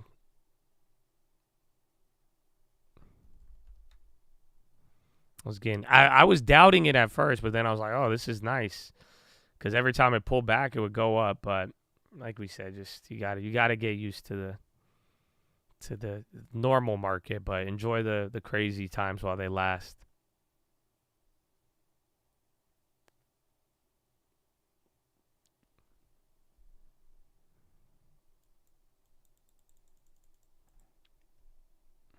You making a digestible joke? I'm thinking about chewing you up right now. I'm thinking about it. We'll see. I'll go to the bathroom. I'll come back. I'll find out. But follow me on Instagram at the Trading Fraternity. God bless you. I hope your morning's good, baby. Welcome to Hot CPI. You guys were getting nervous at first. You thought it was about to be a hot reaction too, but I mean, we really haven't moved much. Bond yields are high. There's still a lot of floating question bubbles. We got some bond auctions in the next 20 minutes, and then more data on the way, and then more data tomorrow morning, baby. So good morning. Yeah, Vera's up 6 now. We called that out at 1, so yalla, but I will be right back. What's actually at stake here? Well, I think another big question here is, does it need to be this particular deal? If you think about it, what's interesting about this deal is that whether it's a Democratic or Republican administration, the steel workers are important. And the idea of domestic ownership, is there a domestic white knight here for the administration? There's not an obvious one. Cleveland Cliffs is the one that everybody kept throwing out because they were the most vocal about wanting to buy the company. But it has been made very clear in the proxy, and it's been made very clear in the background that there are massive antitrust issues. Cleveland Cliffs said it'd only be about $2 billion worth of divestitures that they would have to make in order for this deal to go through. The lawyers from U.S. Steel, after talking and doing their due diligence with Cleveland Cliffs, determined that it was about $7 billion. And so even if this current deal, Nippon Steel, U.S. Steel deal, falls through, it's not obvious that Cleveland Cliffs can just come in and swoop and pick the whole thing up, which is one of the things that Josh and I wrote in our story, but also maybe another decision is something down the line where there's a split. You split up the assets between various different companies. And again, it's not clear how that split would work. It's all very complicated. We thank you so much for keeping an eye on this deal. Don't forget to read the day's big take on the Bloomberg Terminal and on Bloomberg.com. That's Bloomberg's Joe Doe. Now we're going to switch gears. We're going to talk about New Jersey's transit riders because they can now expect higher prices. The system's board approved a 15% fare hike, which would go into effect on July 1st, followed by 3% increases each year thereafter to account for inflation. Bloomberg's Skylar Woodhouse was at the board meeting. She joins me now by phone. Skylar, can you talk more about the impact that this will have on transit riders? No, yeah, this is a big a big change coming to riders. I'm definitely going to have to start paying those higher fares. Riders for public transit, they rely on New Jersey Transit to get them to where they need to go. So, now when starting July 1, when they start hitting those trains and buses, they'll have to start paying those higher fares. And, there were a lot of advocates today at the meeting who were against the fares. But like what we've seen across the country is that agencies are, they're still trying to bring that ridership back up. So today, New Jersey Transit had to do the fare increase so that way they can help keep service running and to avoid doing service cuts and layoffs. Wouldn't this just make people ride less? Isn't this a way that should have boosted commerce otherwise, Skylar? No, it's a really tricky situation because, obviously higher fares is not going to make you want to go, take the train or bus, but it still is, one of the most efficient ways to get in and out of New York City, and especially, with congestion pricing coming, the tolls are going to get higher. So, New Jersey Transit, I think riders will still ride the trains. It's just going to be that they're going to have to be dishing out those few extra dollars. Bloomberg's Skylar Woodhouse, we thank you so very much for being all over this story. Certainly, if you are commuting in the New York, New Jersey area, things have been getting a little more difficult, costlier this year. Now, coming up, we're going to talk about Delta shares continuing to rise this year after the CEO says there's no slowdown in demand heading into the summer. It's our stock of the hour up next. Stick with us. This is Bloomberg.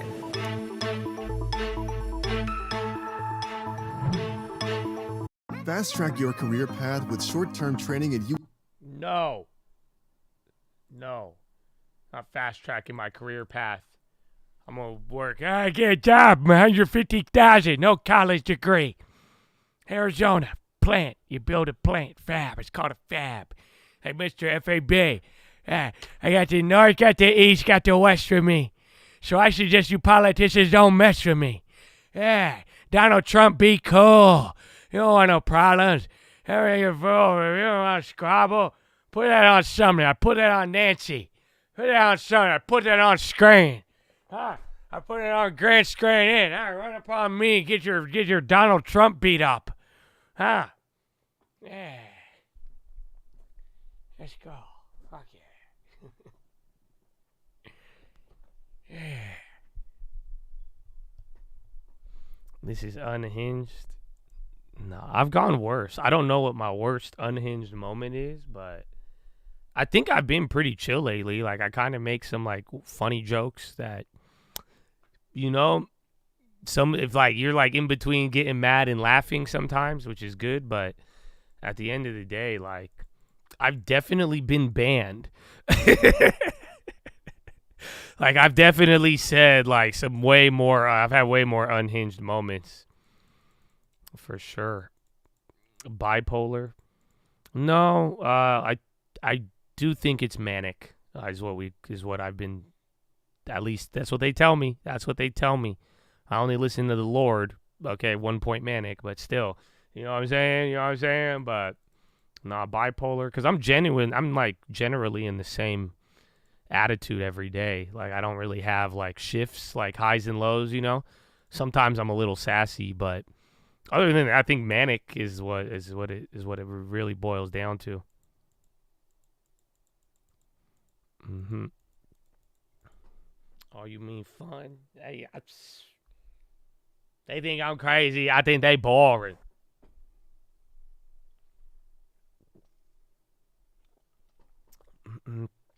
You have energy. Don't say manic. Well, if you don't know, that's like my start. Like I'm making fun of all of the Reddit people who, like, that's what people who, like, try to, like, they think they got PhDs on the internet. They like to diagnose every mother effer. So that's what they used to call me all the day. They're like, you're manic and you're doing drugs and this and that. I'm like, you do more drugs. You just got it prescribed by your therapist. Calm down. Okay? We need to get to the bottom of this. It's okay. Relax. So it's kind of it's a play on words, or it's me making a joke. Mm-hmm.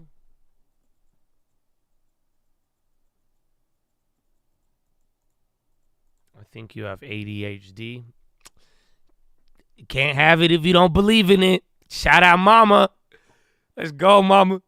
Let's go. I love my mom. You know that? I would have been dope, though. I think I would have got way better grades if I was getting prescribed meth from age 6. But unfortunately, I would tell it, man. My teachers would say it. And I'd tell my mom, and she just beat the shit out of me. It worked, though. It worked. And I was like, you know what? Pain is I don't like pain. I could deal with ADHD. I can't deal with that 1-2 combo by a 5'2" Egyptian woman, bro. You have no idea. Mama got hands. Speed with them, too.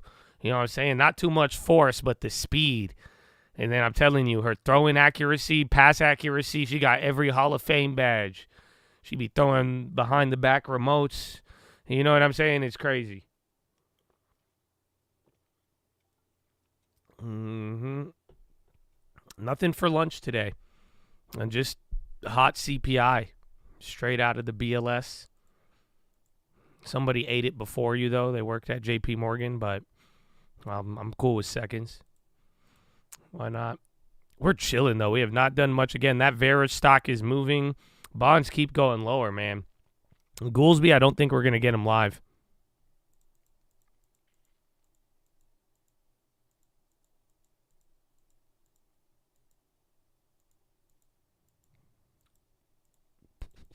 $10-year, bro, it's it. I think right now, you may not watch it happen immediately, but, like, in a weird way, every time this goes lower and every, like, the 10-year going higher, it's like the armor coming off of the market. That's kind of, I don't know if that gives you a good visual, because, like, I keep calling it out, and, like, I don't know if you're like, what's happening? Nothing's happening, but do you see what I'm saying? It's like the higher this goes, the less protection the market is going to have moving forward. So that's where, again, there's a lot of other reasons there.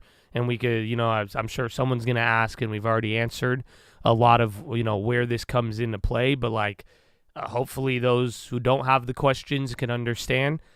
It's like the higher this is going, I think we're going to get more sensitive. You're losing that armor.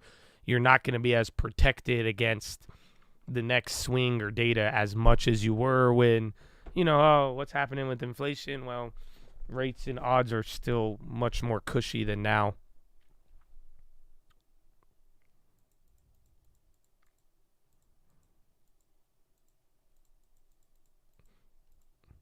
What happens to gold when science advances to the point it could produce gold for less than it's worth? So they could already make gold molecules. It'll never be the same. It's just, it's like real versus silicone. I don't know. But it's not.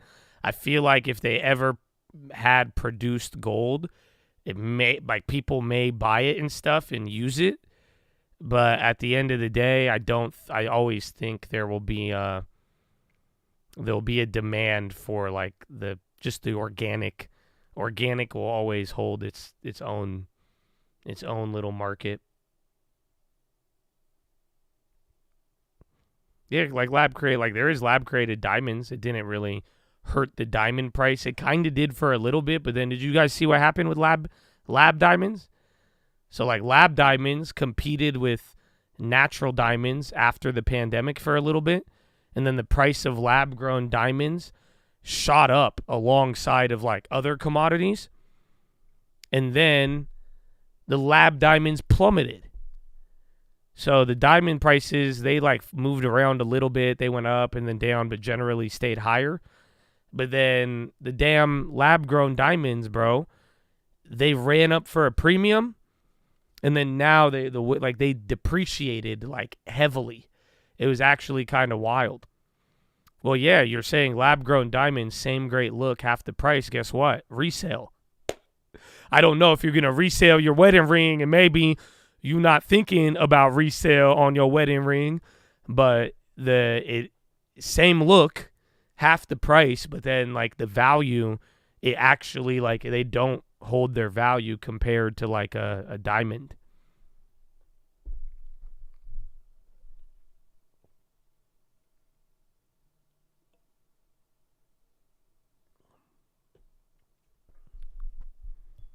Bond auction is in 12 minutes.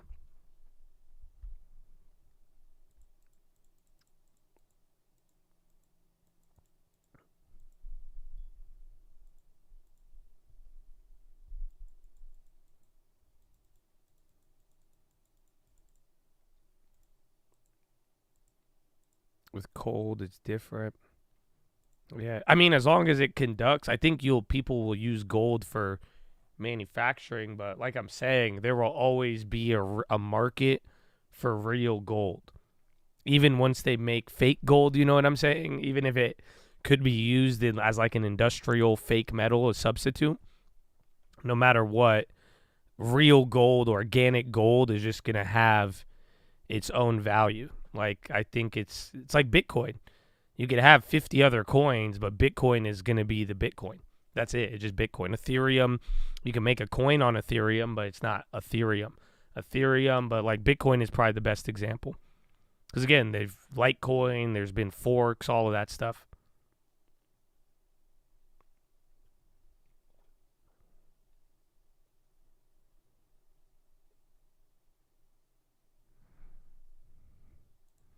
What if they make bars, though? You can't tell.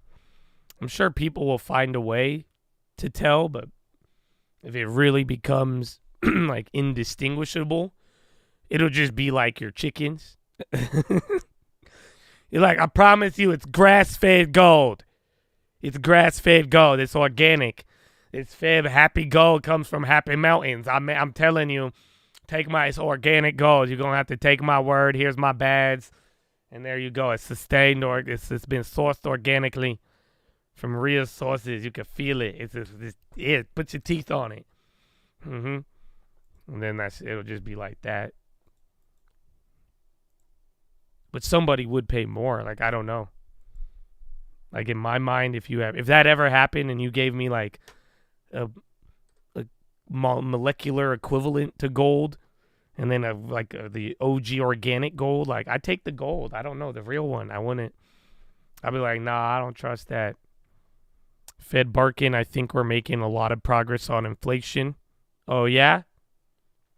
That's weird. We weren't supposed to get these Fed speakers today. 3 Paramount directors to step down as company discusses Skydance merger.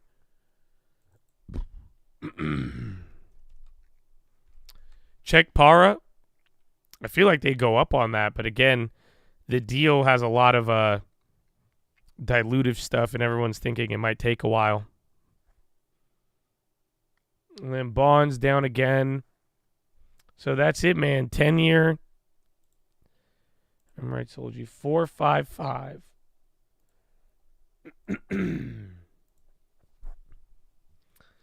FOMC. I mean, it's just going to tell you how they... Remember, last meeting was a SEP, so that's why it's going to be big, but it's just going to be the notes from the meeting of how they came up with their decision from last Fed meeting. Yeah, you're at 4.528, bro. That's it. I think 4.55, that's going to get sticky. I said that earlier to you. But I think 4.55, that's where the 10-year starts to get a little nuttier.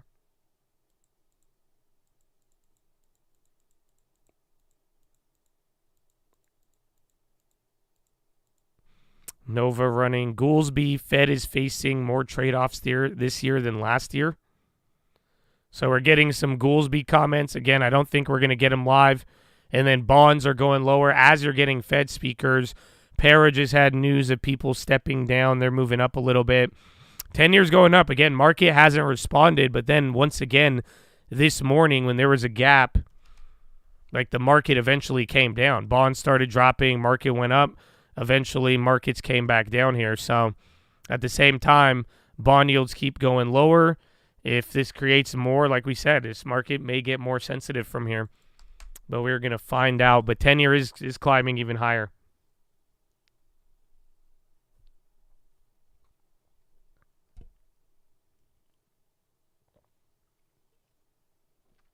I think tomorrow's a 15-year or 20-year auction.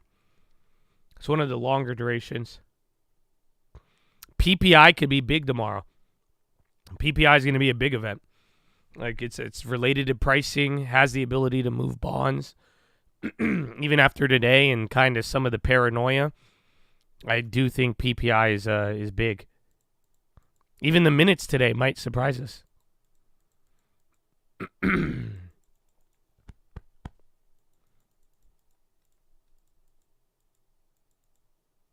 Coinbase on the high. SPY got a green shoe. Again, bonds just ran up. And SPY is still in its own little world. You saw that for the first part of the morning. So we're still not getting the direct correlation that we wanted here. But that's something we're going to have to keep in mind towards the end of the day. There's still a lot of time. 9:54 actually. So 5 more minutes till the 10-year auction. That's good. And then bonds are selling off into the auction too.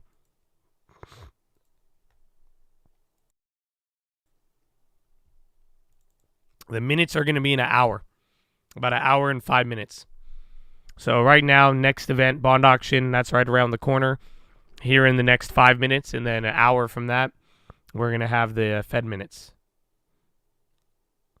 All 30. No, the yesterday's bond auction was terrible. The bond auction yesterday on the 3-year was the worst in a year and a half.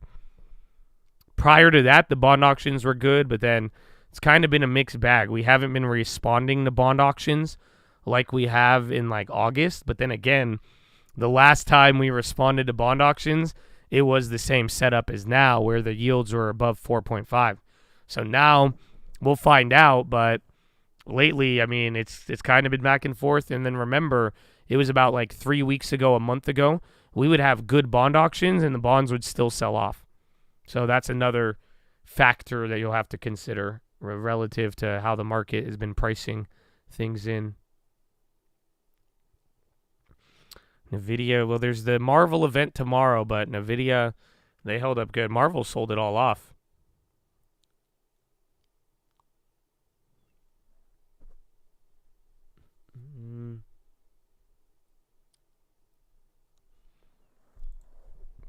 All right, SPY at VWAP is actually like the highest you've been in an hour and a half. No shit. So this is like right where you close that Euro close.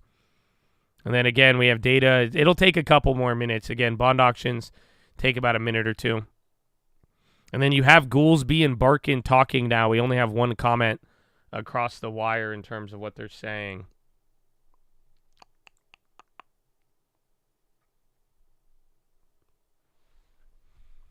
Euro close level alert. Danger.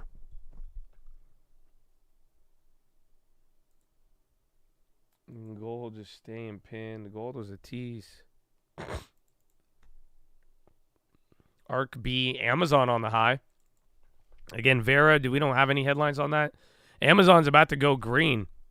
Remember, they like gapped up the other day too. And then Apple's still down 0.8. Microsoft's down 1. Amazon is going green right now. That one's kind of surprising. Again, Meta front running. Well, usually if you sell off before the auction, that's not a good sign. It usually comes in bad. But then again, I mean, we had a reason to sell off today. So I don't know. I think the auction's going to be tricky. The only thing I care about on the auction, like I said just not too long ago, last time we were like really go crazy on bond auctions, it was when the bond rates were at like 4.5. So just be on the lookout. If we get a big, like a bad or a really good auction, watch for sensitivity. If that doesn't occur, then we may need to be a little bit more patient, kind of like we are here with waiting for the market. And earnings too. You know, again, we were just talking PPI and we're, waiting to see how the market reacts with protection and all that. But don't forget, earnings is literally beginning here, and that will be the next answer.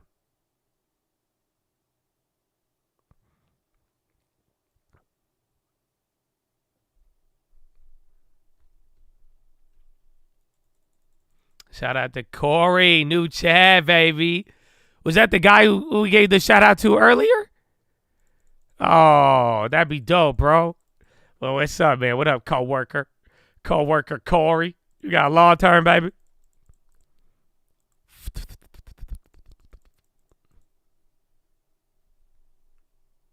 End phase on the high.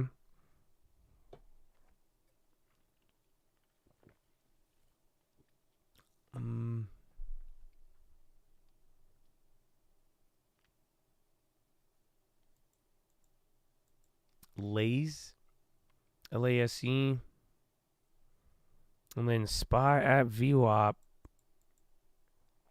All right, you haven't been this high in like an hour and a half. Bond yields still low. A couple of names on the high ticker getting active. I think Amazon going green's kind of surprising out of any of the other big tech names. Because remember, there's not that many names green right now. So Dow Jones, you only have 5 names green. Amazon just flipped. Green, 91 red on the NASDAQ, 10 in the green. So now you have Amazon playing along. And then S&P 500, 444 red, 57 in the green. And then China urges EU to halt anti-subsidy probe. China to monitor EU moves, reserves right to take measures. China Commerce Ministry releases statement on EU probe. Part of the cult. Let's go, baby. Let's get it. Looking at the cult worker. You're a cult worker. My cult worker.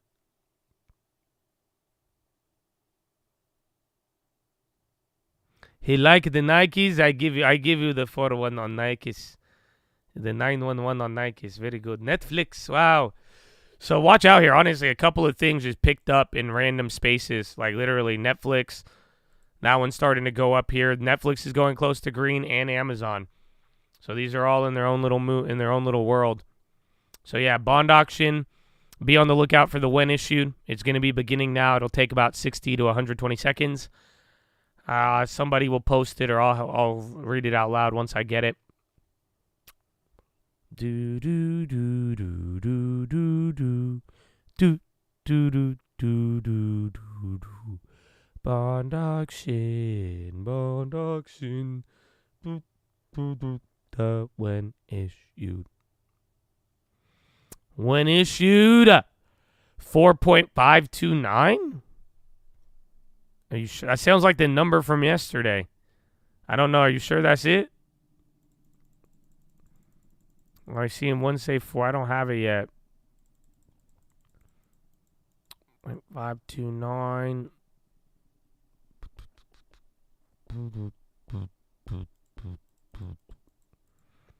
Swear that was the exact number yesterday. That's why I was like, wait a minute. International flavors price target raised.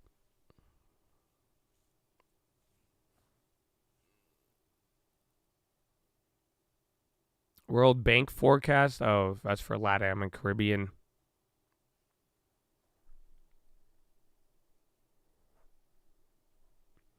Bonds. Well, they were at the low coming into it. That's not a good sign. So the auction's going on right now. We're going to find out. I don't know. It could be 4.529. Oh, here it is. 10-year notes, 4.560. What was the win issue? I don't know. If it was 4.529, that's awful. It just came in at 0.04 higher. So bond just got murked again. I think it could be 0.04 higher. That would be probably one of your worst ones in a while too. 0.04 is if 4.529. If that came in at 4.560, that's crazy. Bid to cover 2.3. Yeah, and those are 4.56.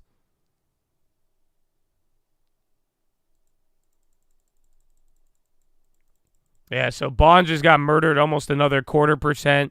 SPY went down. We need the SPY to get killed. But I do think bonds are at 455 now. They should be. I don't know why that's not updating. Maybe they chilled. Maybe TLT is just moving more. Honestly, if you haven't hit 455 yet, you're still kind of safe. But first candle down, bad bond auction. I want to say that's probably the hasn't been that bad in at least a couple of months. Primary dealers accepted 17%. Directs 14.2, indirects 61.8, bid to cover 2.34.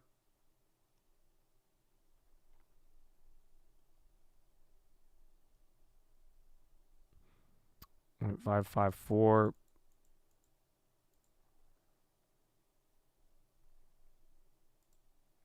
Oh, you see that on TradingView 4.5, so it is there then. This is probably not updating. But once 4.55, rates are going to get sticky up there. Or just going to it might take a week to get back below unless there's other data. Oh, yeah, and the Treasury needs to reissue again, right? But remember, that's crazy because rates, remember, they're not even issuing. They lowered some of the issuances or they stopped raising them last time. But that is a crazy thing to think about. So, yeah, bad bond auction. I mean, gold went down a little bit. If anything, I just think this is going to make the dollar that much stronger. But honestly, the dollar kind of tame off of it. So, yeah, bad bond auction. If anything, it was a big move on the bonds, but this might close the gap now between the bonds and the SPY. Because like I told you, though, last time the bond yields were this high and we had bad bond auctions, the market was much more sensitive. So, low-key, this was a bad bond auction, but SPY is moving more than bonds. I mean, you just moved 15 points now in 4 seconds, or in 4 minutes. So watch. If anything, this could just be closing that relationship between stocks and bonds for a little bit. So if it lasts longer than 3 minutes, we're going to get some action. But be careful. If it starts to bounce just as quickly as you dropped, I mean, you could be right back up here. So this just needs to start picking up from here because you did wick into another low right there. Yeah, you hit a new low of the day, 5144, following the bond auction. And again, I think SPY dropping way more, but bonds already led the way down. But like I was just showing you guys earlier, they need to catch up now. See, so SPY is a little lower comparatively, but we'll see how long that lasts for.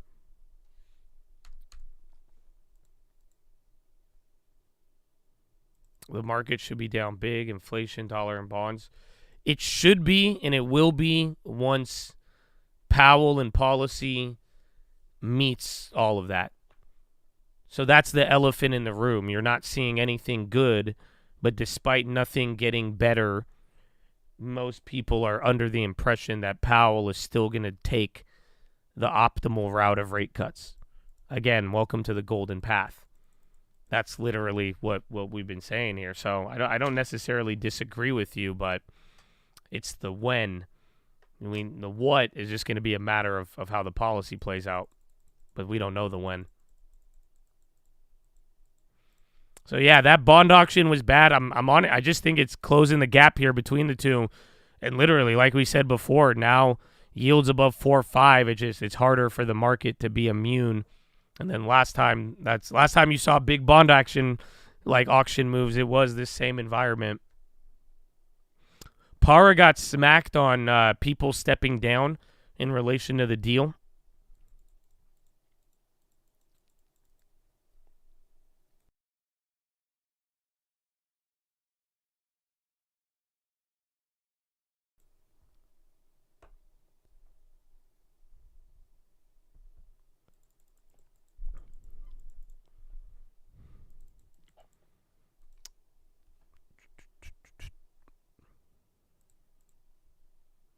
$5140. Can I say that again? I mean, last time, so like a couple months ago, we would have bond auctions and the stock market would go down 1.5%. And then it stopped doing that. But last time we had bad bond auctions and the market would move a bunch, the bond yields were above 4.5. It was that August through October. So that's literally...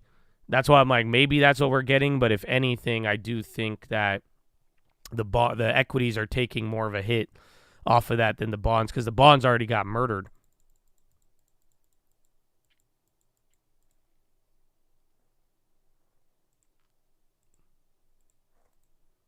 Yeah, so 5140, you are not as low. I mean, remember, you were down another 1.5 pre-market.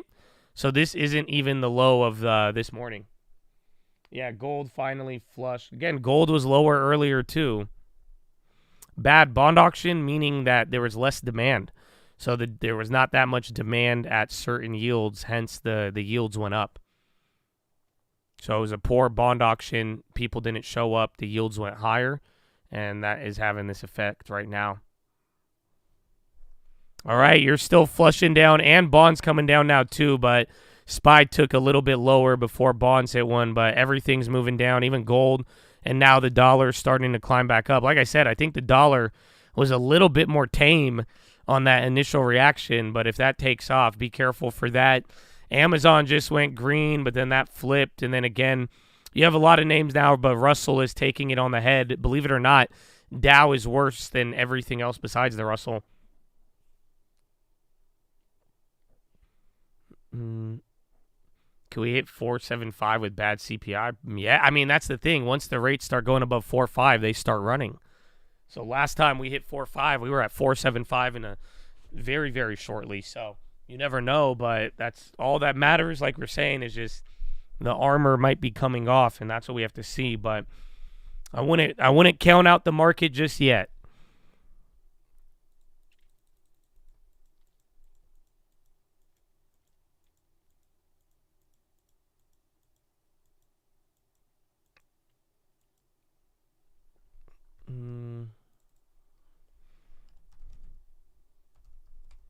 Is NVIDIA...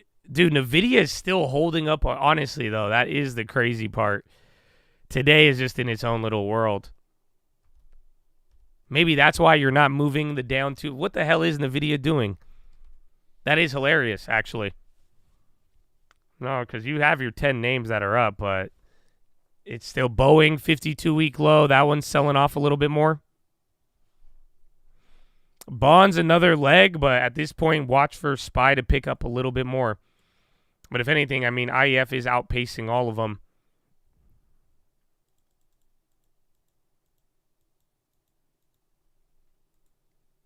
Exxon.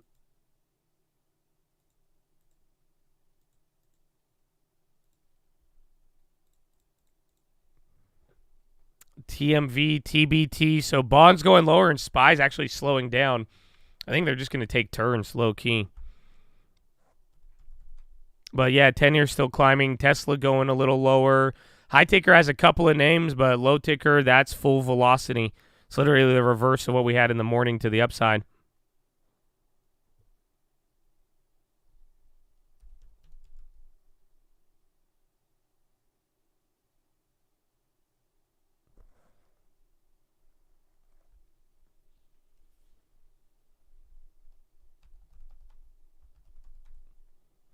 Yeah, I think earnings, I could get behind that. Weak companies go lower. Strong companies can ignore it. Probably going 3 to 5. Pullback in earnings. Bad earnings, we die. I think the strong companies, though, might have some difficulty with the rates now. But other than that, I could kind of get behind that. 514. Those puts, it could work, baby. Let's go. The range is wide, man. So even then, the day's not even over. We still got a lot. We have a lot more ways this thing could flip. That's the crazy part about all of it. The Fed, you got the Fed speakers now. I've read a couple of comments, but I don't think they're moving us as much as we're still naturally moving from the data reaction here in the morning.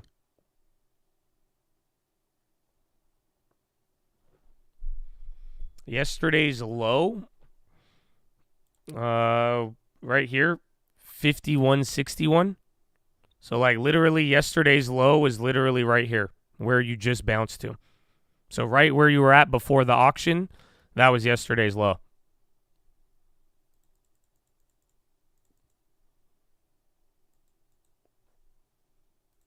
And then bonds even lower. SPY's holding on better. Remember, stocks went a little bit harder off of the first reaction, but now bonds continuing lower. Bond auction was bad on the 10-year. And then now you have SPY lower, but it's showing some resilience. We will see.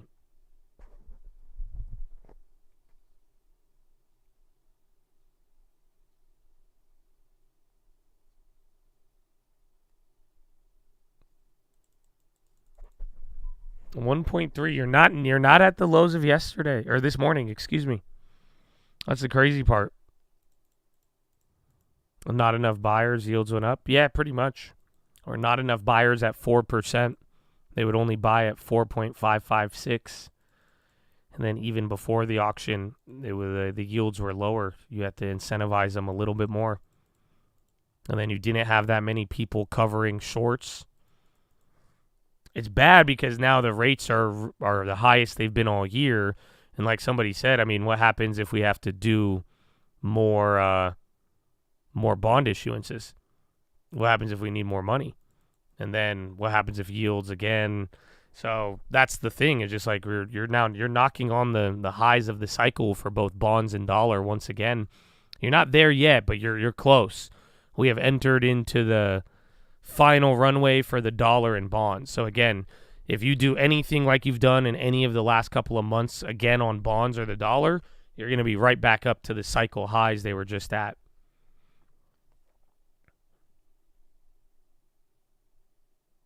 They still got to sell all the other stuff. That's part of it. And that's and that one they said they were going to keep it calm. And we like that. But then that's why it's like if anything changes, oh, dude, bonds they're going to have to deal with it until Powell steps in. Maybe we'll see, though, Fed minutes, whatever they say about QT, maybe that helps out the bonds a little bit. I think the minutes, they should be nothing, but I do think there could be a hawkish surprise just because it was one that related to both summary of economic projections and things changed from there where they changed some of the dot plot.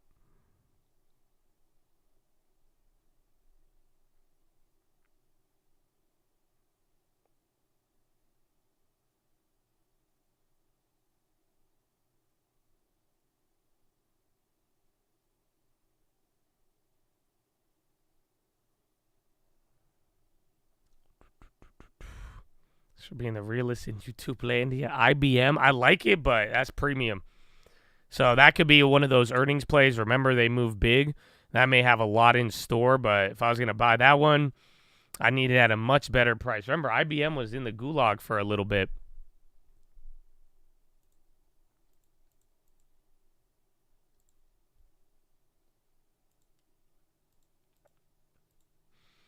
Where's gold? Or no, silver. Silver 27.86. Gold. I was just break even on gold and then it bounced. Fed minutes comes out in 45 minutes from now. 44. Boeing, at least Boeing is cheaper than 2023 now, but I'm still not a buyer. But that's what I said that from the get-go. After Boeing started dropping, everyone was like, would you buy it for the long term? And I just said, listen, I know you guys see like a big discount, but just don't forget Boeing still has premium. So like people were asking me if I'd buy it at 200, 230, even like 180. And I was just like, look, 2023, bro, they were at 186. So even then, it's finally lower, but you're not that much lower than where they started the year. But yeah, I'm not with that.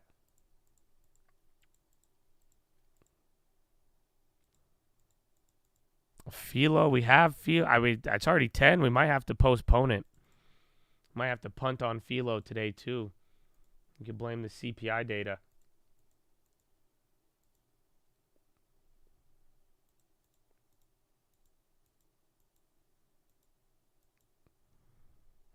Reddit. I forgot about that. Bro, Reddit went from like low IPO to like everyone got real hype day 2 and then it just died. They hustled everybody. And then SPY bouncing a little bit, so are bonds, but again, a very big knee-jerk reaction after that bond auction.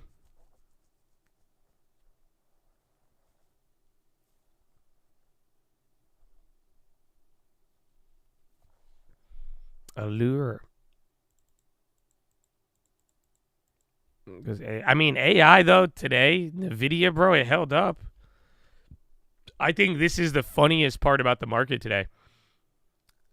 Because you got the dollar moving, you got gold and bonds, and everything looks like it's like, again, the pound, and go look all across the pond.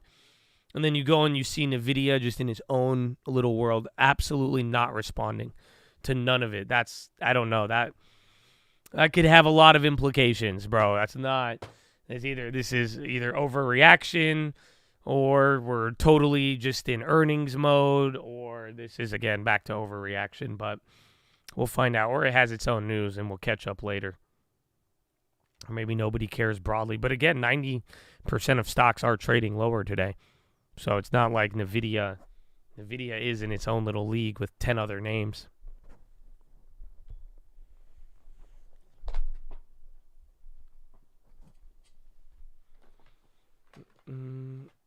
BB going green. Didn't they have some news today?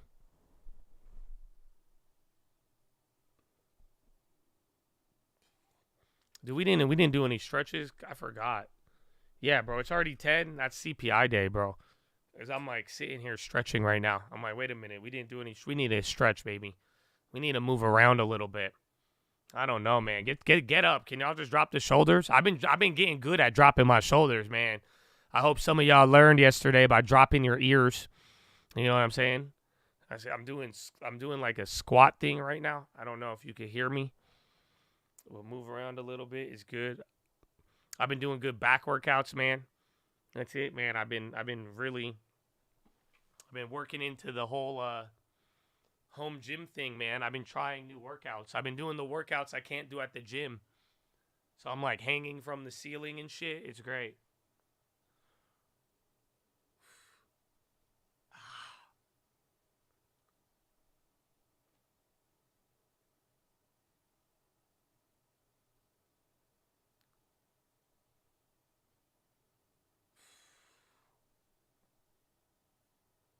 Why rocketing? Maybe just a little bit of relief after that auction drop. But if anything, if we end up going higher and leave stocks behind, I mean, this is just showing you how strong equities are. Again, my hesitancy with the bonds, I'm expecting to see something now that yields are getting crazy. But at the same time, we've said it every single day. You got to watch out because market wants to follow a path. But that was a quick data drop. You're getting your green shoot. It's just going to be a matter of where this ends up. Either we get back to VWAP or that just fails and then we're going back down again. We have like, what, 2 hours left? Hour 45. And then you have minutes here in about 40 minutes exactly.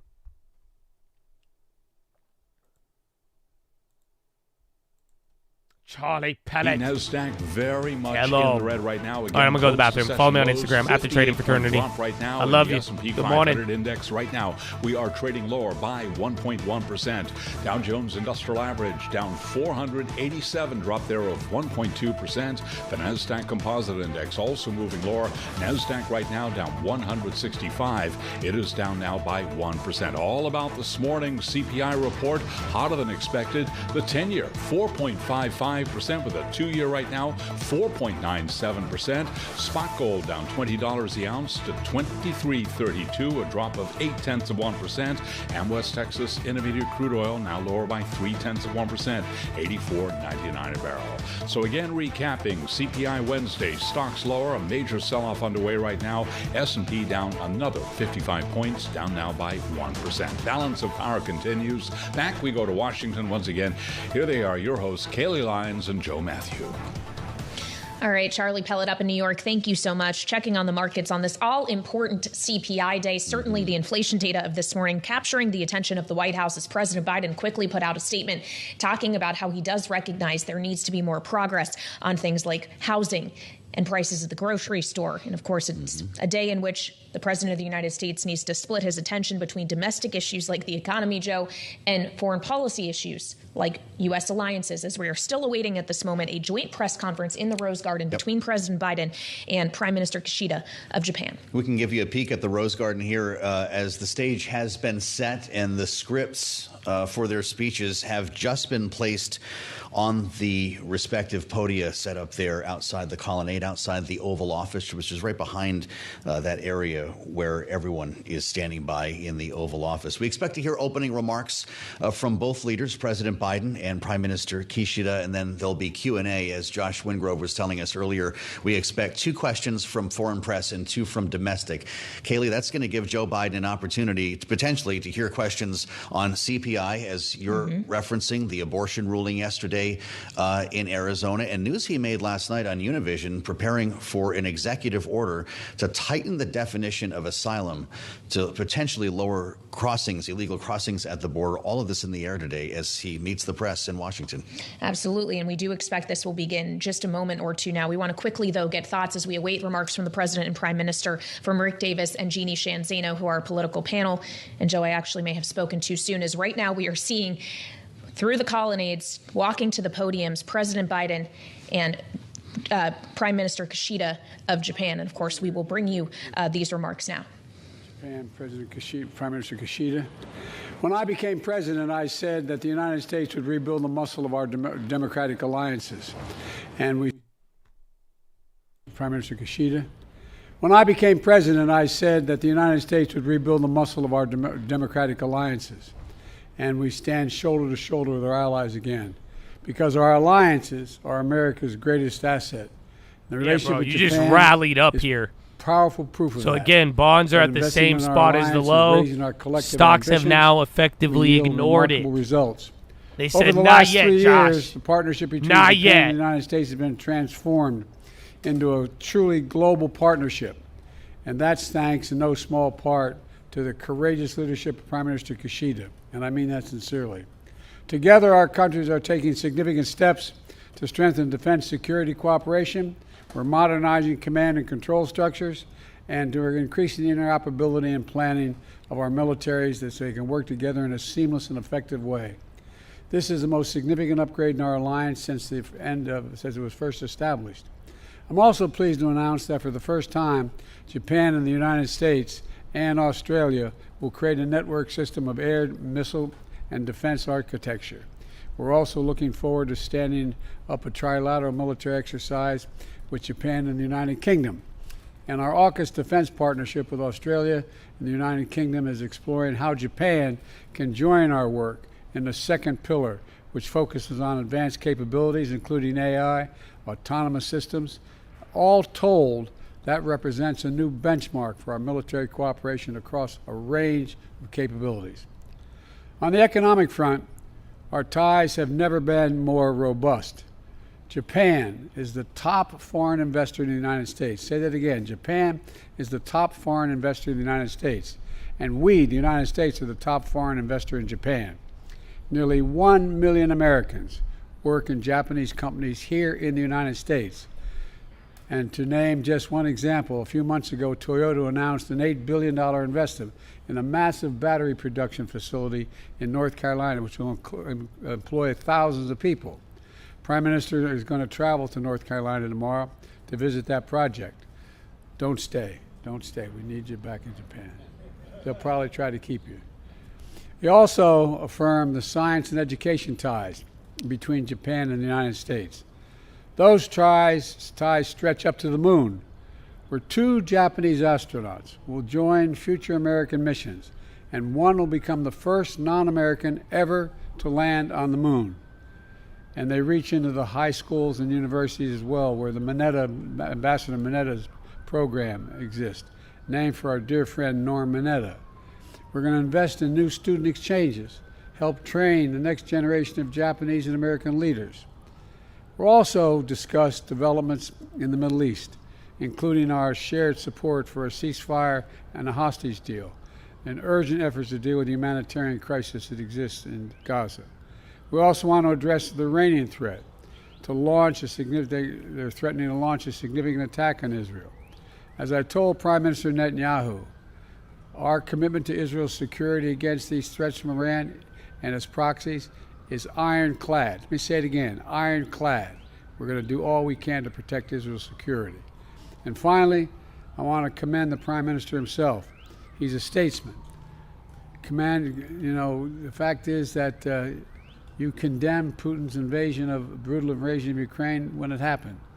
You pledged more than $12 billion in aid, prioritizing nuclear nonproliferation at the United Nations Security Council, standing strong with the United States as we stand up for freedom of navigation, including in the South China Sea, and as we maintain peace and stability across the Taiwan Straits, and taking the brave step of mending ties with the Republic of Korea, so we can all stand shoulder to shoulder together.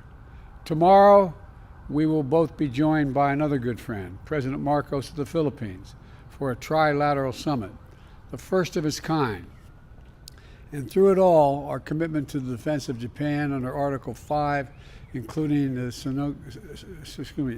Senkaku Islands, is unwavering. Mr. Prime Minister, through our partnership, we have strengthened the alliance. We have expanded our work together. We've raised our shared ambitions. And now the U.S.-Japan alliance is a beacon to the entire world. There's no limit what our countries can and our people can do together. So thank you for your partnership, your leadership, and your friendship. And now over to you, Mr. Prime Minister.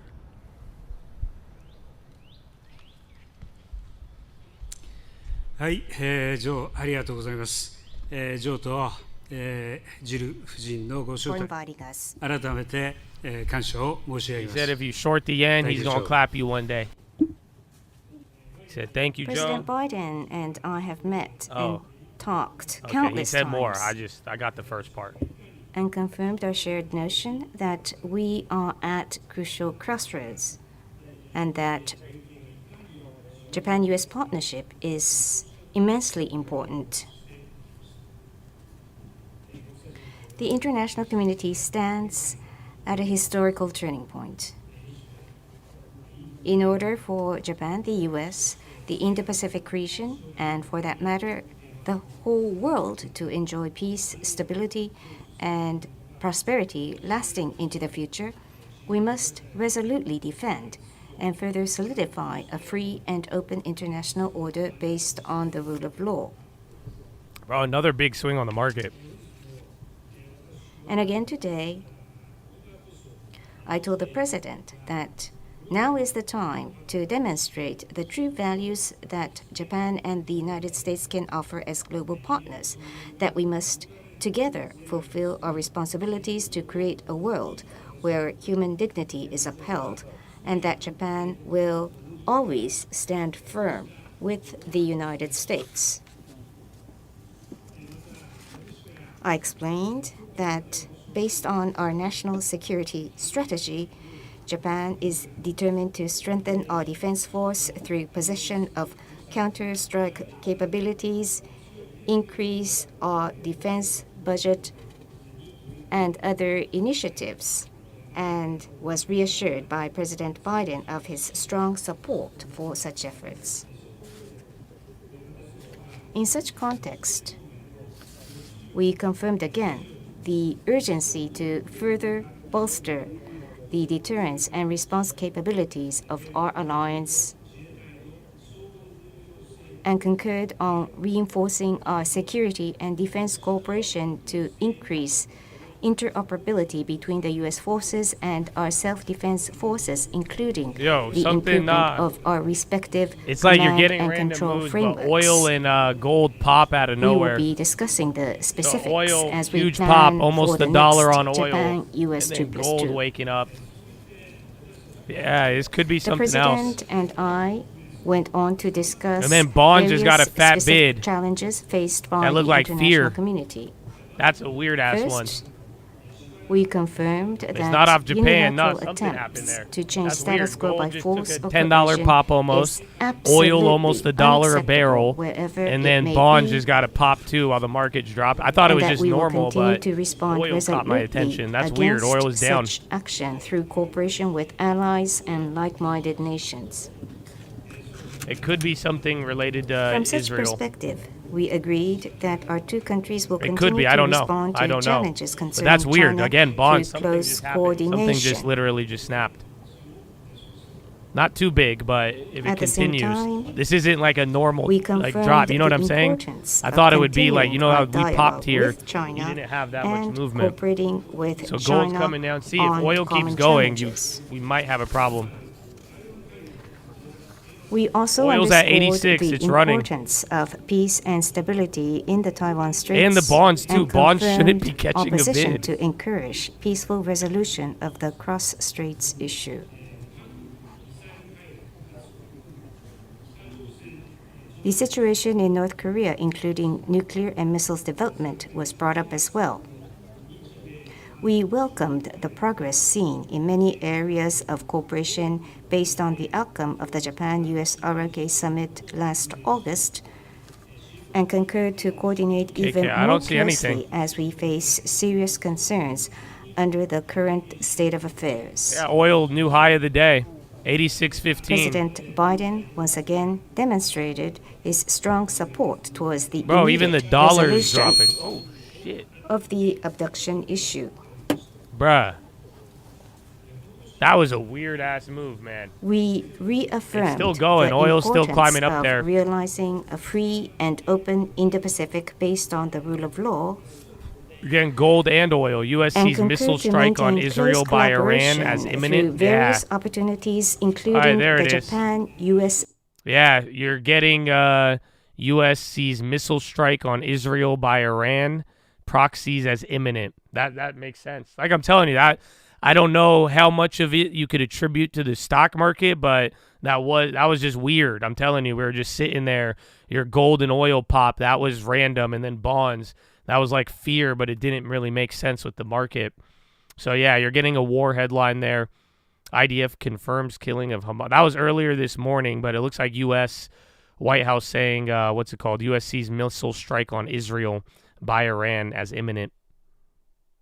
Yeah, check LMT and all the other ones. For the efforts of President Biden was the release of the hostages, improvement of the humanitarian situation, and for calming down the situation. I then explained how Japan is continuing diplomatic efforts to improve the humanitarian situation and to realize a sustainable ceasefire, and agreed to continue close cooperation towards the improvement of the situation, the realization of a two-state solution, and the stabilization of the region. Regarding the economy, we firstly concurred that for both of us to lead the global economic Was that growth Reuters? together, the promotion of investment in careful both if it was directions Reuters. is important. But again, oil, dude, that's I a big move. Oil to gold. Explained Hard to how ignore. Japanese businesses are making a significant contribution to the U.S. economy by their investment and the creation of jobs, to which President Biden agreed. In order to maintain and strengthen the competitive edge in the area of advanced technologies and to respond appropriately to issues such as economic coercion, non-market policies and practices, and excess capacities, and to overcome the vulnerability of the supply chains and to lead a sustainable and inclusive economic but that just growth. changed things a little bit. We That's added a bit to affirmed gold, that the bonds, and collaboration oil. of Japan and the United States is indispensable. In addition, we concurred to advance our cooperation in the areas such as VIX is on the high now, too. decarbonization, AI, and startups. There was a huge achievement also in the area of space. In the first half of the 1960s, when I was in the United States, it was the dawn of space development in the United States. I am one of all those who was so excited in the US by the spectacular challenge in space. The implementing arrangement has been signed on this occasion, and the provision of the lunar rover by Japan and the allocation of 2 astronaut flight opportunities to the lunar service to Japan were confirmed. Under the Artemis program, I welcome the lunar landing by a Japanese astronaut as the first non-US astronaut. We also discussed the efforts towards a world without nuclear weapons. We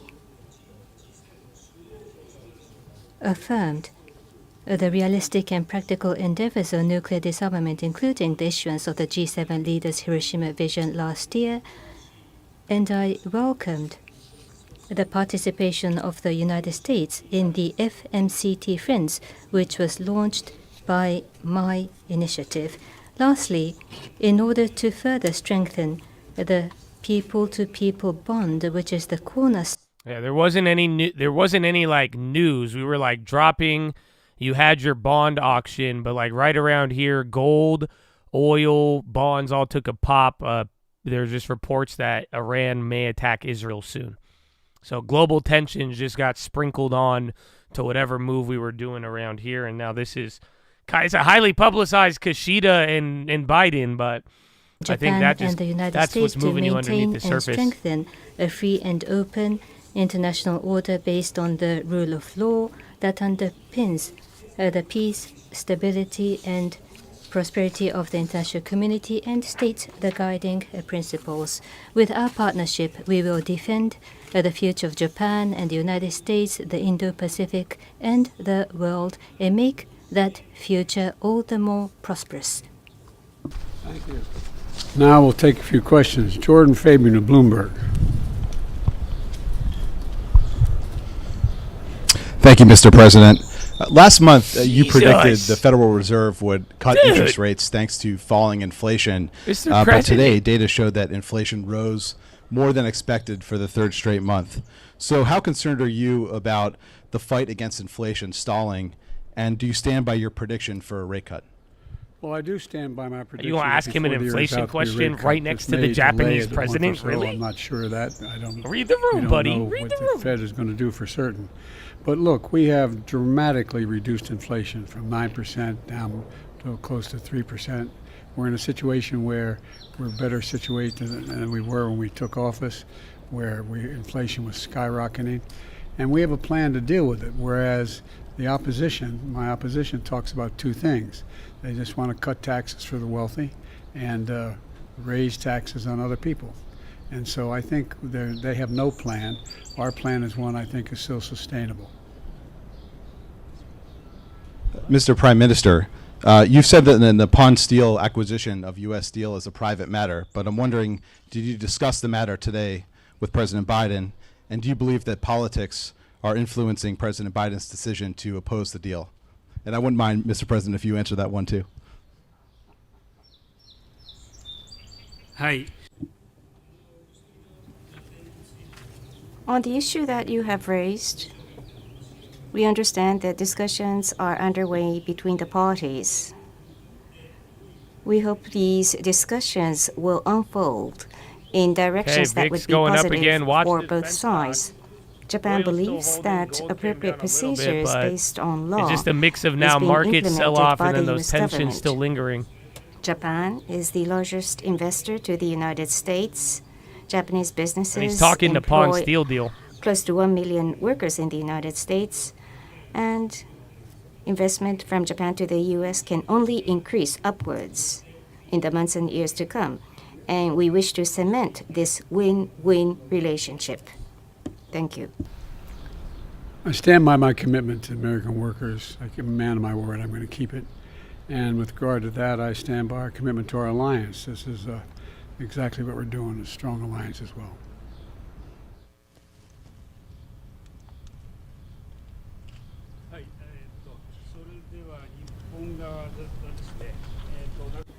Prime Minister's microphone, please.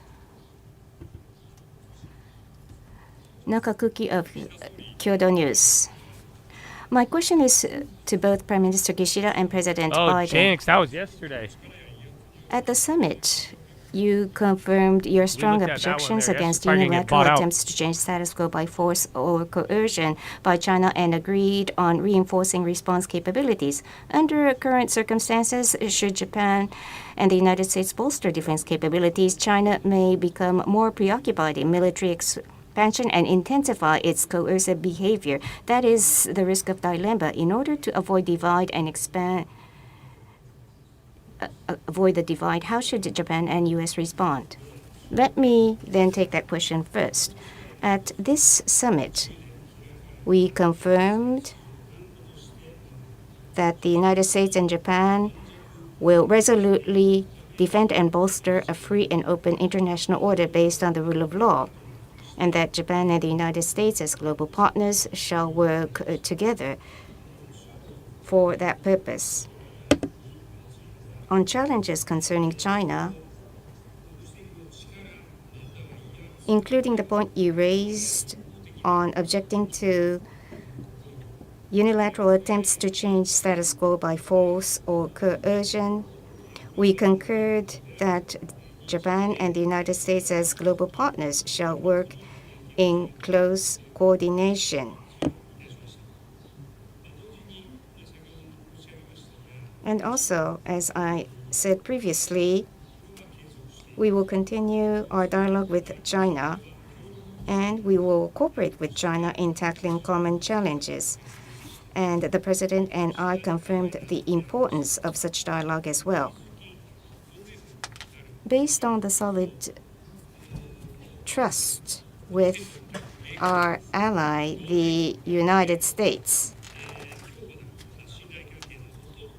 we will continue to call on China to fulfill its responsibilities as a major power. Japan's policy,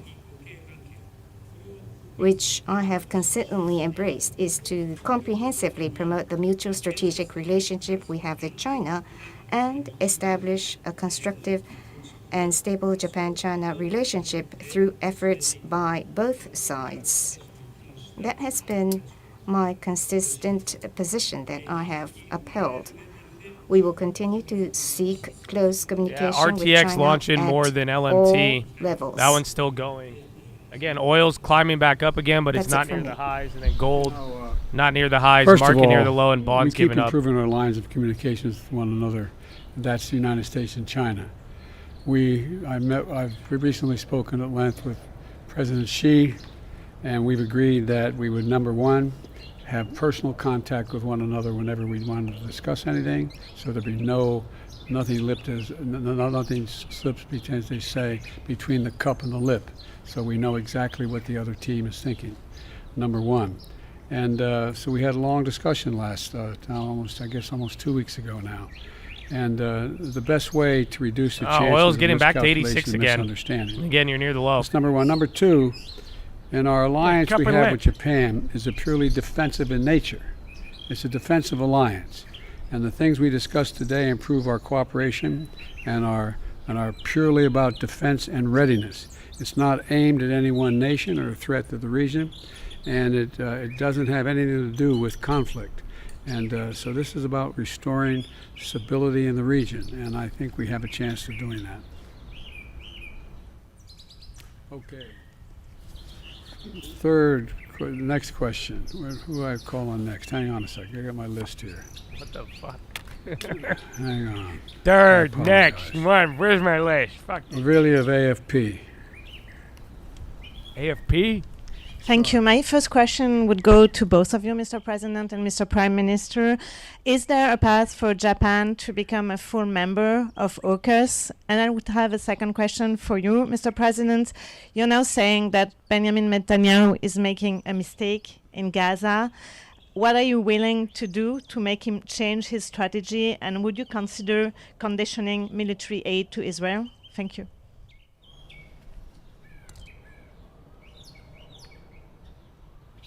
Thank you. I thought she was asking Your Biden. question about AUKUS, I will respond.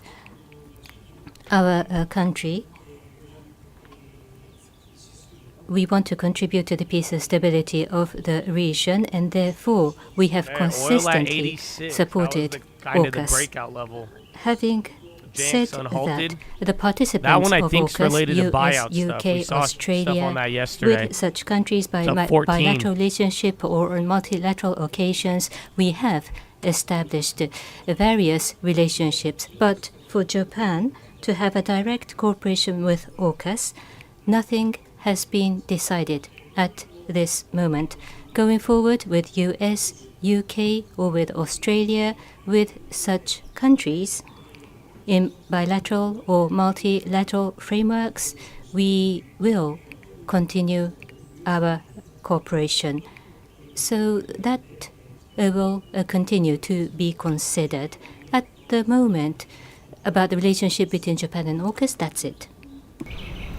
With regard to there's oil again. My discussion and Jank's still going up. Prime Minister Netanyahu, RTX sold off a little. Bonds came back down. A little bit I of have green been shoot. very blunt and straightforward with the Prime Minister as well as his work cabinet as well as the cabinet. And the fact of the matter is that Bibi and I had a long discussion. He agreed to do several things that related to, number one, getting more aid, both food and medicine, into Gaza, and reducing significantly the attempts, the civilian casualties in any action taken in the region. And thus far, and it's tied to the hostages. There are a number of hostages that are being held by the Hamas. And just yesterday, we're meeting with the Vice President, our National Security Advisor. Before that, and they're American hostages as well.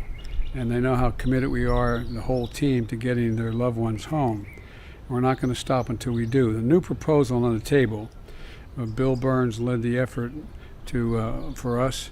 We're grateful for his work. There's a now up to Hamas. They need to move on the proposal that's been made. And as I said, we'll get these hostages home where they belong, but also bring back a 6-week ceasefire that we need now. And the fact is that we're getting up. in somewhere again, in the the last pawn 3 days steal, over 100 Japan. trucks. It's not enough. This but is it. Needs to be more, and there's one more opening that has to take place. Spy hasn't died yet, so still holding we'll see on. what he does in terms of meeting the commitments he Tension, made. fears kind of chilled out. This will be the last reporter. LMT's going up. Is it switching off with RTX? As long as oil's just holding.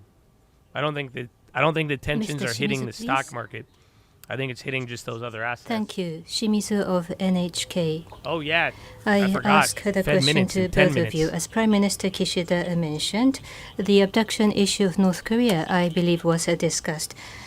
Prime Minister, you have expressed your wish to have a direct engagement with Kim Jong-un, but they say that abduction is already resolved, which means that they are refusing. During the meeting, what did you tell President Biden about the outlook of a summit, and what engagement did you ask President Biden? President Biden, my question, what did you hear from Prime Minister Kishida, and what is your observation and feeling, your president, and with the nuclear missile issues, what is your position? Do you support early summit between Japan and North Korea? Thank you.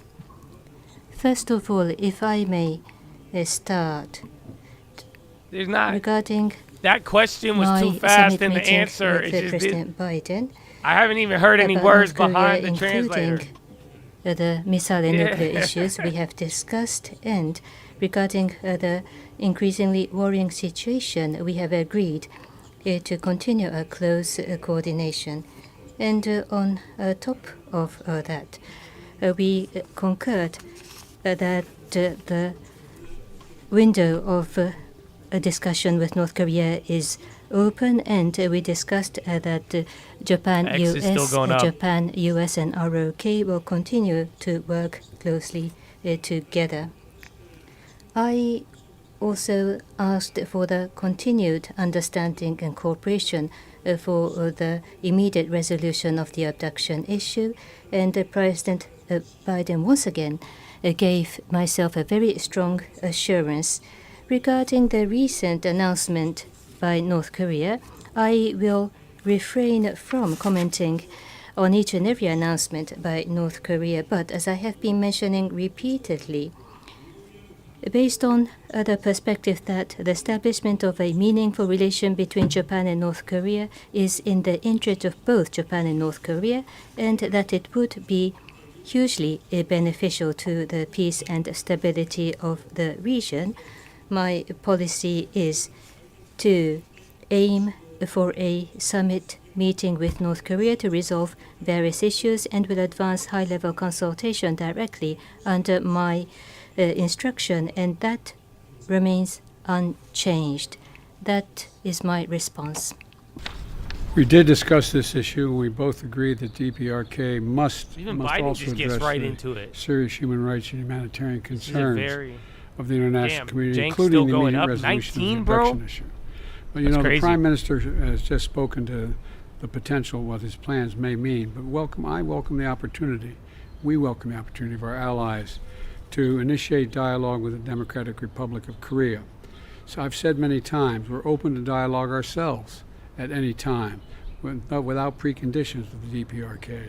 So I have faith in the Japan, I have faith in the Prime Minister, and I think his seeking a dialogue with them is a good thing, it's a positive thing. Thank you. Thank you. Thank you.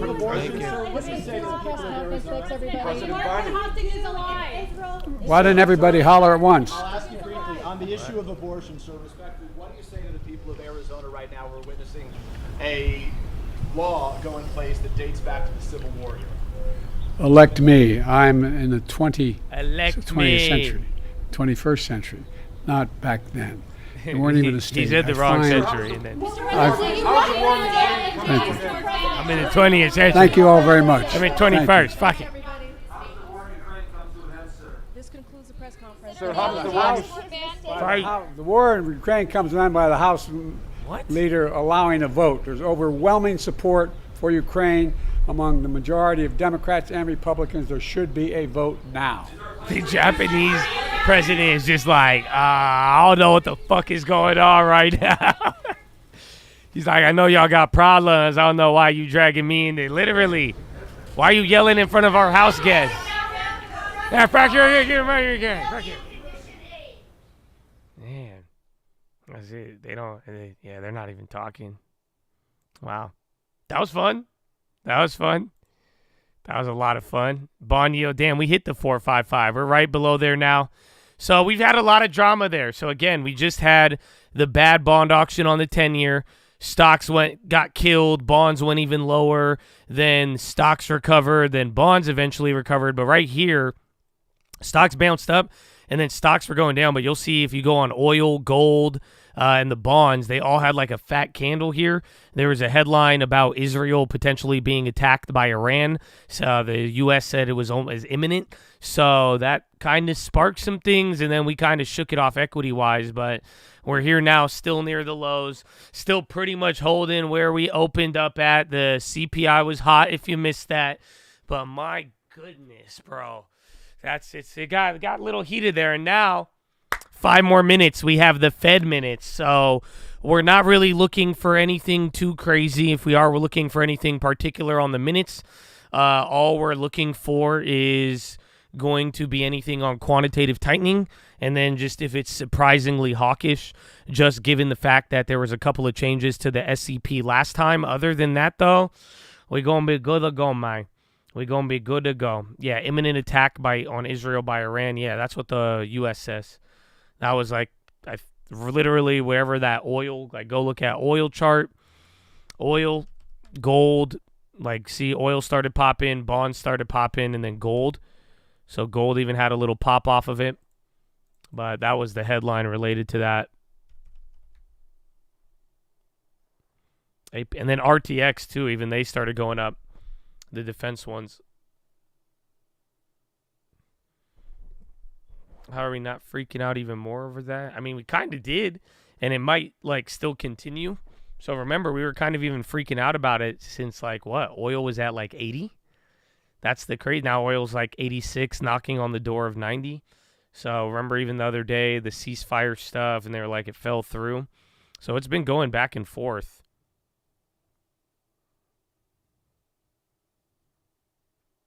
And Intel, that got murked, bro. I didn't think that was going to go down 3. And RTX is in the green now. They were red. A big green shoot on the SPY. Actually, a decently big green. Bro, that's 1 point? Am I tripping? Yeah, dude, you just shot up 1 point on the SPY in 1 minute right there. Like literally 10 seconds. No, nothing. Fed minutes come out in 2. There's been a lot of weird swings today in terms of size, but then it's just weird a couple minutes later, man. Because, again, even that pop after the data, but you're doing it again. Like, it's just, the market's just showing you, I'm alive. You know, you can't fight back too much. He's still showing that, or the market's showing he has some fight left. No matter what, bro. Like, because that's the 3rd time that's happened today. But then again, I mean, you're still, like, well above the 5,000s, but then you're still down 1%. I mean, now it's only 0.8. It was just 1.3 not too long ago. Resiliency. So, yeah, 2 more minutes, though. Minutes are in 2. That's why to even see that pop ahead of time, that's even more interesting. How bizarre. And Domino's on the high. But then again, the high ticker just kind of went crazy there. There's a lot of names. Low ticker hasn't really moved too much. Again, bonds even catching a bit off of that. Bump, bump, bump, bump, bump, bump. Oil hit another high and then came down off of that. The FOMC, the defense stocks are going up. RTX is outperforming, it seems like. Baba, a nice pop. Albemarle, price target raised. You just bought TLT. Everybody in the TLT. PSN, Jenks coming down. That was a big pop. Even the SPY now. So about 1 minute, 1 minute 20. So again, if you go to the Fed website, it'll be here. Go to the Fed website, and then right here, there'll be something that'll pop up that'll say minutes. That's what we're going to be looking for. Again, I'll get all the headlines when they come out. It'll come on the wire. Sometimes, like, literally the Fed website will update later, so I might even have it before it's on the Fed website, but be on the lookout. We'll get the main gist of it. It's either going to have a surprise or it's not. If it doesn't have a surprise, then we're going to just continue doing what we were doing and then get ready for PPI tomorrow morning. All right, 30 seconds. Barclays sees Fed cutting rates just once in 2024 after data. Expects rates at 4 to 4.25 by end of 2025. So Barclays just lowered their rate cut odds. 20 seconds.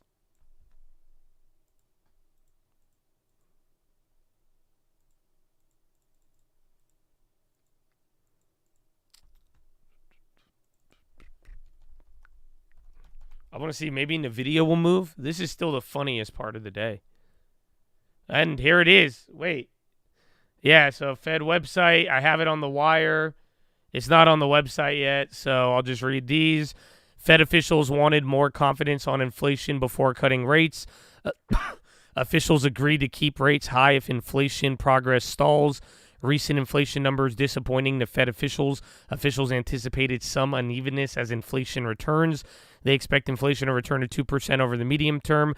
Officials saw economic growth slowing from 23 pace. Some officials saw high immigration fueling demand for housing.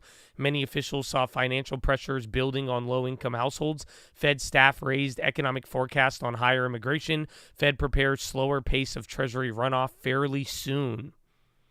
I don't know. Fairly, sorry. That's the only thing. The runoff. Maybe. Otherwise, you're not getting any knee-jerk reaction. I don't think anything crazy. Participants generally noted uncertainty about high inflation. They mentioned immigration, and then they're saying immigration on real estate prices, as well as what else? As just GDP growth. It's generally status quo, but then there was that one headline. What did they say?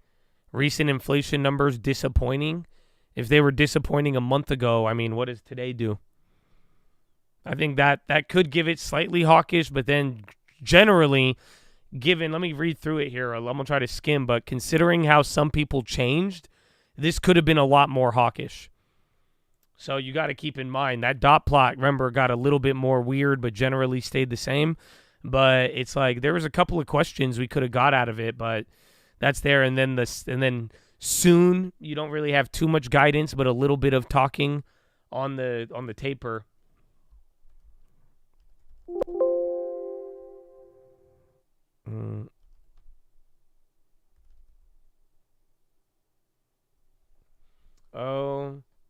The manager then discussed expectations regarding balance sheet policies. Survey responses reflect judgments that the committee's slowing the balance sheet runoff would begin later than previously expected. Now expecting slower starter around mid-year. Hey, that's not good.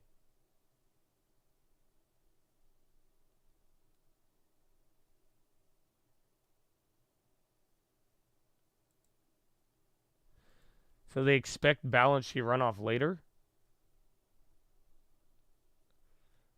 Causes, yeah. That sounds kind of bearish. That seems like the runoff plan or the tightening isn't there. Almost all saw it appropriate to cut this year. Little need to slow mortgage-backed securities, preferring to adjust cap on treasuries. Fed prefers to adjust treasury cap to slow runoff, not MBS. Later and less than expected. Well, yeah, they're saying mid-year. So we thought we were going to get a rate cut by June and then maybe balance sheet runoff by, by March. Now they're saying maybe we'll do the balance sheet stuff in June and then still nothing on rate cuts.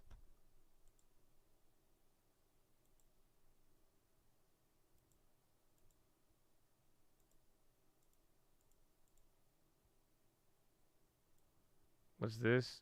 It would allow banks short-term funding more additional time to adjust lower level of reserves, reducing the probability that money markets experience undue stress that could require an early end to runoff.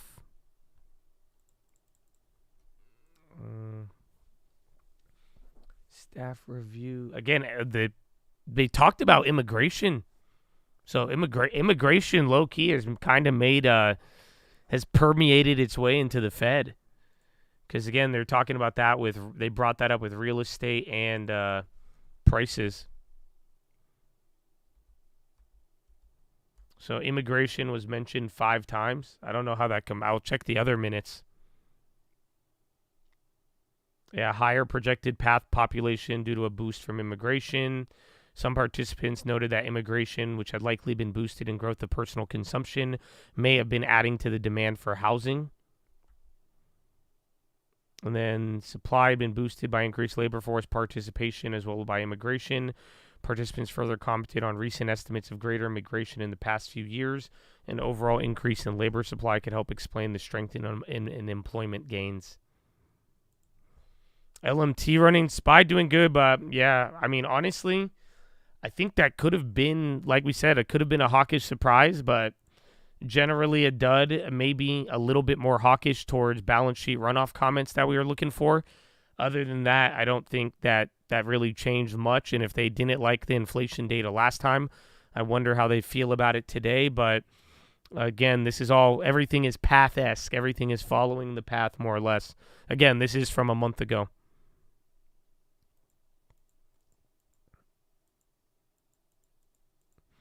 They blame immigration before government overspending, low taxes and low rates. Probably.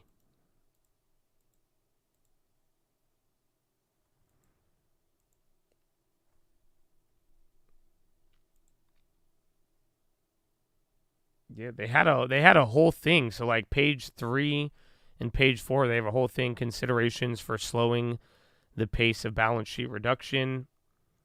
Participants began a discussion related to slowing pace of balance sheet reduction. So they kind of, was that in the other one? Let me check the other minutes. I think that's kind of the new part, though. So like we said, that it may sound a little hawkish, but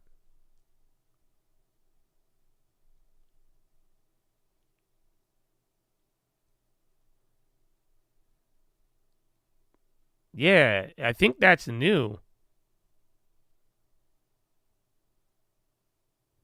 And there's headlines coming on about U.S. and Japan.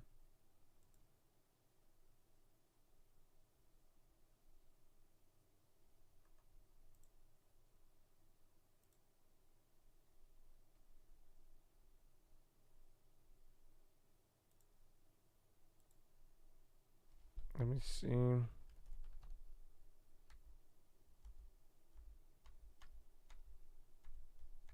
Yeah, wait, hold on. You got something there.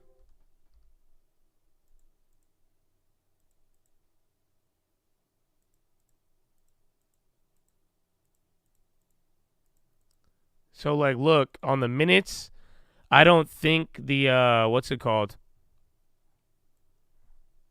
This one wasn't there last time. So they did have a full, I don't know, I think that's kind of bullish. Look at this. They have a whole category on the minutes called considerations for slowing the pace of balance sheet reduction. They didn't have this on any of the last minutes. So they had a full-blown discussion related to the whole plan with it. Wouldn't that be bad? No, that's good. Because, again, balance sheet reduction, if they slow the pace of that, that means the Fed will be tightening less. Why are they discussing it now? No, I think, you guys may have not been following along. So if you are asking why this is bullish, you're probably behind like 3 meetings ago. So you want them to reduce the balance sheet to tighten it up, but in terms of like being easing and bringing the market up and being like accommodative as bonds and people have been talking about, it has to do with, this is actually bullish for the market. So maybe bad for inflation and everything else, but this has been something, again, I mean, we've been talking about this for a while. So this isn't anything new. Powell has kind of led into this, and that's what I'm saying is new, is that Powell said they're going to be talking about it, but it looks like the minutes, they have a whole category on it now that didn't exist before. So let me read this real quick. But bonds or stocks are going up on that.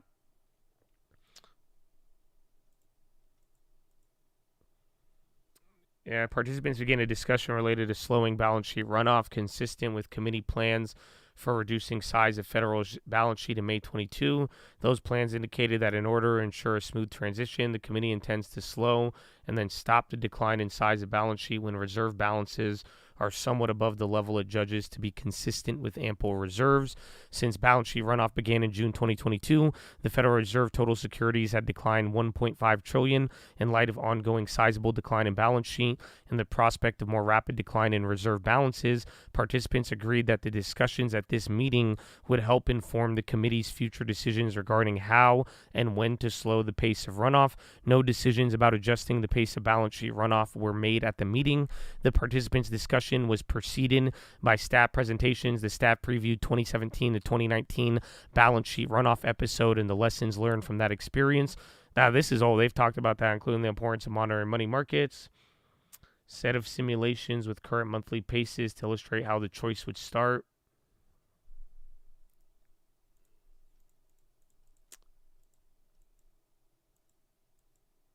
We can observe that balance sheet runoff was proceeding smoothly, nevertheless taking into account 2017-2019.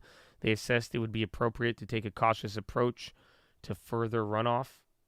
The vast majority of participants judged it would be prudent to begin slowing the pace of runoff fairly soon. So that was the headline. That was the new head. But again, they gave a whole ass paragraph, like a conversation on this, it looks. So we're going to hear about this moving forward, definitely. Most of the participants noted that despite significant balance sheet reduction, reserve balances have remained elevated because the decline in usage on RRP facility had shifted Federal Reserve liabilities towards reserves. However, with the extent of future declines on RRP take-up becoming more limited, further balance sheet runoff will likely translate more directly into declines in reserve balances, potentially at a rapid pace. In light of uncertainty regarding this, consistent with operating an ample reserve regime, slowing the pace of balance sheet runoff sooner rather than later would help facilitate a smooth transition from ample reserves to slower runoff, giving the committee more time to assess. Would allow banks and short-term funding to generally additional time to lower levels of reserves.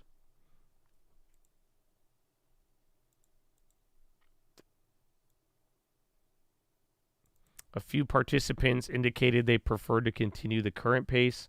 All participants emphasized the importance of communicating that a decision to slow the pace would have no implication for the stance of monetary policy, as it would mean implementing one of the transitional steps previously announced in the committee balance sheet plans. On how to adjust, they favored reducing the monthly pace by half from the recent overall pace, with redemptions of MBS expected to continue to run well below the current monthly cap. So yeah, still no guidance on it. But soon, the discussion's going further, but it's still kind of stale. So other than that, a dud. I would say that's a little bit new. But again, Fed didn't like the inflation data a month ago. I still don't think they like it. Gold didn't move much off the minutes. Oil is going higher. Defense stocks are trading a little higher. And SPY's right at VWAP. I mean, you're near higher levels than lower levels, but you generally have not moved much, holding about 1% what was priced in.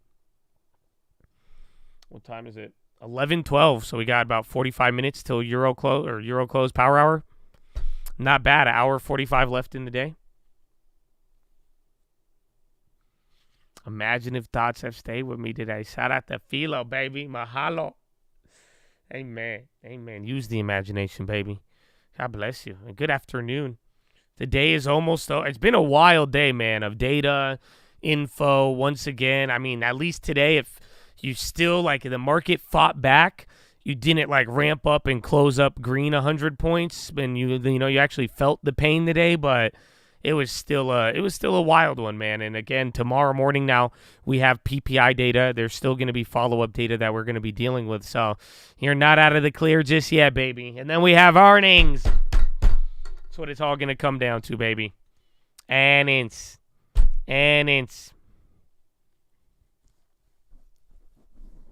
CCJ, yeah, remember, they were down earlier than yesterday. Then they came up, though, today. LMT run up the never-ending cycle of data. Well, I mean, today the pressure is on, but we're generally still following the path, but there's some weakness. We may deviate from that, but we're worried about inflation still, probably a little bit more than we have been at any time since last December, maybe since last August, but we're going to find out here, and that's why the data, maybe it comes and culminates to an end, but I do think earnings is going to be that next big guide, and then that's it. But the story is on the verge of changing, but as of now, we're still chilling. We're still chilling. Yeah, I'm down on CARM, and I'm still up on CNTX. And then airlines sold off. They were up 5 in the morning. Am I buying the dip? I may on chip stocks, but I'm going to see tomorrow because I want to buy the dip, but I also want to get out of stuff related to depending on what we get at that event tomorrow. But other than that, I think it's generally we're in the same range. I don't think anything is out I'm sketched out by the bonds, but I'm also seeing the market resiliency, and that's what I'm saying. So I'm a little sketched out, but not enough to move, and I think that could probably accompany what a lot of people are feeling in the market, to be honest. Once again, I think we're on the borderline of trying to get everybody out there, but like we said, it's like you have reasons to sell, but no one's really been pushed to it. And then oil breaking out again. And then gold a little bit higher, but generally not really moving much. Bonds going lower. SPY trying to break out too. So not bad. The day has been long. It's been long in the sense we were on early, but I'm kind of surprised, or we're almost over. Like, I feel like we hit Euro close pretty quick. But we'll see. And then it's only Wednesday.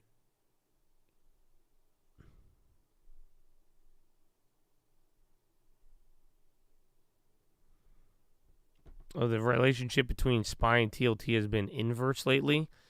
I mean, it's been positive. Yields go up, SPY goes up, but I guess bonds do bad, stocks do good. That's kind of what we've been seeing, but it hasn't always been like that. It's hard to determine the relationship between the two. That's kind of where a lot of confusion comes from on the day-to-day, and that's why, like, sometimes we'll watch the bonds go in advance and then the stocks, and then they're switching off, and that's kind of what we're waiting for now. You know, the simple way I explained it is just now with bond yields back to like a higher level above 4.5, just the simple way to look at it is that the market may be less protected or less defended from any of the other data we get moving forward, and just be more sensitive. Rick Santelli screaming. I like Santelli. Santelli a good guy. I might be delayed. No CNBC.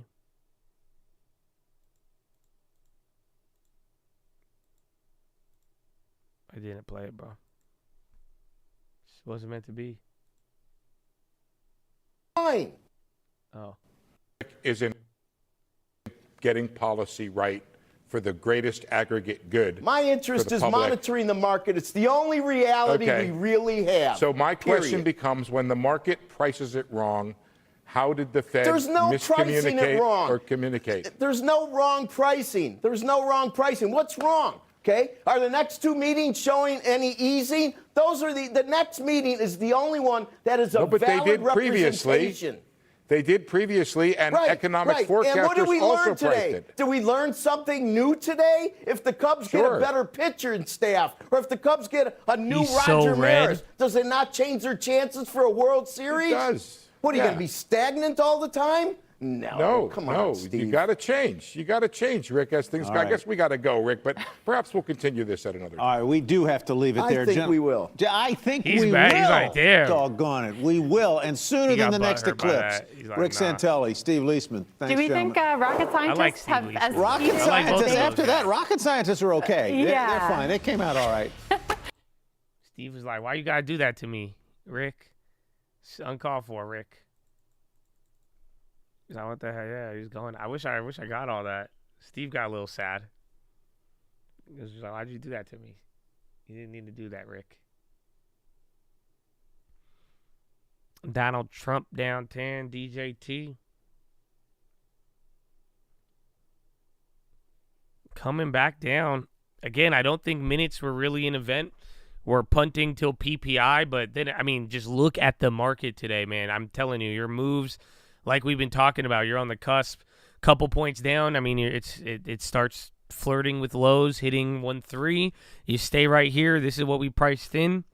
We've been here for almost 7 hours. So we'll see. Yeah, PPI is tomorrow morning. Is it tomorrow morning or Friday? Let me double check. I'm pretty sure it's tomorrow. Yeah, producer prices tomorrow morning. And then you even get ECB interest rate decision. So you're going to get Lagarde tomorrow morning. But yeah, PPI and then China data at night. And then consumer sentiment on Friday. I think we'll get murdered off a hot PPI. That's kind of what I'm saying is like right now though, the market's trying to play chicken in a weird way, or the market's like, try me, but I think the market's going to be really sensitive now. I don't think the rates shoot up here and then hot data comes in and everybody takes it. Oh yeah, we rip up 100. I don't think that's going to keep happening if the bond yields keep going vertical. Again, anytime you've had a trend like this in the bonds and it's lasted this long, we start fucking cracking. That's literally from last April to August, September. I was like a 4-month, same exact thing happened. I mean, you went from like 3.3 to 4.5, and then that's it. Eventually, everyone was like, yeah, we're not as optimistic.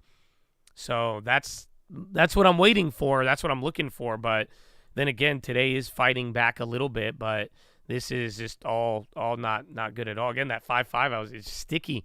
You're right below that right now.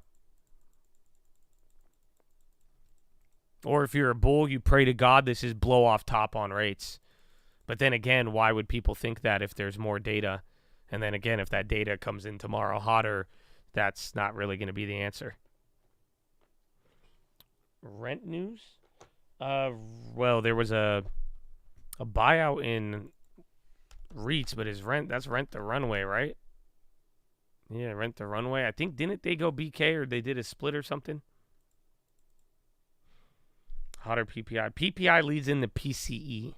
I'm pretty sure. Puts. NOC, those defense names are still going. So again, we had a little bit of global tension sprinkled on towards the end here, and oil's still up.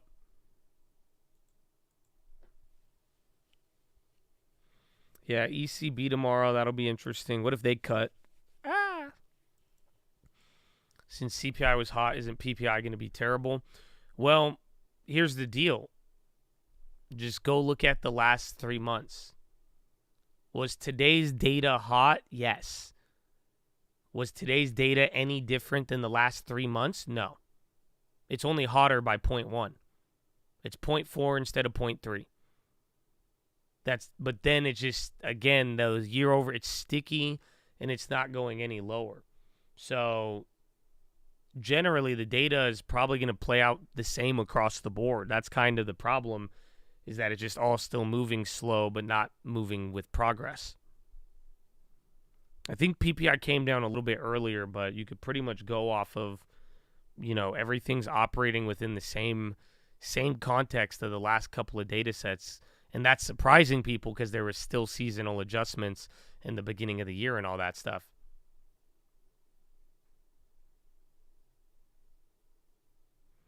Six-month averages, I don't think, even 12-month averages are starting to tick back up, but 6-month averages are borderline the same. So we've been at like 3.8 to 4 in the last 6 months. You haven't really moved. It took you 6 months to move 0.2, 9 months to move 0.2 as well. Same 0.2. And then oil going up, SPY a little cheek lay, bonds coming down again. Again, this is right here at 455.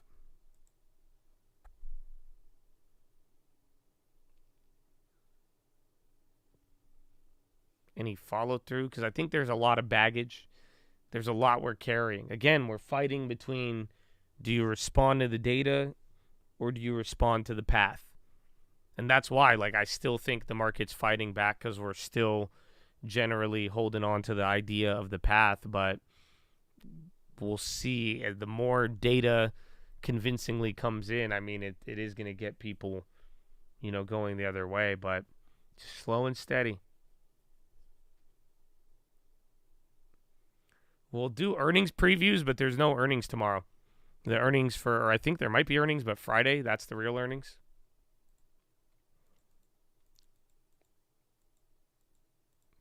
Well, the path, you're just running out of, you're literally running out of runway. That's all. So whatever you thought 4 months, there's only 2 months left now. So and that's what we're saying. You've seen now 4 months of how the CPI data has moved.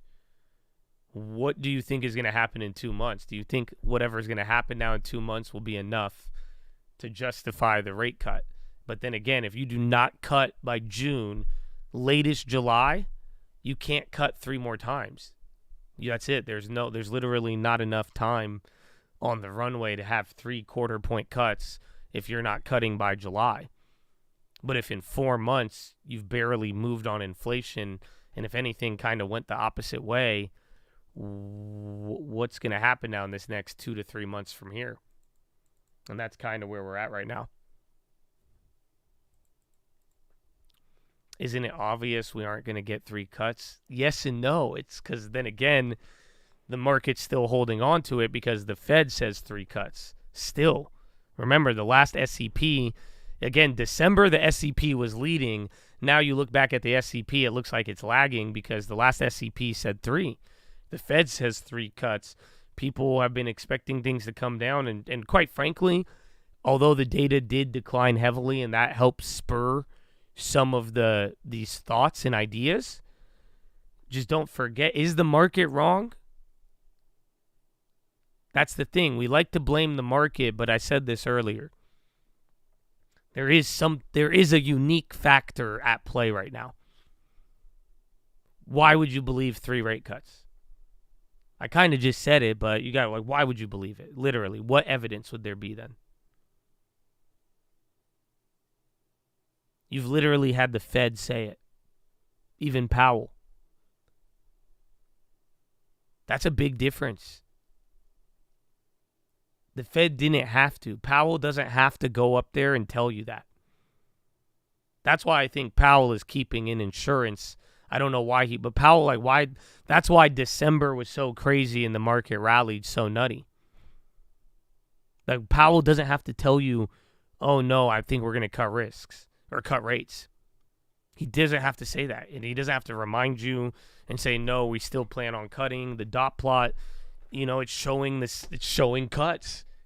So that's really your biggest evidence of like, oh, well, why would you believe 3 cuts? Well, they say don't fight the Fed, but the Fed is telling you 3. The Fed is telling you at least 1. At least 1. That's at least what most of them have all said, except for maybe Neil Kashkari. What the Fed is saying, whether Powell or other Fed members, they've been just saying, yeah, we're going to cut at least once this year. But like, they don't have to. They don't have to say that. That's why I'm like, why? But that's where I think is keeping people believing any sort of large amount of cuts. It's keeping the hope alive. He also said mild hot prints were an area of concern. He has. And that's what he said the last couple of months. It's just been a couple of months of mildly hot prints. Every time they come out, Powell says, I'm not worried. And then the market kind of recovers. So the question you have to ask yourself today, are we still in that situation? That's it. We had 3-4 mildly hot prints in a row. Is Powell going to feel the same way or not? And if Powell does feel the same way, does the market do good and kind of pull back? Or is the market like, nah, and start to get pessimistic and then get more sensitive with those yields?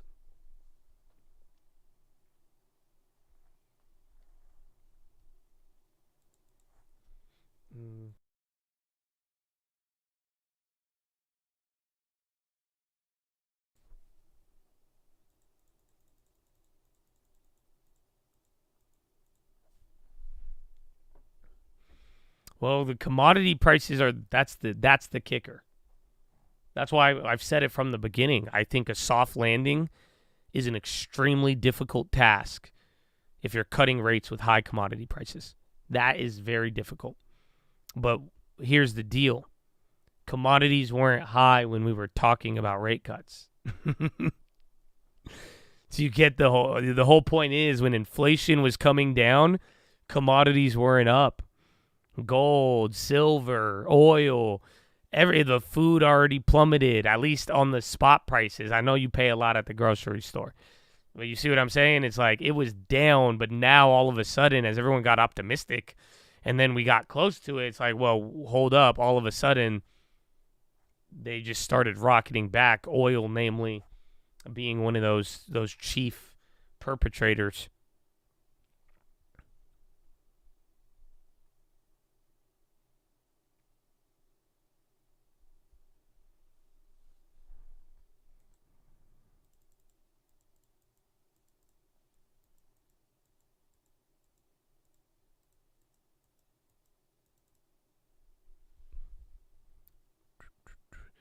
For the record, Powell's job is price stability. If he came out full hawkish and crashed the markets, he would be booted within the quarter. I don't think he would, but he would definitely get shit. But you have to think about it. If the markets crash, do you think inflation would come down?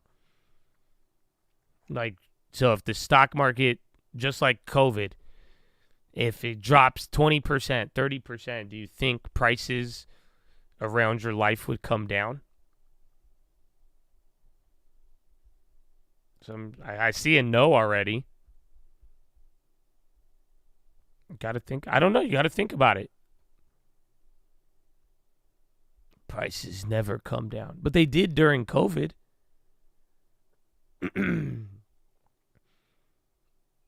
So, that's what you got to think about.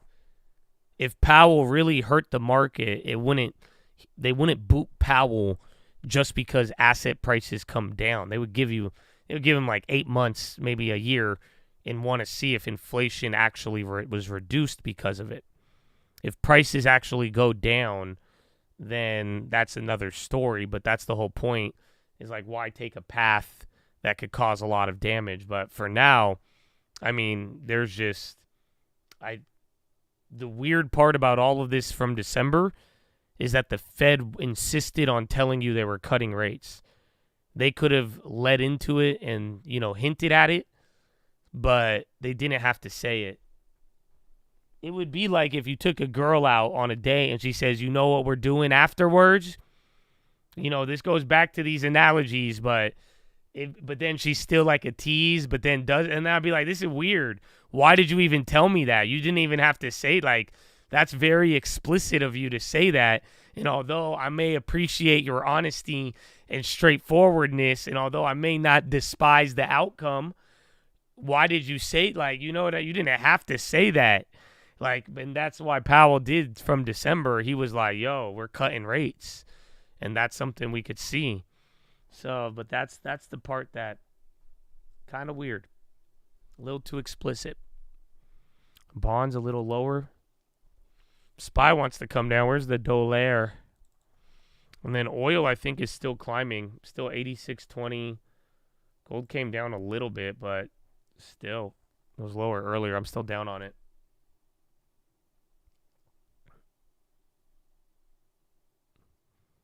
Political Powell. That's what I said. Maybe that was the tinfoil. Maybe Powell just had to talk about rates for political reasons, but then didn't actually have to cut them. But then again, it doesn't look good. Just even for Powell to come again, because even till to this day, even last SEP, sounded very confident in cutting rates.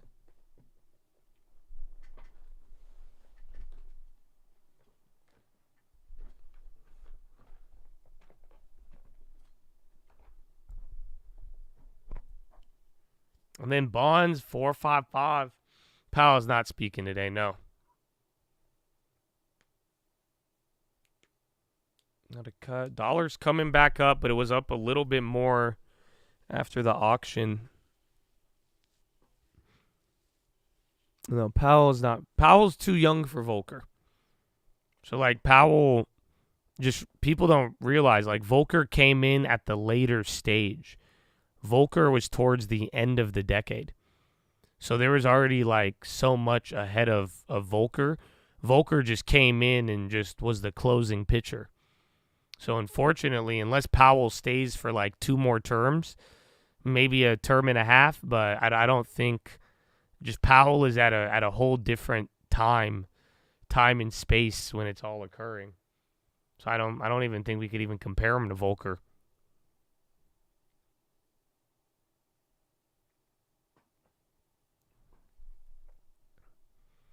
The Fed lose credibility if they change their mind. I mean, they're going to justify, if they did, they would justify it by saying, well, the dot plot was never a commitment.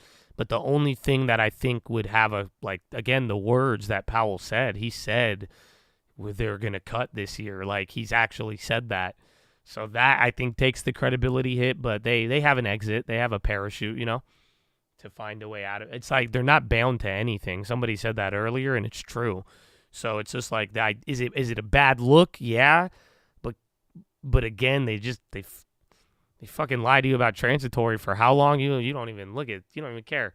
So it's like they could get at. They could. It's not a good look, but they could find their way out of it. I mean, again, we seize people's bank accounts nowadays. You know what I'm saying? And like they'll find a way out of this. It's not a good look, but we could get around it. We could get around it.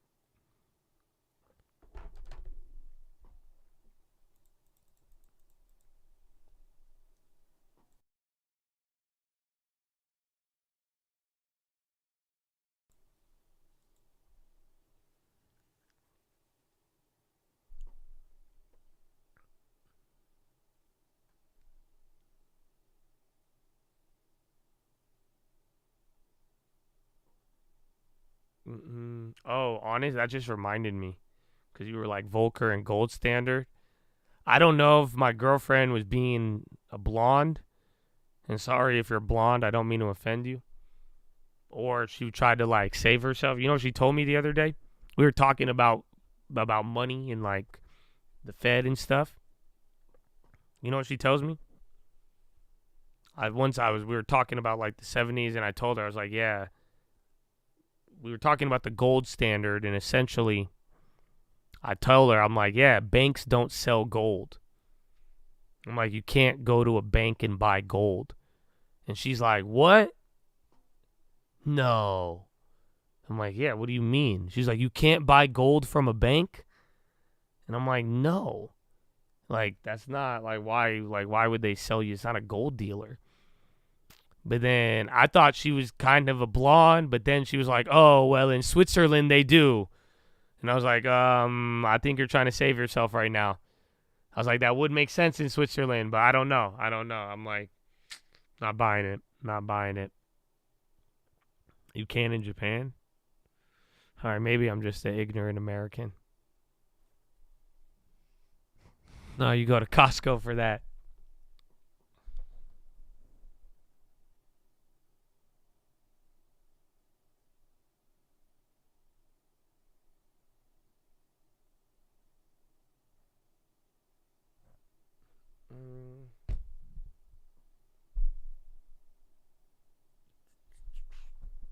All right, we're hanging out near the low. Oil's still climbing.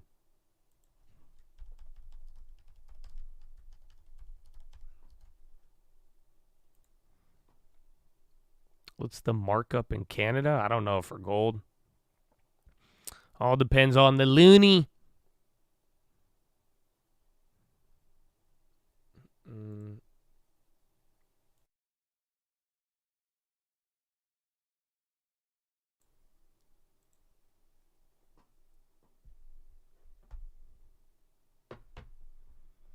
Kenview on the high. And then we'll see if the dollar chills out. Bonds not there. You can in Germany. Yeah, so I'm the ignorant American. But I love you, Chad. Don't worry. It will be provided. Yeah. Chop City. Chop City. Remember when Rack City was the coolest song ever? Good times. Good times.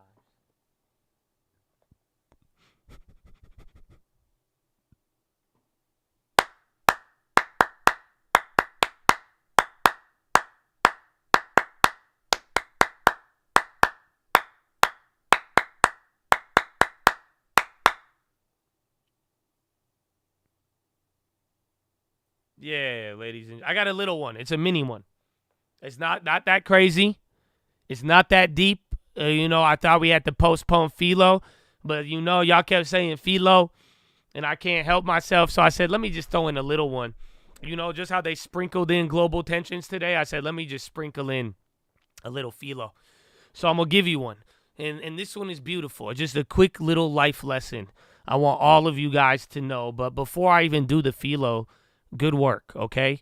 And I'm proud of y'all, man, again. And hopefully if you hear that and you're like, you don't have a reason to be proud of me, make a reason for me to be proud of you, man. And I'm proud of those who've been taking PHILO and turning it into real fruit. People who have stuck to a plan, become a beacon, but ultimately stuck to a plan. People making an effort, For real, bro. This is an honor, and I don't know. We could take it for granted. every single day, man. Don't, and I hope you don't, but to be surrounded by people that you could share things with in a world like today, to be around people you could call brothers and sisters, and to know you're not the only one who has this idea of trying to make it out somewhere and trying to create something, baby. You know what I'm saying? A little different of a calling, man. So good work, baby. Yeah, trajectory. Talk to him, baby. Talk to him. So listen, man, I just want to give you something. I could throw in two things with this, but my simple philo for you today, and you could apply this spiritually, or you could apply it non-spiritually, and I hope you'll see both sides. It's up to you. But Chad, can I just tell you a secret? If you know how to worry, you know how to meditate. That's your philo, brother. Let me say it again. If you know how to worry, you know how to meditate. Yeah, my quick little mini philo is on meditation, bro. Meditate on the word. Some of y'all just need to meditate. That's why I said, listen, okay, great. Apply it spiritually. Y'all meditate on the word. Amen. For real, and I could talk about that. But even then, some of y'all just need to get it to like calm down, you know what I'm saying? Relax and meditate. Whatever you choose to meditate on, I'm not telling you what to choose. Go ahead. That's you. I do hope it is something good for you, though. Because if you don't understand what I just told you, that's the whole point. Do you realize every time you worry, and the way some of y'all worry, some of y'all say you got anxiety in here, and then you're saying this helps. I'm glad. Because that's just the pure nature of it. Worrying is meditating. Do you get it? When people say meditate, they're really telling you to worry. The only difference is when you worry, it's something negative. What do you do when you worry? You repeat it over and over again. Oh, you think about it. You envision it. Man, you even think about it so much, you even say stuff. It just comes out of your mouth sometimes. You're like, I'm domed, I'm cursed. Fuck. No? What is worrying then? Think about it. You're worrying right now. You're just sitting there meditating on the problem. You, my brother, you know how to meditate and you train it. But it's used to worry. You say it's contemplation, not meditation. Oh, I think it's this. I think if you know how to worry, you know how to meditate. Because if I was going to tell you to meditate and you didn't know how, I would tell you to do what you do when you worry. But this time, instead of the things that you worried about, do what you do with the same way you worry, man. I mean, if you thought about the long term, the way you would worry about a problem, oh my goodness. You would think about it every day. You wake up in the morning. Oh, man. Oh, another day. Think about another day. Oh, another day. So, why I'm telling you this is to say we all have the ability. And I don't know if you've liked some of these philos lately. Even what I told you yesterday, man, I love it. You know why? Because I'm trying to show you the things we all have. This is why you should love your brother and sisters. You know what I'm saying? Maybe show a little bit more compassion towards people. So maybe y'all will realize how much we really do have in common. Like yesterday, bro, we all have imaginations. You know what I'm saying? We all have imaginations. We all have the ability to imagine. How we choose to use it, it's all up to us.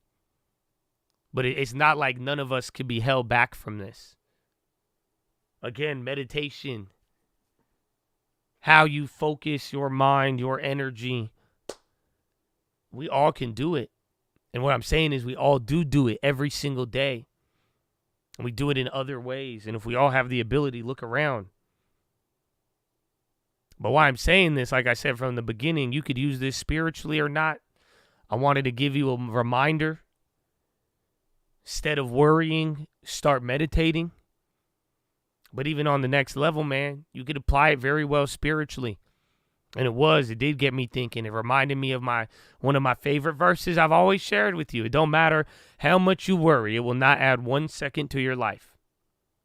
But then also just like making sure, man, that I'm like really reading.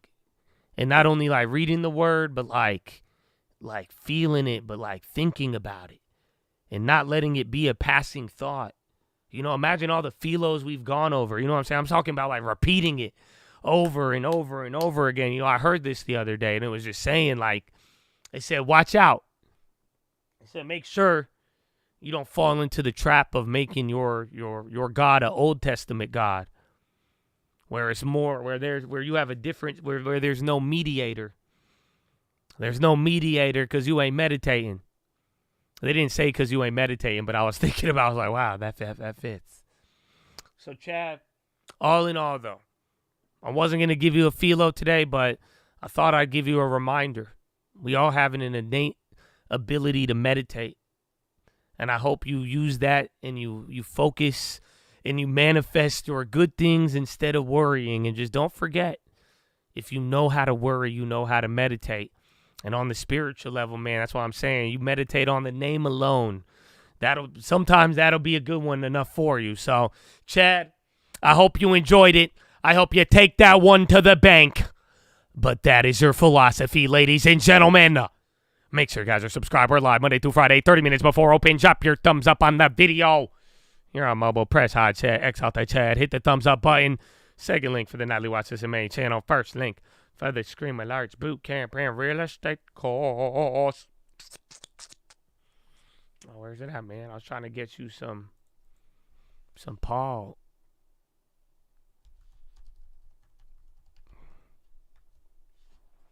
Why is the official moderator shirt 10K? Because I was waiting for you to buy it. I think we only got like one left in stock, so you better act now. You better act now.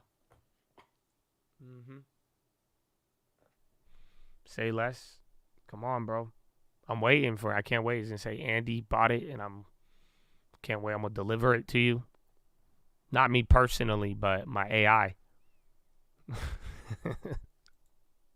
God, it don't matter about the wait, why they just started from the middle? The whole idea of spiritual warfare is not what you think when you watch something like The Exorcist. Spiritual warfare is much more subtle and it's much more tricky. It's a call, baby. Yeah, it's a letter to the people. I'm penning it like I'm Paul. It don't matter about the evil, it matter about the God. It don't matter about the weapons, it matter about how you armed. All that matters is the weather, when weather to bet the farm. I ain't gotta see it to believe it. If it's signing and it's needed, then my eyes don't need a reason. I won't even try to explain it unless it say I got a feeling. I'm gonna sing my praise like David, but the king is still a killer. Listen up and go and get the tropes. Hope you know you ain't scared of them, they scared of you. And I know you might be scared to take that point of view. You see them arrows in my back? Yup, son, that's gonna happen too. But the harvest's on the way. You gon' barter every day. That means you have to make a trade. Either life or it's the grave. The result will not remain. Every day will bring a change. Kinda funny and it's strange how the hope will pave the way. You hearing what I say?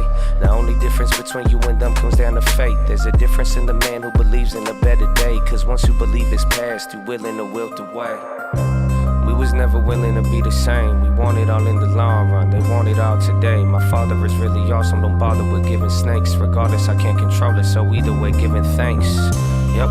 You could take that one to the bank. A leader without a rank, a speaker without a face, a people without a race. They eating without a taste, they scheming without a safe. The meanings have been replaced. Another time, another place, we could talk about it. Keep some oil in them lamps, don't get caught without it. Want them once, want them twice, they never talk about it. If you never get a second chance, then that ain't meant to happen. What I understand is you ain't trying to understand. Take 100 grand, then 100 undergrads. Pay them all to make a plan, but they couldn't comprehend what it means to never die, but somehow still be born again. It's a letter to the people, I'm penning it like I'm Paul. It don't matter about the evil, it matter about the God. It don't matter about the weapons, it matter about how you armed. All that matters is the weather, when weather to bet the farm. It's a coat. It's a coat. Tell him, Uncle. Yep, that's gonna happen too. but the harvest on the way. You never heard Christian rap before? Well, I don't know if that was considered Christian. I don't think Uncle cussed in that song, which is good. Well, you know, Uncle got, I don't think there's one Uncle song that doesn't mention God, but then again, some of them might have F words, but I think literally every song of Uncle ever produced, made, created must have a mention to the big man. As you would think he was a Biden, you know? But he's not. But let me show you. Can I show you this one, bro? Are you still here, Wolf? Are you still here? I want to show you something, Wolf. If you're here, I got something better to show you. If you ain't never heard no Christian rap, that wasn't even Christian. No, I got. Oh, Andy Mineo is pretty good, but no. I just need to make sure he's here. Oh, Ashton. Well, Ashton. Well, I'll answer your question as we see if Wolf just left real quick. He went to Tesla. Question. They can't cut rates as it will cause hyperinflation, but also they kind of have to. Fed deficits are getting refilled soon. What's your opinion? Kill the middle class or let the government go bankrupt? Seems the latter. Well, I think what you're talking about, though, is at the end of extremes. So rate cuts wouldn't necessarily cause hyperinflation. You know what I'm saying? And then just by keeping rates up, is it unsustainable and raise government interest? And with the way they're spending cause, you know, like a lot of downside? Yes. So but that is essentially, without going to any like extreme, what you are saying is essentially kind of the worry that everybody has right now. And that's kind of what a lot of the optimism is thinking, that the economy and the Fed mainly is going to find a nice middle ground between that and find a way where the rates don't go too high or too low to not cause hyperinflation or deflation, and then at the same time get the interest rates at a point where long-term effects from government to consumers and even like commercial real estate and banks don't get too negatively impacted. So good question, but it's right there in the middle.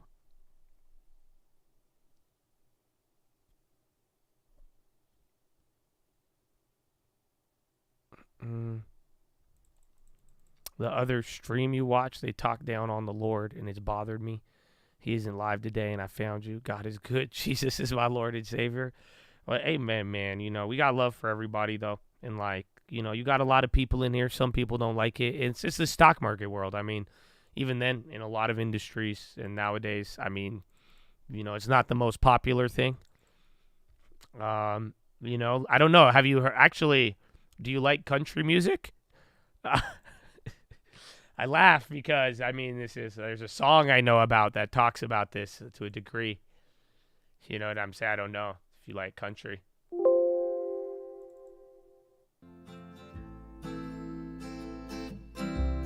The most popular thing is hedonism. Yeah. Why the people in the government pay more than the teachers? Why they always want my money? Both the liberals and preachers separate the church and state, but devil on my speakers, and they told us not to hate, but that don't apply to Jesus. I don't know. No. I got a couple questions. If I said them all out loud, then you would treat me different. Whoa. I got a couple questions. Can you tell me anybody where I should direct? Why the people in the government pay more than the teachers? Why they always want my money? Both the liberals and preachers separate the church and state, but devil on my speakers, and they told us not to hate, but they don't apply to Jesus. I don't know, no. I got a couple questions. If I said them all out loud, then you would treat me different. Whoa. I got a couple questions. Alright, that's it. Cut. I didn't mean to cut it off, but then I accidentally X'd it out, so it's over. Yeah. It happens, man. It happens. Well, good to have you, bro. Good to have you. Much love. You got long term. You need the long term, though. That's the thing. You praising the Lord, man, or you better get a long term. That's all. You ain't seen nothing yet. There's one thing about a trading channel. There's one thing about a trade. Wait till the long term, baby. Oh, is this for you? No secretary? I don't think so. I think they were at the Japan things. I think Corinne was there, but I don't think we are getting a press briefing today. Long term. Someone asked you what the most popular thing in the world. You said hedonism. Is that incorrect? You tell me. I mean, I'd borderline say selfish. It's the same thing. Hedonism. So I think it is. I mean, honest. I think I'm hedonistic, as much as I believe in my attachment to the world, and even me before I was a heathen. We all are heathens, and I don't mean that you may be thinking like, old English heathen, hey, we will stone him and crucify him. No, but there's like a culture behind it, and like, I mean, I'm sure there's a more cooler word you could use to it, but there's like a real culture and like study and shit behind it.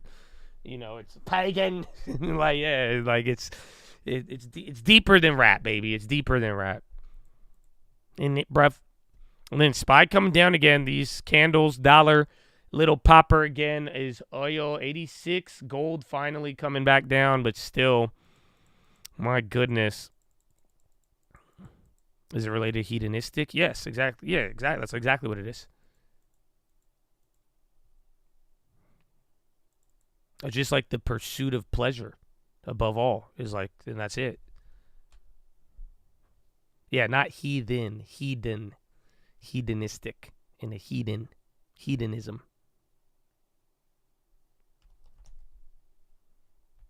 The yen is just the victim with all the other currencies of the dollar and data, but I do think you're going to get your intervention. Once we like let the dust settle from U.S. data, and I think they're going to quietly try to move that in there.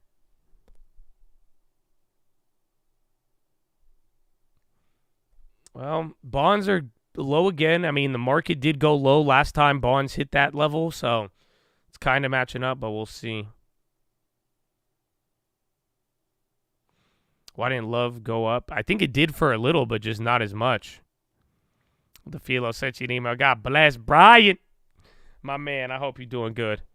God bless you, bro. Good morning. Where's the horn? Where's my horn? I know, Brian. Horna. I got you, bruv. Isn't it, bruv?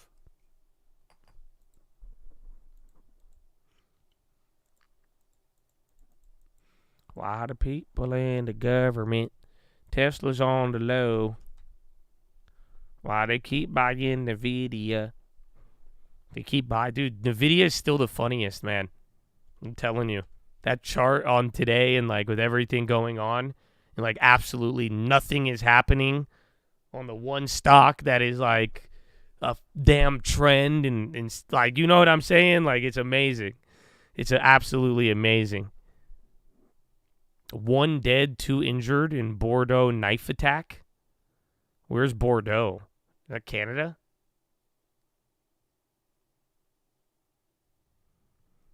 Intel, dude, that one fucked me up, man. I did not think it was going to get clapped like that. France. Oh, France. Oh, Francais. Oh, Francais.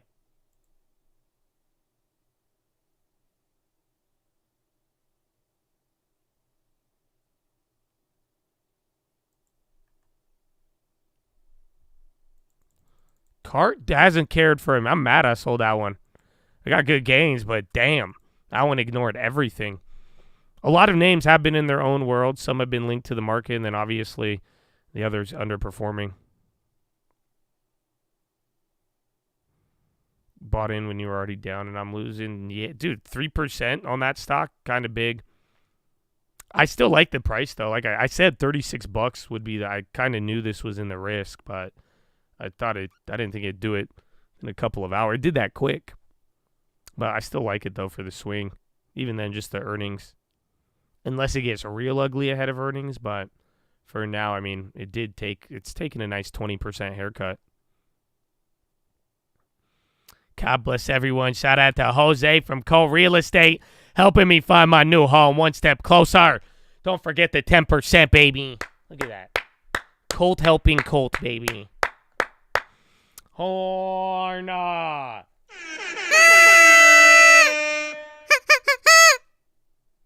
Mm-hmm. You think the Delta will hit? Probably not. I mean, if Delta didn't go up 5%, yeah, they would have hit. But Delta, unless we get like full dump, like just from everything, because their earnings were good. I was surprised. Delta was up like 5, 6 in the morning. But then again, maybe though, because remember, they moved up a lot, but I have a pretty low bar set. I don't think it'll hit. I don't have a GLD put. I have a gold contract. I'm down $200.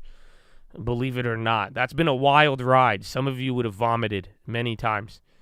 I went, imagine gold in the last couple days. I went up like $400. Then I was down like $800, and then I was up $2,000.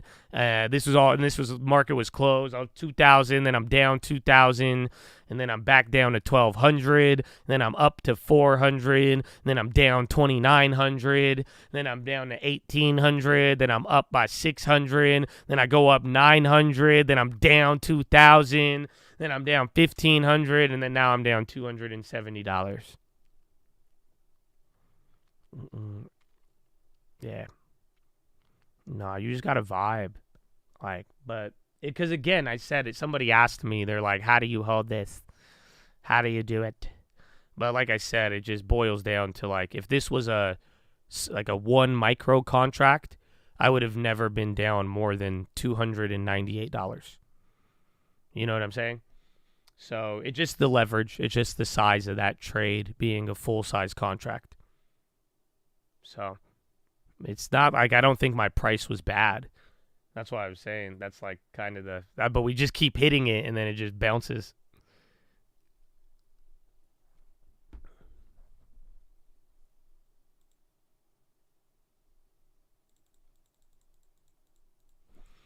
Tesla is dumping. I saw that earlier, but I see the Tesla inverse ETF on the high. 170, man. Just at 178. And then bonds bounced off of there, off the bottom, and then spiked, trying to edge a little lower. Gold's coming down and oil's up, so even the tension plays from that stuff. I don't know where RTX is. Did they come down? They stopped rocketing up, but LMT stayed up. PPI has some fear, but I mean, you don't need any anticipation fear. We have enough to respond to today. Bad bond auction, hot CPI, global tensions, again, Israel-Iran shit, like, absolutely. I don't think you had one shred of anything good today. I'm surprised we're not down more, to be honest with you. Because, again, some people were pricing in 2%, like JP Morgan. Everything you could have had wrong happened. It just maybe was a little bit more calmer than not, if you want to say that. But, yeah, it's could have been worse. Could have been worse, but still, you actually did go lower today compared to some of the other days you would have been up.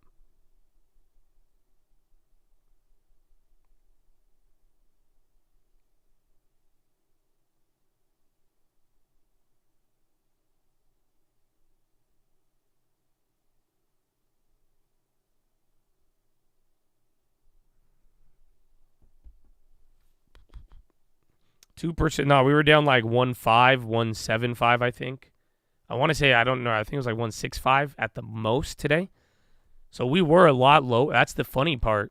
Intraday, you don't see it, but there's like another 2 points. There's a little bit more of that haircut. Then again, bonds is murdered. I'm not playing BlackRock. I only have a JP Morgan play. That got murdered. Again, those puts too probably went up, but for now, just JPM. We'll go over previews and finalize plays on that tomorrow. I mean, how much time? We got 1 hour, 55 minutes. It is power hour. We've already done a lot, and I mean, you're closer to the lows than not. Final hour, and then Bond just did not do it. Hey, Bonds got murked. No, long term got a haircut today. It's not bad. I mean, it's one of the previous highs, but compared to where we just were, we were talking about that. That's the problem with all-time highs. You love it on the way up. I guess I'm down 1.5 today. Not too bad on that. It's like you love it on the way up, but then that does, your first drawdown from the highs. That's it. No data. Oh, I have DataCal, but they have earnings in like a couple of weeks. It's not this week, I don't think. But not too bad. So 173 is where, so the chart's going to go back down to here. We already had the Fed minutes. We have PPI data tomorrow, and then the earnings reports are Friday.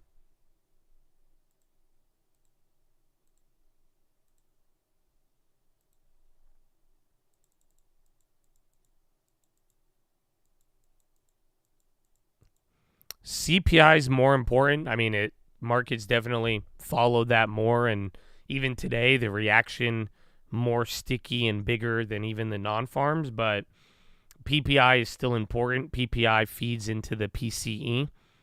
But yeah, people they care about both.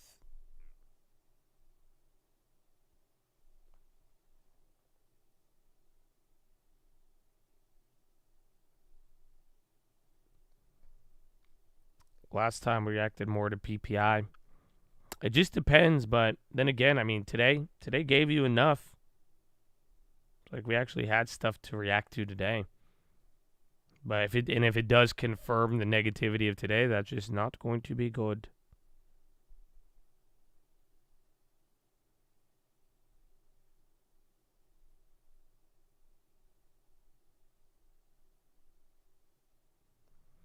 SPY dumping. Well, it's final hour here, and everything is just we spent 7 hours just right at the edge, and then bonds work their way up.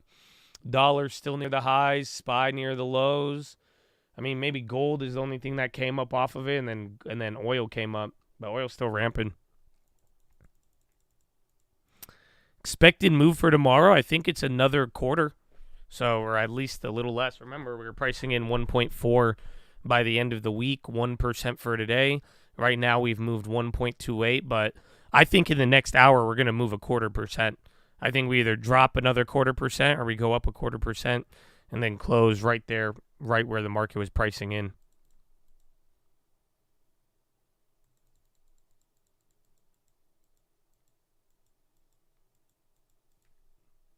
Where is the VIX? Wasn't the VIX higher? So like 5 days ago, the VIX was higher and you didn't even have this data? Ironically enough. CPI already happened, and that came in hot this morning. Powell is next week or 2 weeks.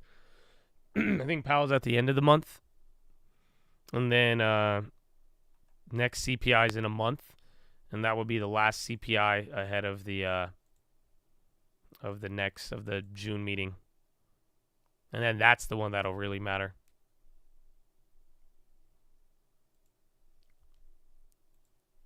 NVIDIA.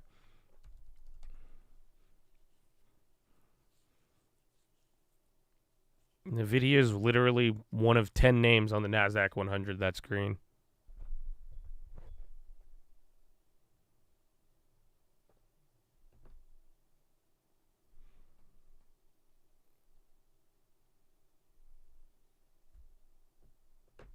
Alpine, I forgot. Didn't they have takeover stuff this morning? Unemployment's not the biggest factor. I think it's just generally, it's policy. It's actually like literally what happens to policy, and the Fed is very obscure as to what's affecting it. So it's like one part prices, one part employment. There's a lot to it, but I wouldn't say it's just employment. But that would be a big one. That would have a very, very big effect.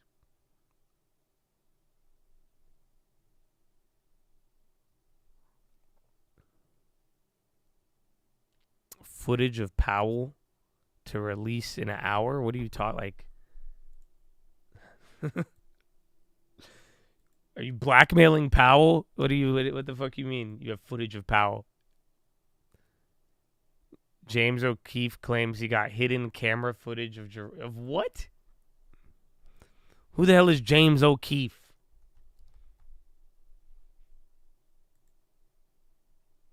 Journalist, CEO of O'Keefe Media. Oh, Project Veritas? What do you mean Powell leaks?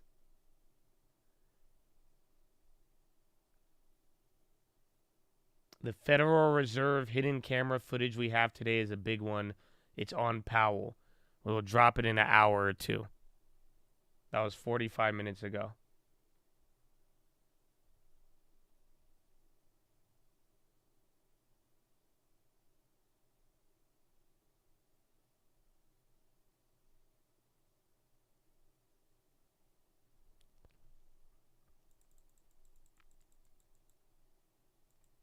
He's legit, but he reminds you of the South Park cop.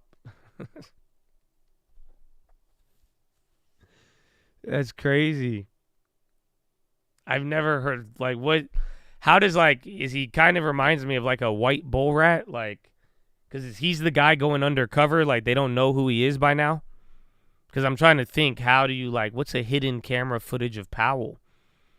So, like, how do you get Powell? And, like, what do you have Powell saying? Like, what could that be? He sends different people. How do you not know James O'Keefe? I mean, I guess I'm not too good with names. Especially if they're like British and shit. You know, like, okay, found in that, man. I tell that to my girlfriend. She gets mad, but yeah.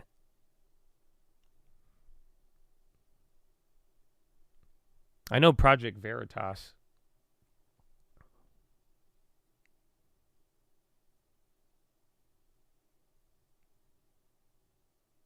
He does it himself now, just with glasses. People know the name when he brings it up, still don't recognize him. Yeah, I think maybe that's how he stay low key. He just probably wears glasses and a fake mustache every time. He's like, I heard of Project Veritas. That'd be crazy if I was him. But yeah, anyways, you got any secrets you want to tell me, CNN? What about EVs? And what else propaganda you pushing? Oh, damn, that's crazy. Oh, yeah, I agree with you for sure on everything. Dang, that's nuts. Tell me more about some more self-incriminating stuff you'll never get in trouble for. Damn, that's... Toast to that. That's cool. All right, have a good day.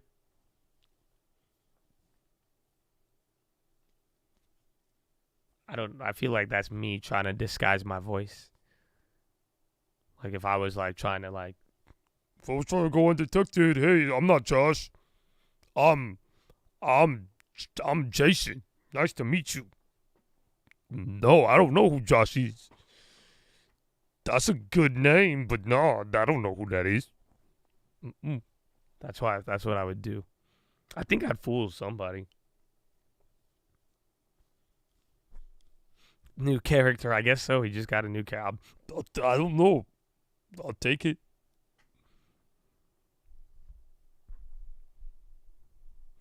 That voice is haunting. Really? I don't think it's such. Oh, well, I'm glad you like this one better. Oh, okay, bye. Project Chatitas. I think we could. Can we do it? I think some of y'all could get in there. Well, I don't know if you. I'm still kind of mind blowing that somebody is hyping up a secret recording on Powell. That I don't know. That's either like breaking. This is either gonna be the coolest thing ever, or this is about to be the dumbest shit I've ever seen, bro. And then it's gonna make all of my Powell obsession shit look not that weird. You know what I'm saying? Because that's it. Y'all think I'm weird because like low key. I have Powell behind every screen I look at. You know what I'm saying? And like I have, you know how many Powell pictures I have on my computer? But I hope this will vindicate me.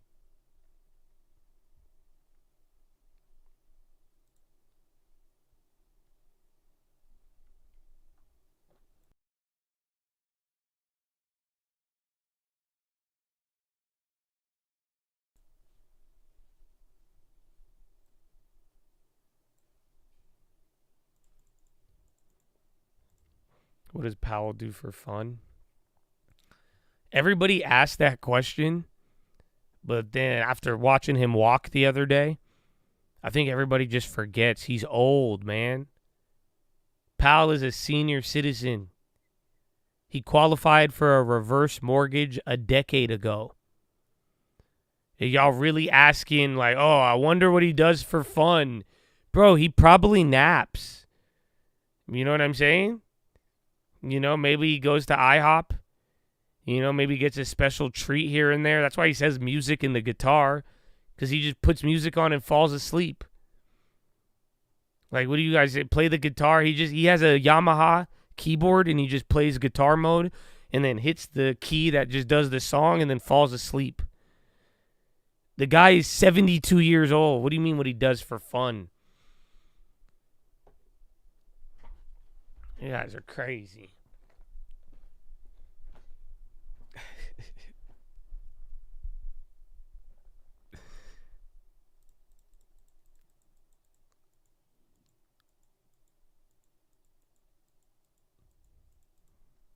No, that's a joke. I love Powell.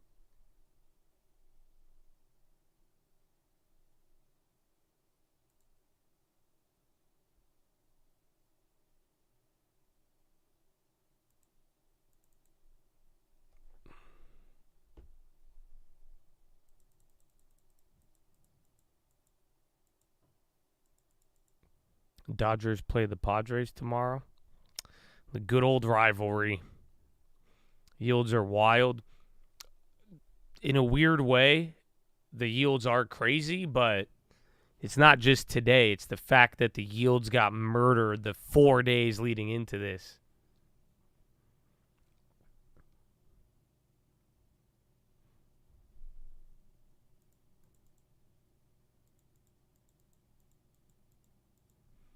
I refuse to believe Powell isn't a superhero. I could see that. Maybe he's just hiding out. He's Clark Kent.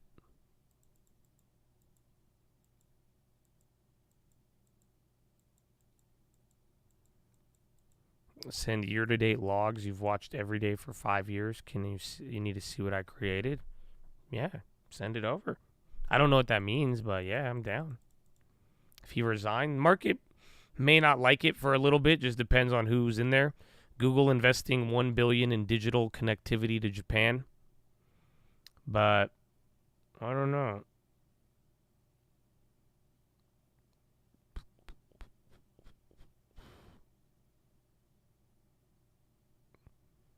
I think Powell's dropped acid. I don't know, man. I don't know. It's risky. But then he likes that. He likes that rock music. You know, those rockers.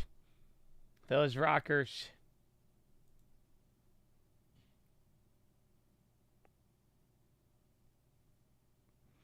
Interesting fact about Powell I didn't know.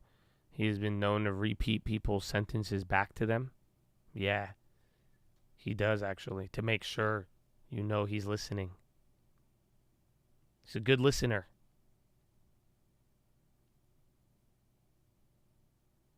Active listening, yeah. Powell has a lot of fun facts. I have a little short on there I made before. He's a cool guy. Cool guy.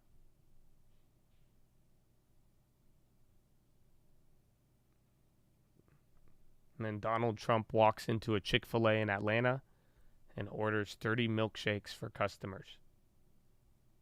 Can I have 30 milkshakes and also some chicken? Can I have 30 milkshakes? Give me the waffle fries. I don't know. Did you do a waffle fry? You're getting rich, right? We're going to get rich, right? Thanks very much. That's good. I thought you were going to say for himself. See, man, the Trump headlines just always be sounding funny from day one.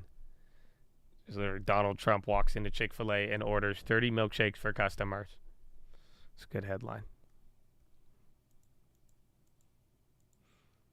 Germany's Lufthansa says suspended flights to and from Tehran until Thursday, April 11th, due to current Middle East situation.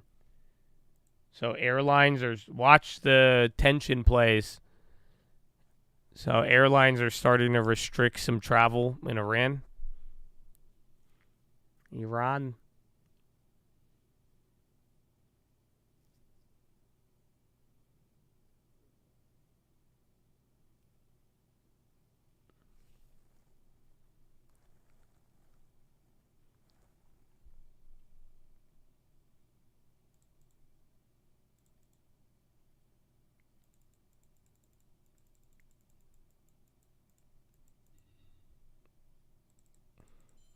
Iran.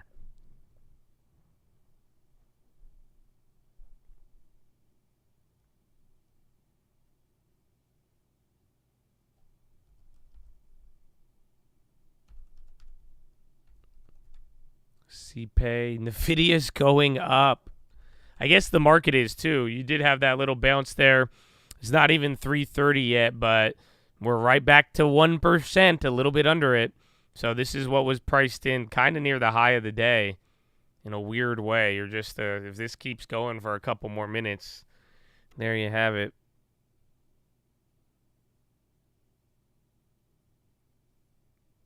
Germany.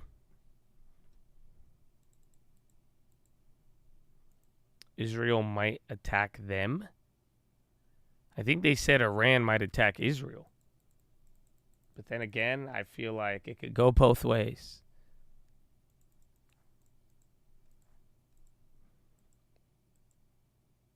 Lufthansa, you weren't wrong about the 0.25% move. I mean, literally, it just happened, so we'll see. But then again, I think we could still do it again. I think we got another 0.25 point because I thought it would have done that by the hour. I just did that in like 10 minutes. Why did you add Pfizer to the long term? I like it. It's a good company.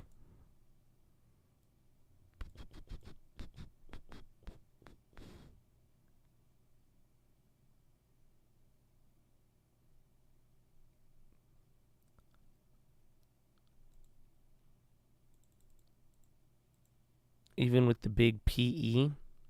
I think that was after some of their recent guides, but is their PE, is it that bad? I don't think it is, but I'm really looking at other factors beyond that. Yeah, damn, Pfizer's at a 70 PE.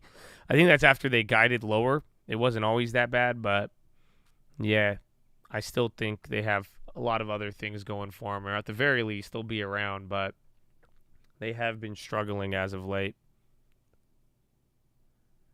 5:30 p.m. Why 5:30? Yeah, but we were just talking about that. Apparently, the Project Veritas guy has a secret recording of Powell. I don't get it. What is he going to say? Do you think it's Powell doing drugs? Do you think it's Powell saying the economy is going to crash? Like, what could it be? Like, that could be anything.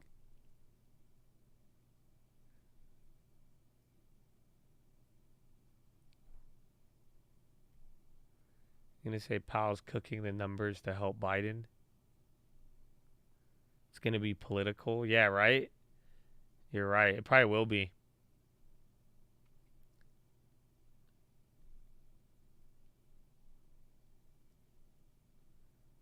Sharing info on what's not supposed to be shared. I bet you it's definitely going to be political. That makes a lot more sense.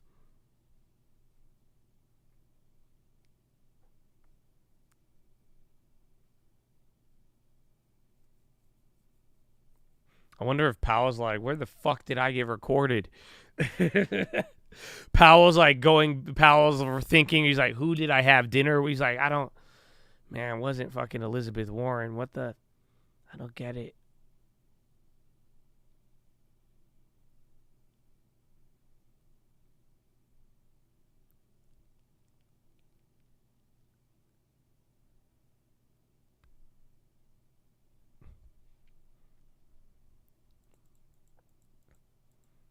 Oh, just the audio recording?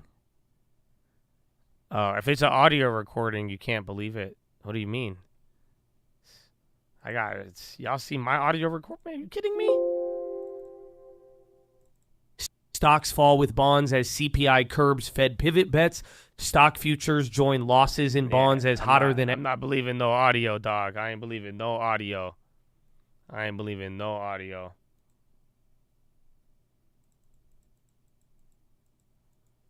Oh, shit. What if Powell and Diddy? Ah!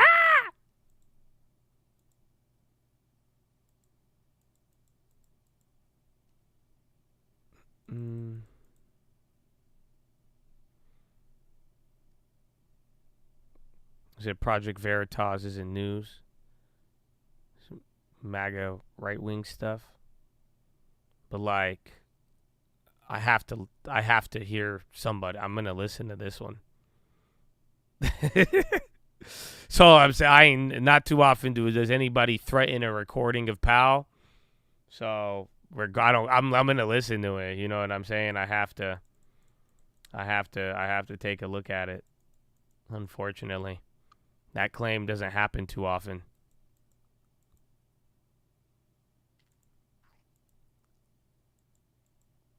You can play the rate cut odds by just trading the /ZQ.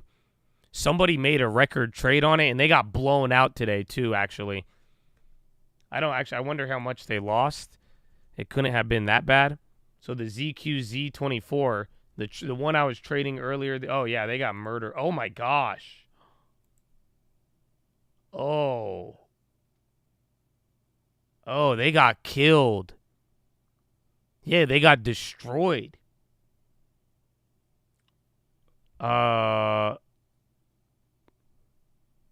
Yeah, dude, those Fed futures dropped 0.25%. That's massive.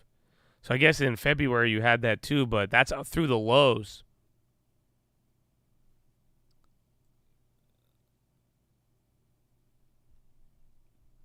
Yeah, but they made a record. They got burned on that. They lost a lot of money today because 0.25% levered. I think it's like levered like what, maybe 10 times over on the futures. That's a lot of money.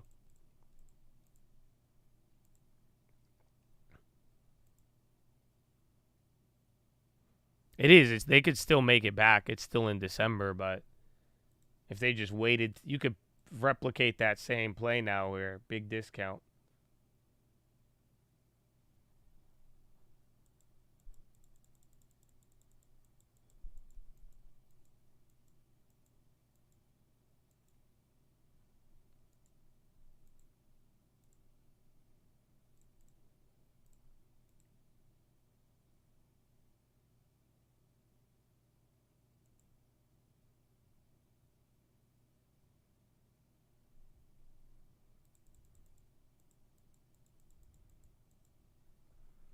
Data Kelb on the high, and then ADM. How much time we have? Almost 30 minutes left.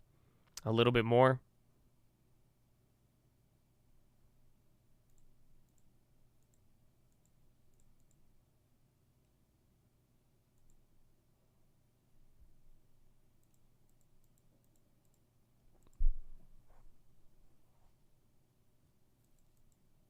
Pump till close.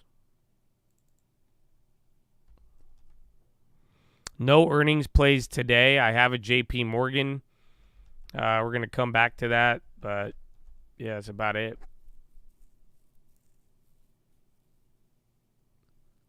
Tomorrow, though. So tomorrow around 11, we'll do the bank earnings previews. And then again next week, that's where it gets a little bit more active. I think it's Netflix and Tesla.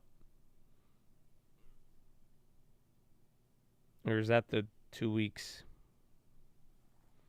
The JPEG, it hasn't came out yet, so I think it comes out an hour after the bell. There's a core PPI, so there's a PPI that includes gas and food, and then there's one that doesn't.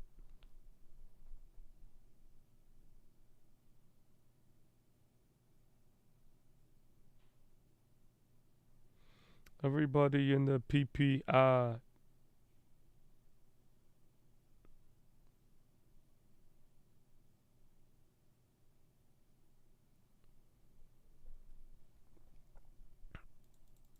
Wait until market close. I can't wait to see this. This is funny.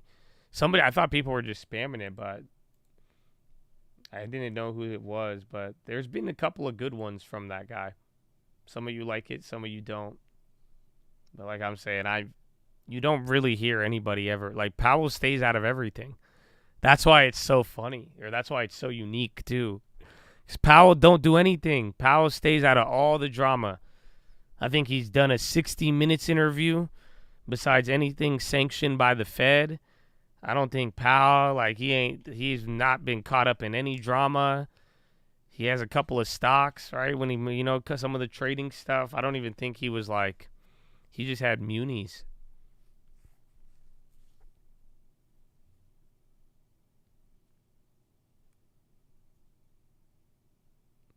Between Z24 and J24, different dates.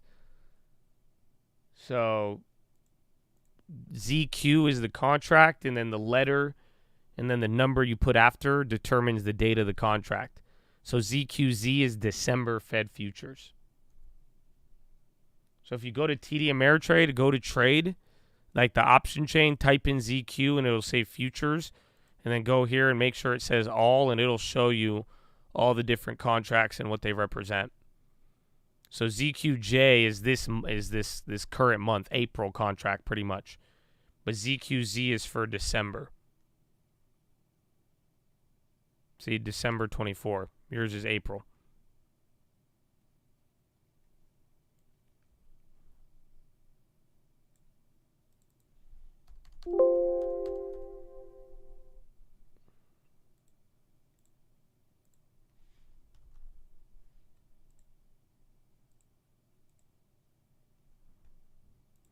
Marvel was doing good, but then they sold off. Only chip maker that did good today. SMCI, I guess, kind of held up like NVIDIA, but NVIDIA, other than that, everything went down. Marvel was up for a little bit. Like, even in the morning when we gapped down, Marvel was up, but then they faded. And then bonds haven't moved here for an hour. It's 3:30 ramp. You started with a red candle. We'll see where it takes us. But Chatadonia, it's time to bring us home. It's time to bring us home. 30 minutes remaining. I'm going to go to the bathroom. Follow me on Instagram at The Trading Fraternity. I love you. God bless you. Have a wonderful evening. And I'll see you in a little bit. Get ready to close. More data tomorrow morning. Happy CPI day. The second half has easier comps. So it's a really good setup for Delta going into the second half of the year with the accelerating corporate and Atlantic doing better than they expected. So you have a buy rating on the stock, price target at 58. So is there a catalyst that gets us there, or is it just like no bad news? I think a lot in airlines, honestly. Airlines is the anti-Boeing. I know we'll probably talk about Boeing, but airlines is the anti-Boeing.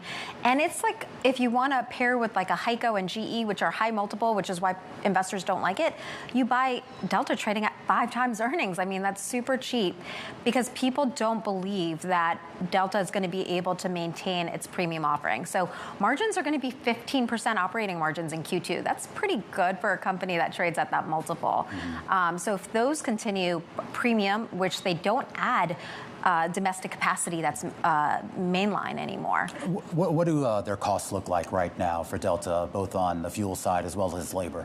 So obviously fuel is up a lot, but so it's probably hard for them to raise their guidance. But even with that, costs outside of fuel are doing well. They're up only low single digits, and that's pretty amazing considering headcount, maintenance expense, what we're seeing with airline delivery delays.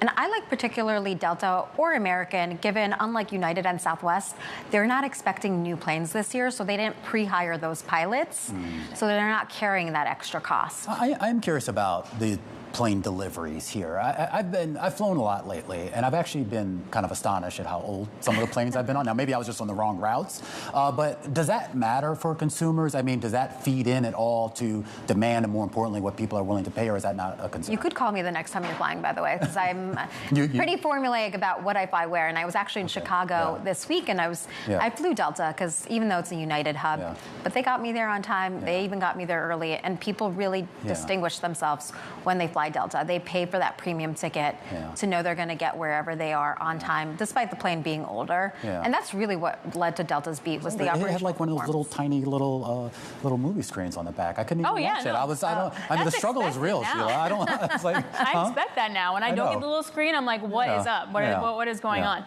Well, talking about planes, let's go to Boeing. Sure. You have a buy rating on the stock. You have a $300 price target on there. Whew.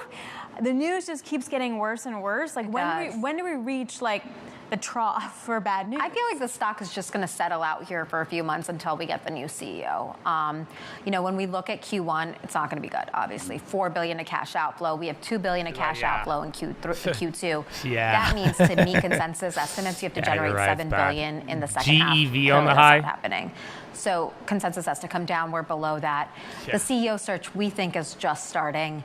But whoever comes in could totally, obviously, is going to throw $10 billion out the window, which is Boeing's financial target, and potentially do a restructuring of the portfolio and of the operation. So it's going to take some time, but we still see significant upside in this global duopoly. Well, speaking of CEO searches, one of Boeing's suppliers got a new CEO, and then I think got another new CEO, Hexcel, and those shares are down 13% on the back of that. So I think investors are assuming the CEO of Spirit, who left in October, is now CEO of Hexcel, announced last night, is going to destroy $1 billion of value at Hexcel. We have a hold rating on Hexcel for a multitude of reasons. We don't prefer that supplier. The supplier we like is GE and Howmet for their pricing power. We don't think Hexcel has that. So investors are not liking this move.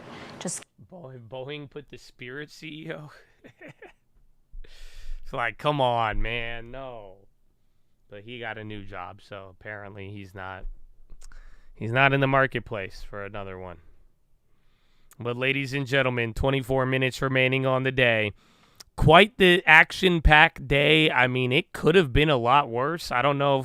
I still think we got a quarter point of move left in us either direction here. Maybe a little more, but my goodness, man.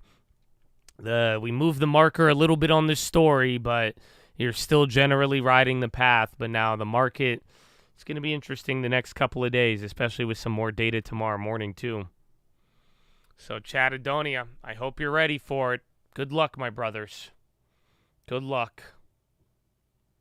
Hey, airlines flipped on all of this today, too. They were up in the morning off Delta. Again, Delta wasn't that bad, but damn, Delta's down 3. So that's an 8% move. So those puts would have hit if we didn't have the upside move. Going live early? No, man. I went live early today. I'm not going live for PPI. PPI is just... It's cool and all, but I can't do 2 days in a row of PPI. PPI, I'm usually pooping while PPI comes out. So it's okay. We'll get some rest tomorrow. It'll move us, though. And then I think there's Fed speakers tomorrow. That may be about it. STZ in the morning. Poo-poo-I.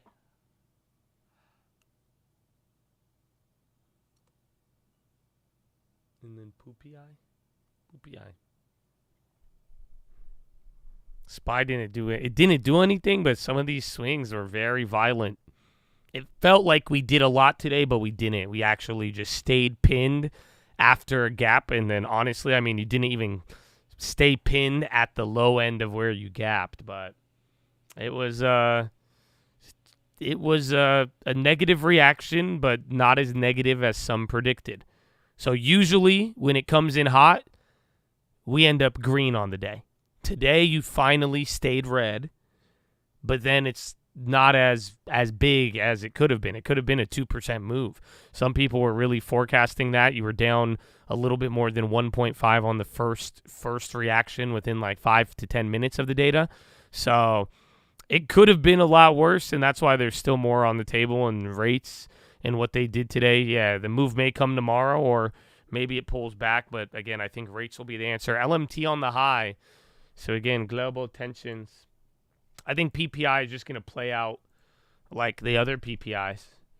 So, again, I think that this data today may be hot, but the general trend of being all the same over the last quarter, that still remains. So I'm not really too shifted on that.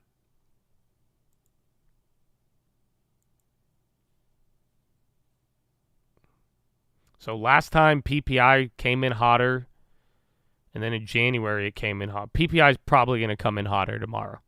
So PPIs came in hotter on those. It'll probably be the same. That's on headline, though. I don't know about core PPI.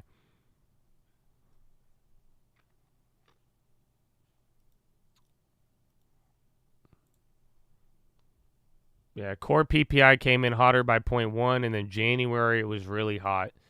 Maybe you get lucky if there's a January adjustment, but It probably is going to come in hotter tomorrow.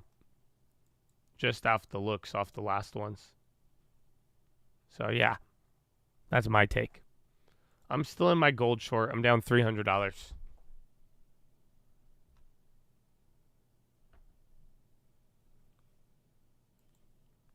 Well, we were pricing in 1.5 at the worst of the week, but we moved a little more than that on the first move. I think it'll just depend on some of that data and what rates do. But I do think tomorrow's data, like I said it earlier, it's probably just going to follow the same trend, but PPI has been leaning to the high side this year. Germany suspends all flights. Yeah, we had that a little earlier. That's why I think LMT, oil's still up. Oil stopped moving. I think it's settled. And then gold. Gold doesn't have the same war pop. Why would you go short on gold? Explain your logic. Because it'll move $200 in 2 years, and it did it in a week. And then it moved another 150 before that. So just playing the range and the fact that now, too, with rate cut odds all pulling back and odds of less rate cuts, it kind of lowers some of the bullish sentiment. So I think momentum will lend to a big pullback off the top. I'm not necessarily bearish on gold. I'm actually bullish, but you're getting some of the bearish factor. The bullish factor is turning bearish, and then just natural movement after a wicked move like that. So not bad. It's been a wild play. I shorted gold. We bought gold a couple times. I made so far, assuming I could close this trade out green, all of our gold trades this year have hit up and down. So I like gold this year. I'm not against gold at all. So don't let my short fool you. But this is a high price for gold still. I think gold can hit 2,500, but it doesn't have to do it this week or this month. Like, y'all ain't happy with the $300, $400 gold move? Like, straight up, bro, gold at the beginning of March was at $2,000, and the futures are at $23.84. Now $23.48. That's insane. And I'm telling you, like, gold has spent years not even moving that much. So what you just did in a month, I'm like, where's gold? This is 23.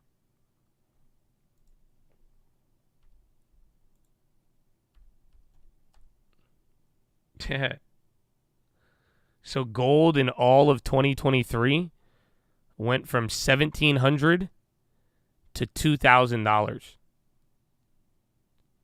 Max of 2,000. So in a whole entire year, you have done what you've done in a month. And then, but I'm telling you, even if you really do pull this back, like different years, even in like 2021, gold went from what, 1855 to 1840, literally, even top to bottom, $70 or $150 range. So even then, even when gold, this was a big pop there, but it moved around. But gold just does not move a lot. So that's the thing that's what's attracting me to this recent movement. But remember, since December, we've been on gold just because of all the rate cut stuff. Will we be staying online for the tinfoil? Not if I have to wait an hour and a half.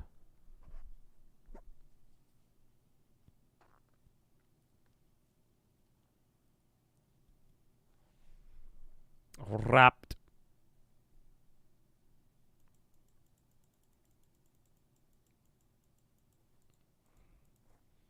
And SPY had a little bounce there. 17 minutes remaining. Data Kelb still on the high. The latest gold move has there's too many factors. It's both a mix of policy expectations, fear of a policy error. It's getting away from the dollar. It's hedge funds. It's China. There's so many things going into it. So, I don't even think whether you like gold or you don't like gold, I don't think anybody could give you one correct answer, like, and say, oh, this is definitively why gold is going up and why it'll either go higher or lower. I don't think anybody could tell you right now with gold. But that's why it's so fascinating. It's shiny. You know, it's majestic. That's what I was saying a couple weeks ago. Majestic. It really is. And it's really getting people, it's perplexing and fascinating people all around the world right now.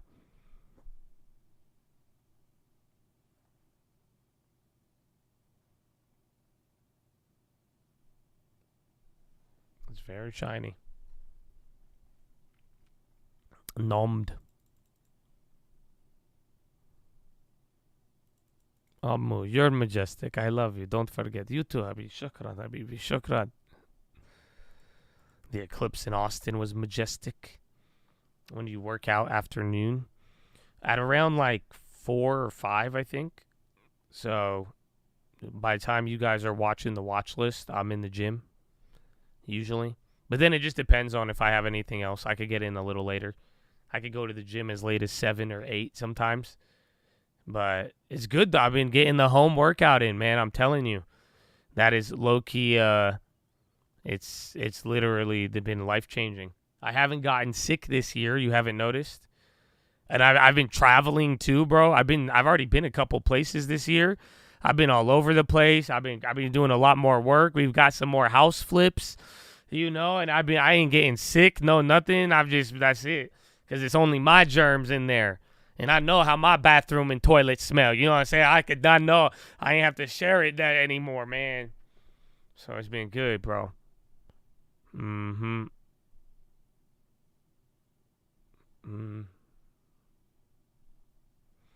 not worried about anybody in my locker room. It's my house, man. That'd be crazy if somebody was, though. I'll be like, what are you doing? They're like, it's a gym. I'm like, it's my house. I'll be like, all right. You need baby wipes? This is weird. No, I would just get sick at the gym. Somebody was like, bullshit. They called Cap. They're like, just all the dog shit you eat, Josh. You fat fuck. It has nothing to do with germs. Okay? It's because you're weak, Josh. You're weak. I was like, nah, man. I think, honestly, like, every time in this gym, bathroom smell like a weird diarrhea disease that's airborne. It smell airborne. You know what I'm saying? And I'm like, I don't know, man. These people hella nasty. I be washing my hands, but like, I don't know. I'm feeling really good. But every time I work out, I be really, it correlates directly. And then ever since, it's been a quarter now of working out in my house, in my gym, with my own germ. I'm feeling good. I don't want to jinx it. I hope I didn't jinx it. God, Lord, you know, finger to the sky. To God be the glory, man. He's the one who preserved my health. You know what I'm saying? But, like, at the same time, I'm just saying, man, it's been good. It's been good. It's been good. Y'all, I don't know. They were hating heavy. But it's been nice. And I've been getting new workouts in, too. Yeah, bro, I don't know. The gym hella be getting me sick. But I haven't in a quarter. Technically 4 months now. Quarter, I took the first month off.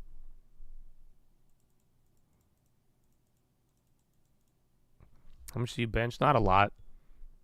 Like 185. 225 is like my peak when I'm on top of my game. It's good, though.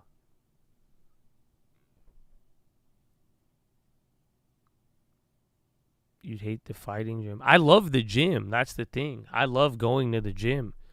As somebody who's not social, the gym is like my pseudo-social event where, like, I get to go outside. I get to walk around there.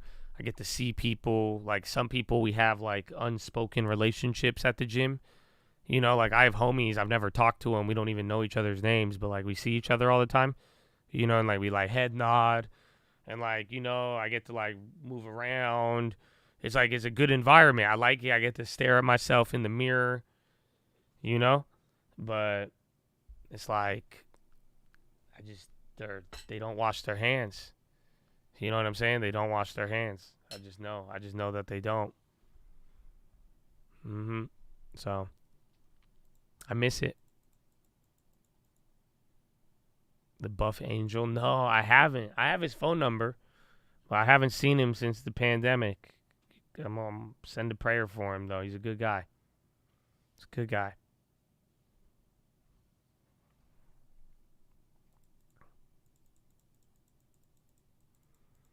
Yeah, not worth getting to. But it's I mean, I'm telling you though, I've been I've been good.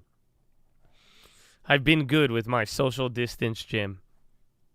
That's literally why I made the gym in the beginning, so it ended up serving its purpose.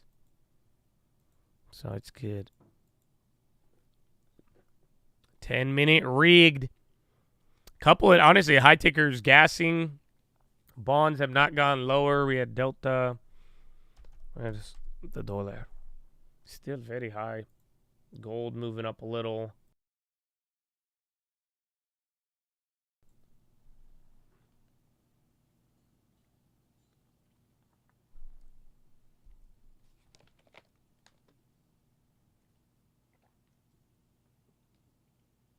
Was making your own gym expensive? No. I think it was like $5,000 or $10,000. But that's like for everything, like full sets of dumbbells.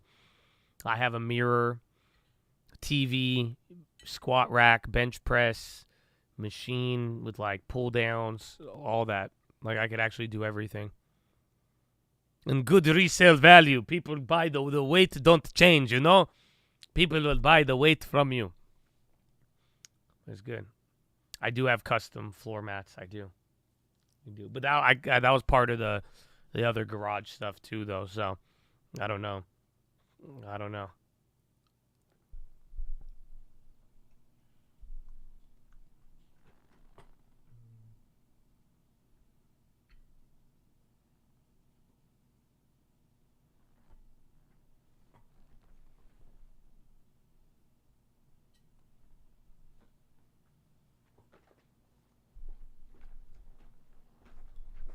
I think I do have it on my gym or on my Instagram. It's on my story, maybe a highlight.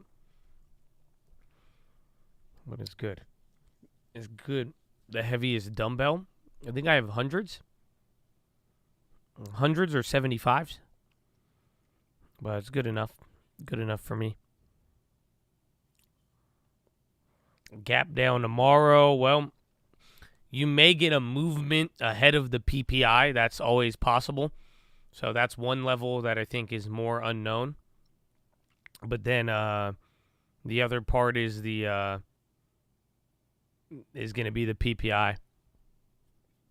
Philly mass shooting.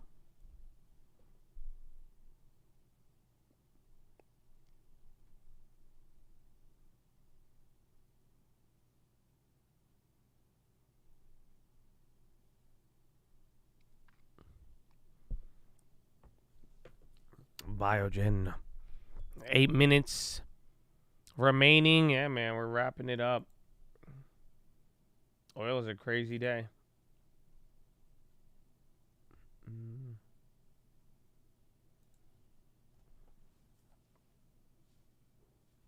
Puts on quality of life in American cities. Man, what happened to... Wasn't everybody telling me not to stay in California after the eclipse? What happened to puts on the big cities after the eclipse? We're just going to forget about that? Y'all try to move me out? If I didn't know better, I would say you worked with BlackRock trying to get me out of my home. I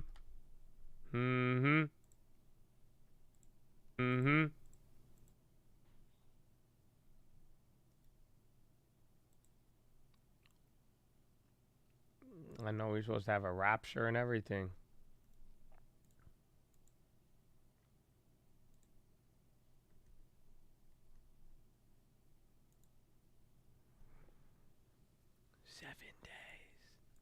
This ain't the movie. What was that movie called? The Ring. At one point, The Ring was considered the scariest movie of all time. I was young then.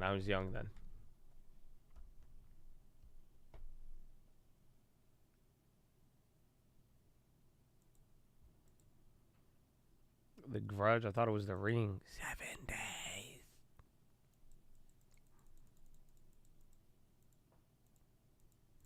Mag 7 finishing green. NASDAQ only down 3/4, 5.8. You got 5 minutes, 30 seconds until the final 5. So let's see. Again, I still think you can move that quarter, but at this point, another quarter down takes you to 1%. Another quarter up would take you to like 0.5%. You would move less than what was priced in. So it's a very interesting spot you're at right now. But ladies and gentlemen, it's time to wrap it up. That's it. These are the final movements. Data tomorrow, like I said, you might get a move. There's ECB tomorrow morning as well, too, so don't forget about that. There's a couple of factors that could move us around, but PPI, and then we see how does the market handle this now. Again, the story changed a little, but not fully. We're holding the path generally, and now it's still, I mean, again, I think you're holding the path, but there's some damage to the ship is the best way to put it, and that's why I do think these next few days are going to be a little bit more important, but final 5, you are moving up a little bit. High tickers gassing, absolutely. It's going up.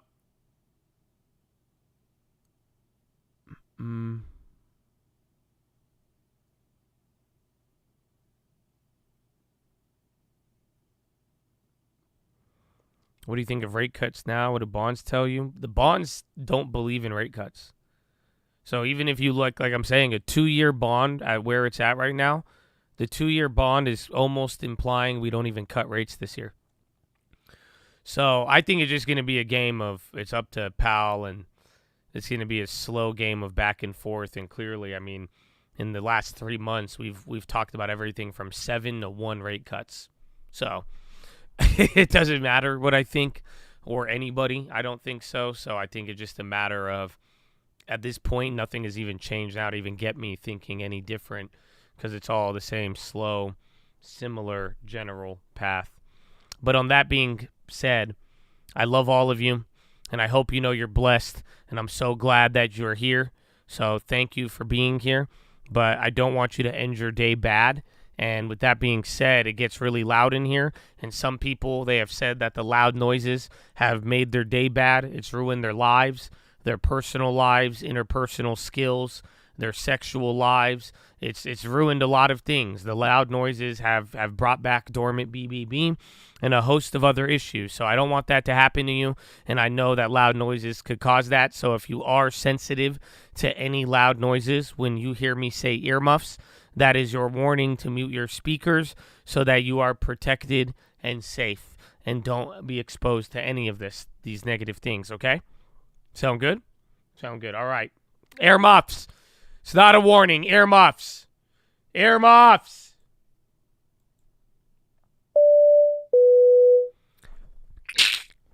All right, ladies and gentlemen. We're making our final approach. As we make our final approach, you guys are holding on to any bags.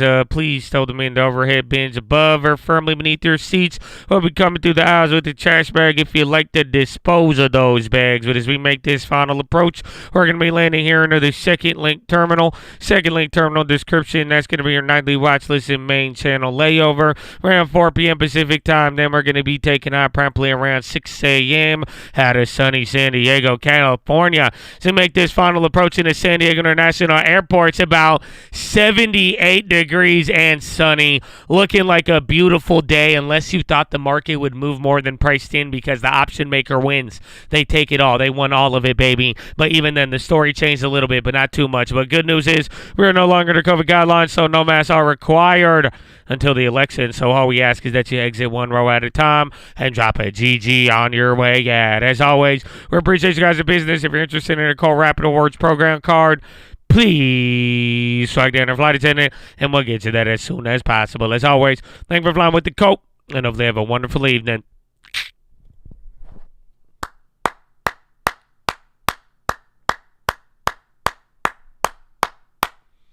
Chatadonia. Wow, it's time to wrap it up on CPI Day. You only have 1 minute.